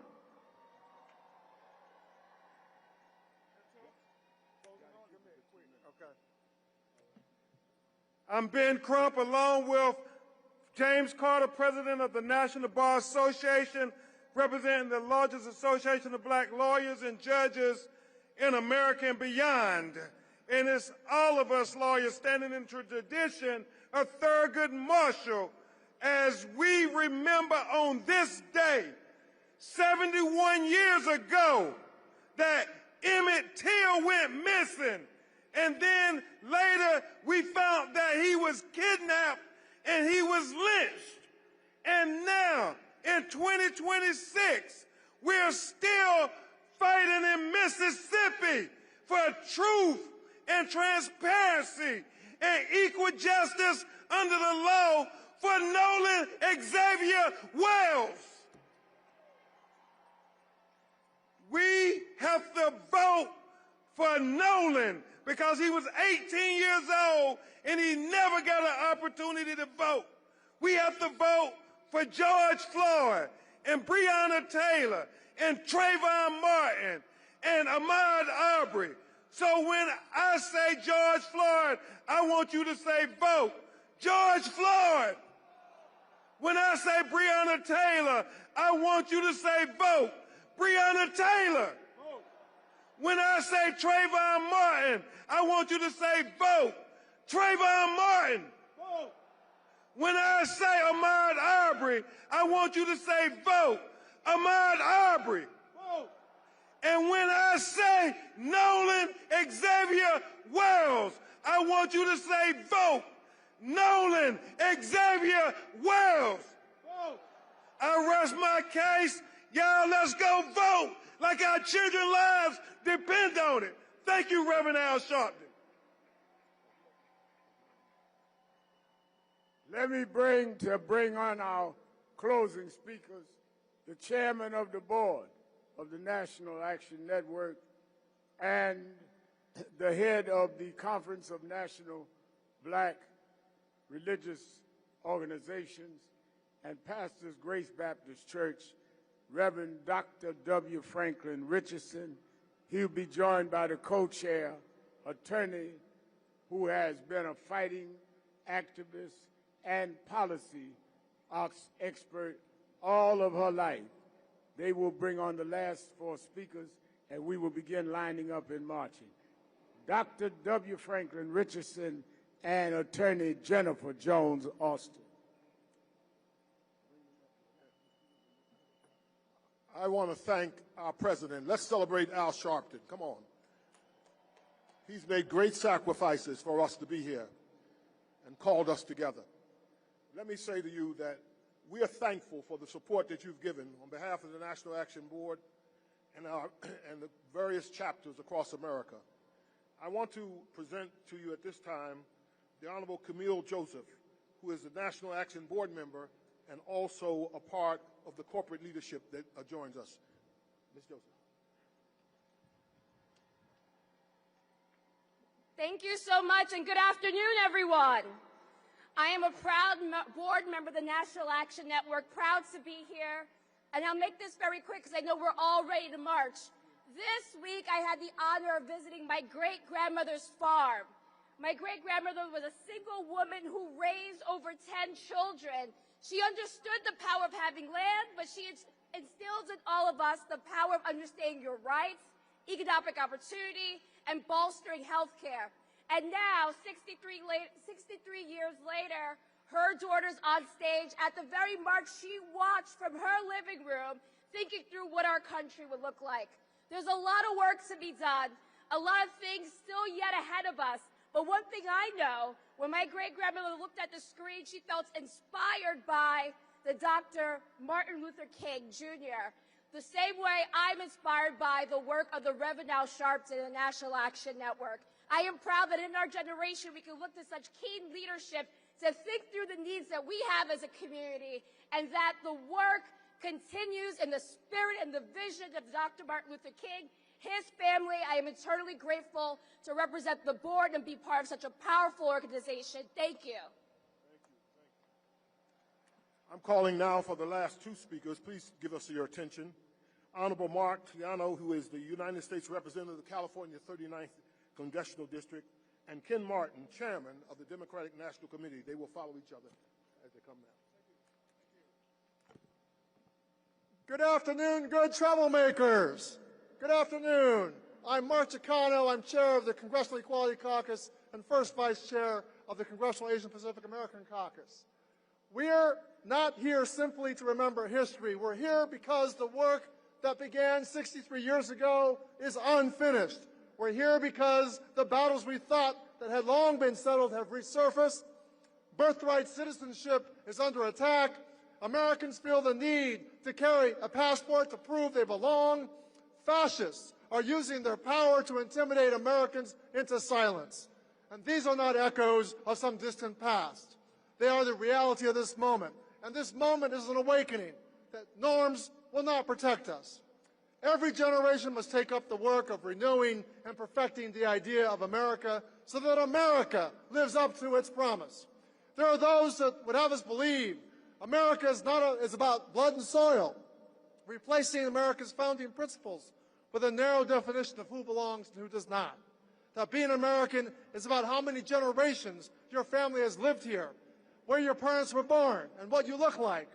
But that is not the America generations of people have struggled, marched, bled, and died for. And what is the idea of America? The idea of America is that all of us are created equal, that government derives its power from the people, that every person deserves liberty and justice, and that being an American is not determined by your race, your religion, or where your parents came from, or who you love. The work of renewing and perfecting the idea of America does not happen on its own. People had to fight for it. John Lewis fought for that idea.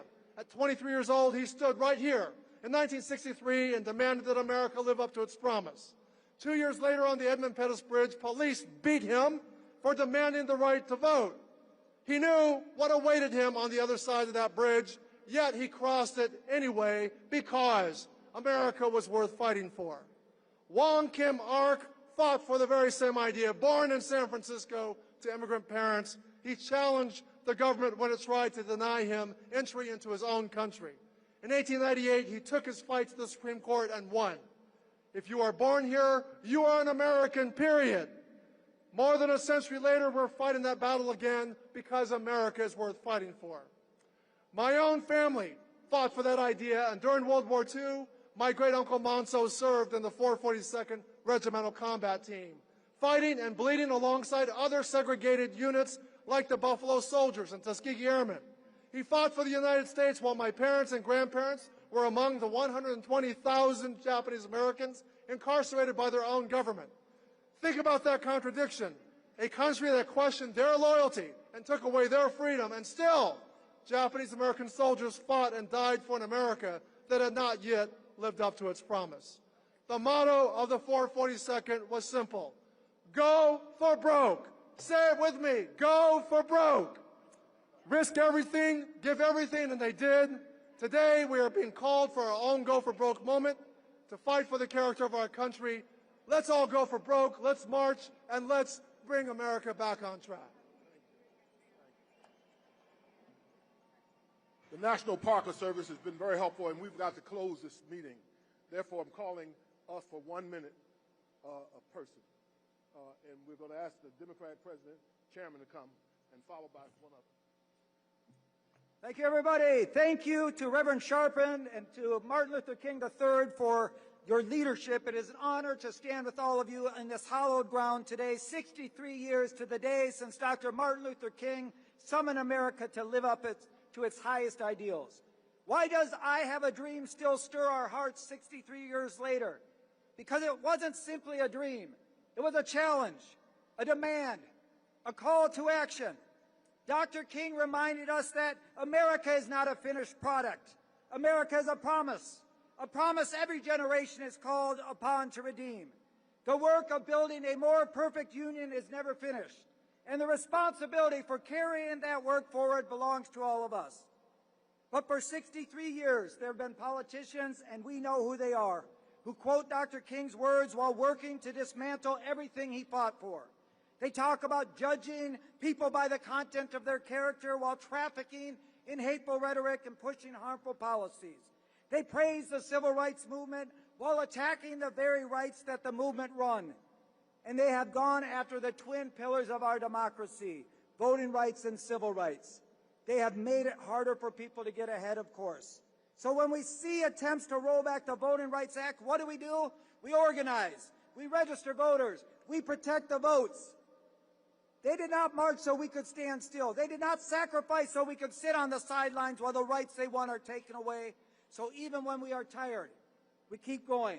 When the road is hard, we keep marching. When they try to divide us, we come together. And when they tell us to give up, we tell them not today, not tomorrow, not ever. Keep organizing. Keep fighting. Let's win in 67 days, and let's change this country for the better. Thank you so much. Thank you. Let us now welcome Brittany Packnick Cunningham and Bishop Leah Daughtry. I come to you today representing America's 73 million children. My name is Brittany Packnick Cunningham, and I come on behalf of the Children's Defense Fund, forged 53 years ago out of the faith of our founder, Marion Wright Edelman, and the fire of Mississippi Freedom Summer. And I need you to hear me. It is Freedom Summer again. They are trying to bury our vote, our inheritance, so I say it is Freedom Summer again. The prophet Isaiah told us, and a little child shall lead them. Not the small men in marble buildings, small men who have never met a child they couldn't cut, a school they couldn't shutter, a ballot they couldn't block, small men who put their names on brass plates and their hands on Bibles and then never read them. A child shall lead them. But this country has it backwards. This country wants to lead the children instead of being led by them. Be led by men who've never missed a meal, leading a child into hunger. White-collar criminals who that's not freedom, that's fraud, and is dressed up in a flag. So hear me. We are here to flip the script, to let a child lead us. Let a child lead us back to the polls. Let a child lead us back to the register, the rally, and the ballot box. When you are protecting the vote, you're not protecting a party. You are protecting a promise. Vote for your children. Vote with your children. Vote because your children are watching. We're not here to whisper. We came to witness and to work. A child shall lead us, not the cowards, not the cynics. A child shall lead us, and we are going to follow them all the way to freedom. Let's go get free.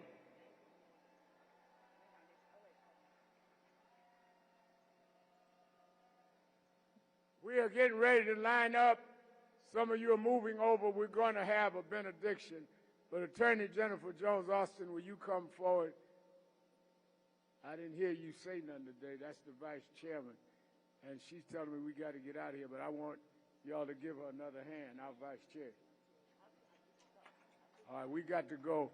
Bishop Leah Daughtry will give us a blessing. Then let us line up to our right.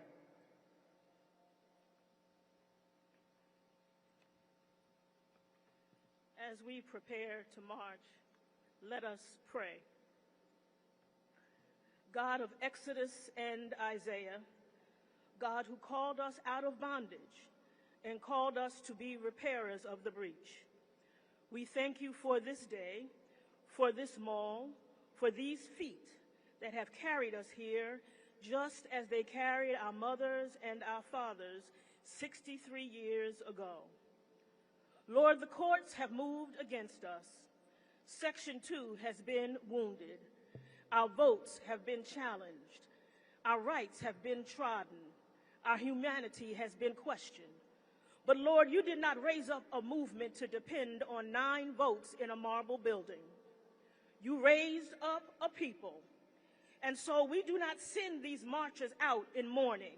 We send them out in commission to serve the least, the last and the lost, the left out, the locked out, and the left behind, to be their voice, to be their hope, to be their strength, to be their light, to fight for them with conviction and compassion, for them and for ourselves, for the work that must be done, for the bridges that must be built, for the children who must be saved, for the sick who must be healed, for the last who must be first. We march, not to complain, but to contend.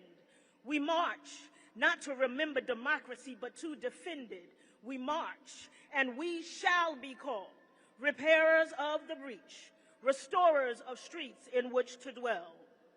In the name of every ancestor who marched before us, and the God who marched with them, and who marches with us today, we decree and we declare that it is so. And all the people of God say, amen.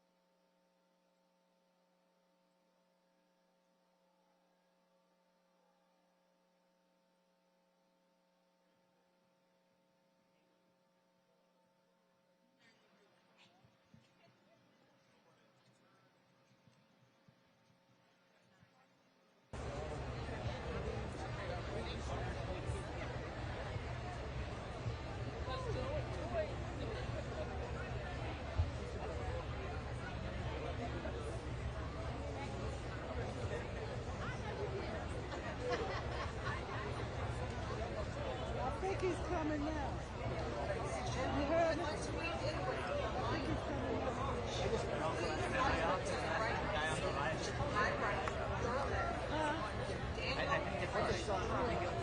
Let us march. I see them walk.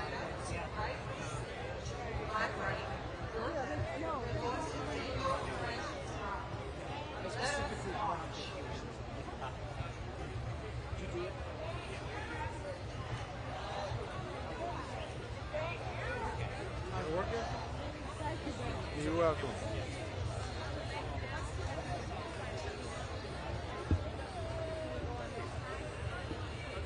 Y'all can come this way. Y'all can come this way, y'all. Okay, thank you. Are y'all ready to march for democracy? Oh, good. Are y'all ready to march for democracy? Show me what community looks like. This is what democracy looks like. Show me what community looks like. This is what community looks like. Show me what democracy looks like. This is what democracy looks like. Show me what democracy looks like. This is what democracy looks like. No hate, no fear. Everyone is welcome here. No hate, no fear. Everyone is welcome here. No hate, no fear. Everyone is welcome here. No hate, no fear. Everyone is welcome here. No hate, no fear. Everyone is welcome here. No hate, no fear. Everyone is welcome here. No fear. Everyone is welcome here. No hate. No fear. Everyone is welcome here. No hate. No fear. Everyone is welcome here. No hate. No fear. Everyone is welcome here. No hate. No fear. Everyone is welcome here. No hate. No fear. Everyone is welcome here. No hate. No fear.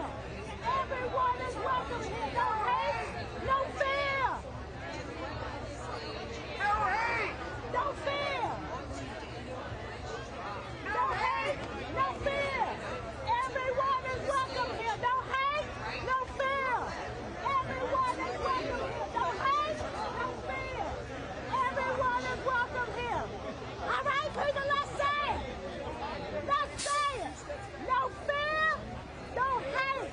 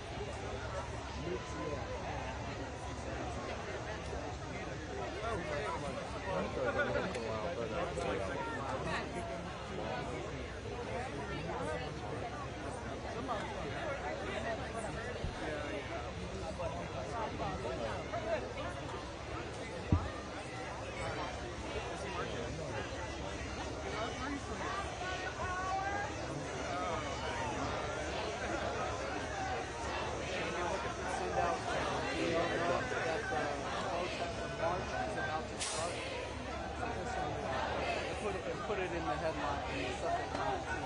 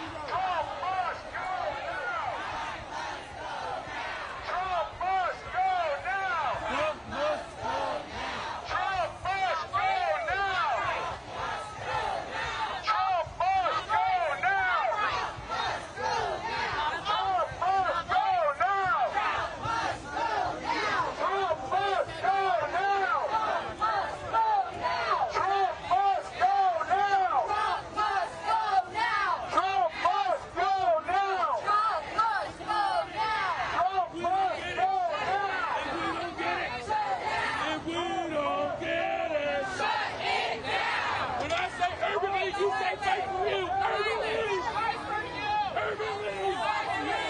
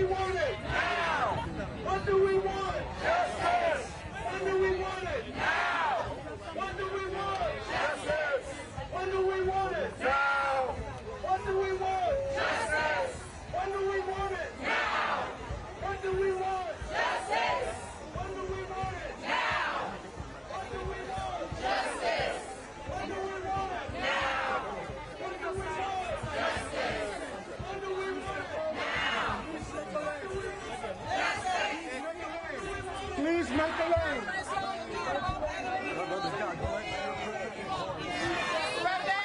Al Sharpton!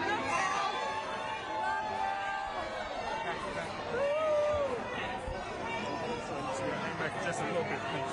Thank you.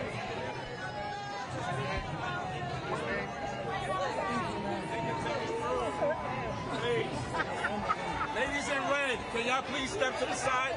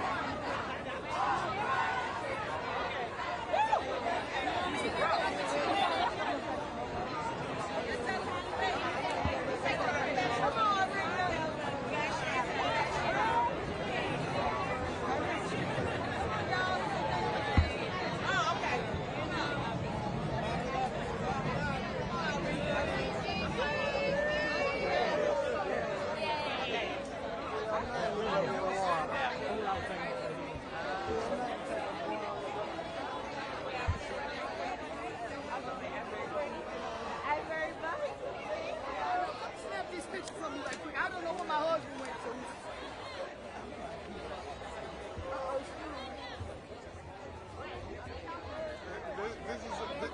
This is big. This is big.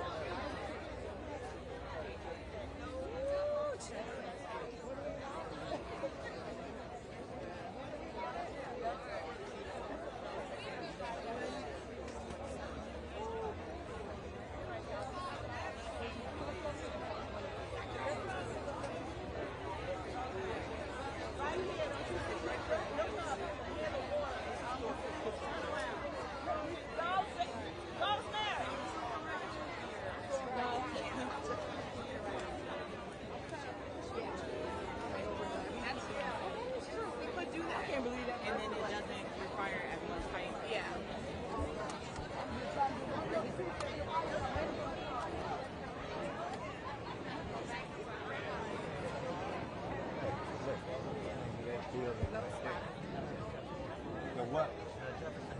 Okay, and this body of water is called tidal basin? Yeah, that's it, like that. Okay, all right, thank you. Gas in the car is like $3.20.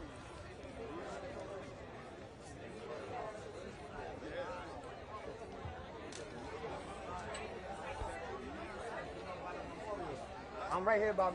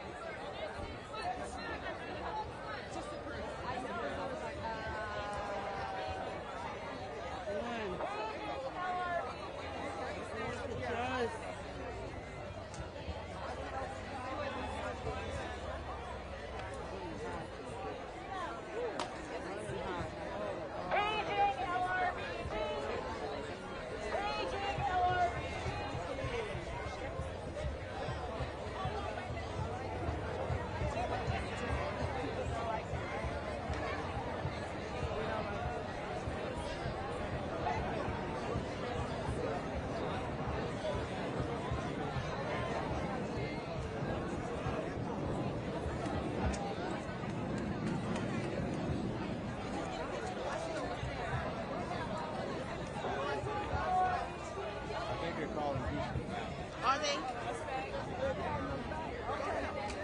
Where my partner? Get the money shot, right? Get the money shot. Wait for it, y'all. Stand over there for me.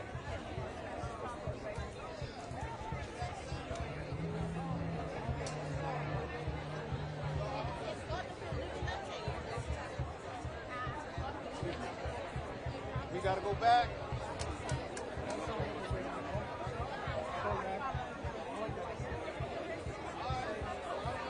Oh, you're welcome. We sprinted right over here yesterday morning.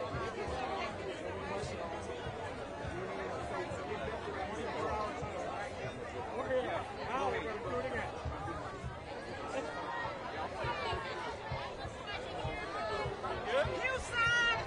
Houston, back to the bus. Houston, back to the bus.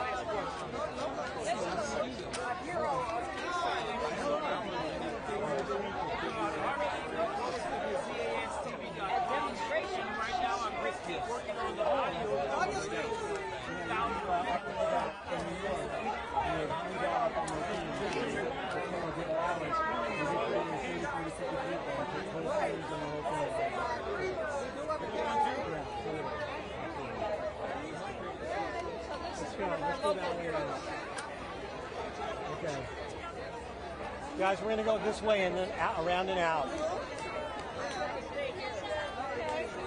All right, take care. Coming on. Thanks for coming on.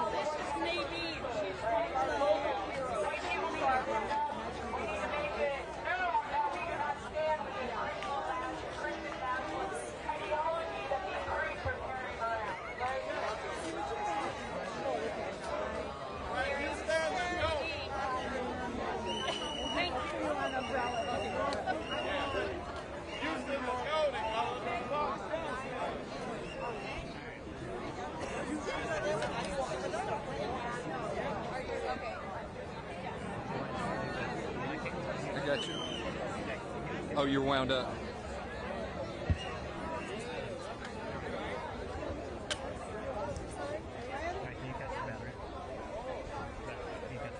Detach?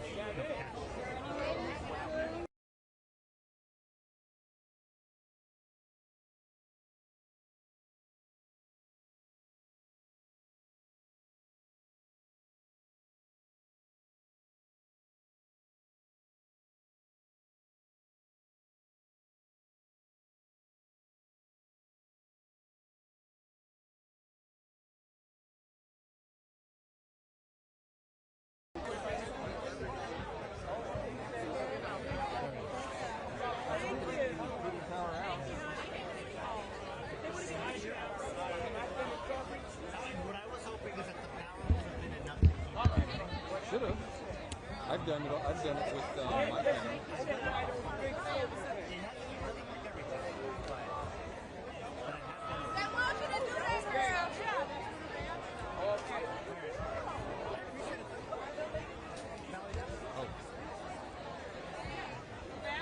All right, Joey, thank you.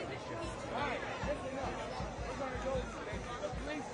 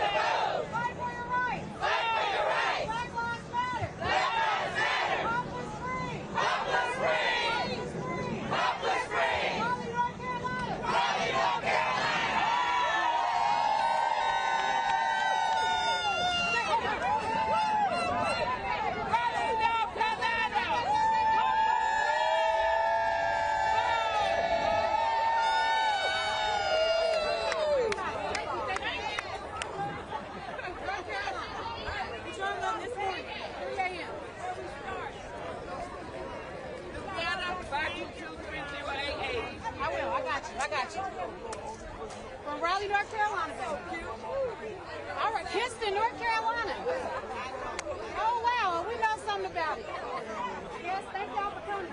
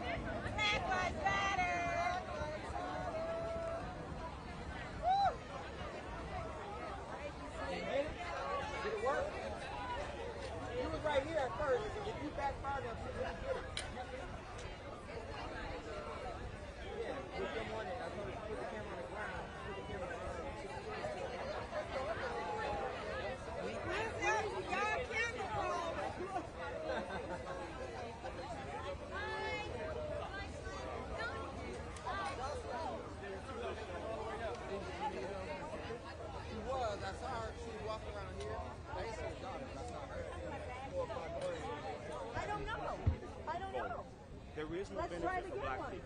Let's try it again. Well, tell me one. I didn't say that you didn't know benefits. Tell me one. Tell me one good.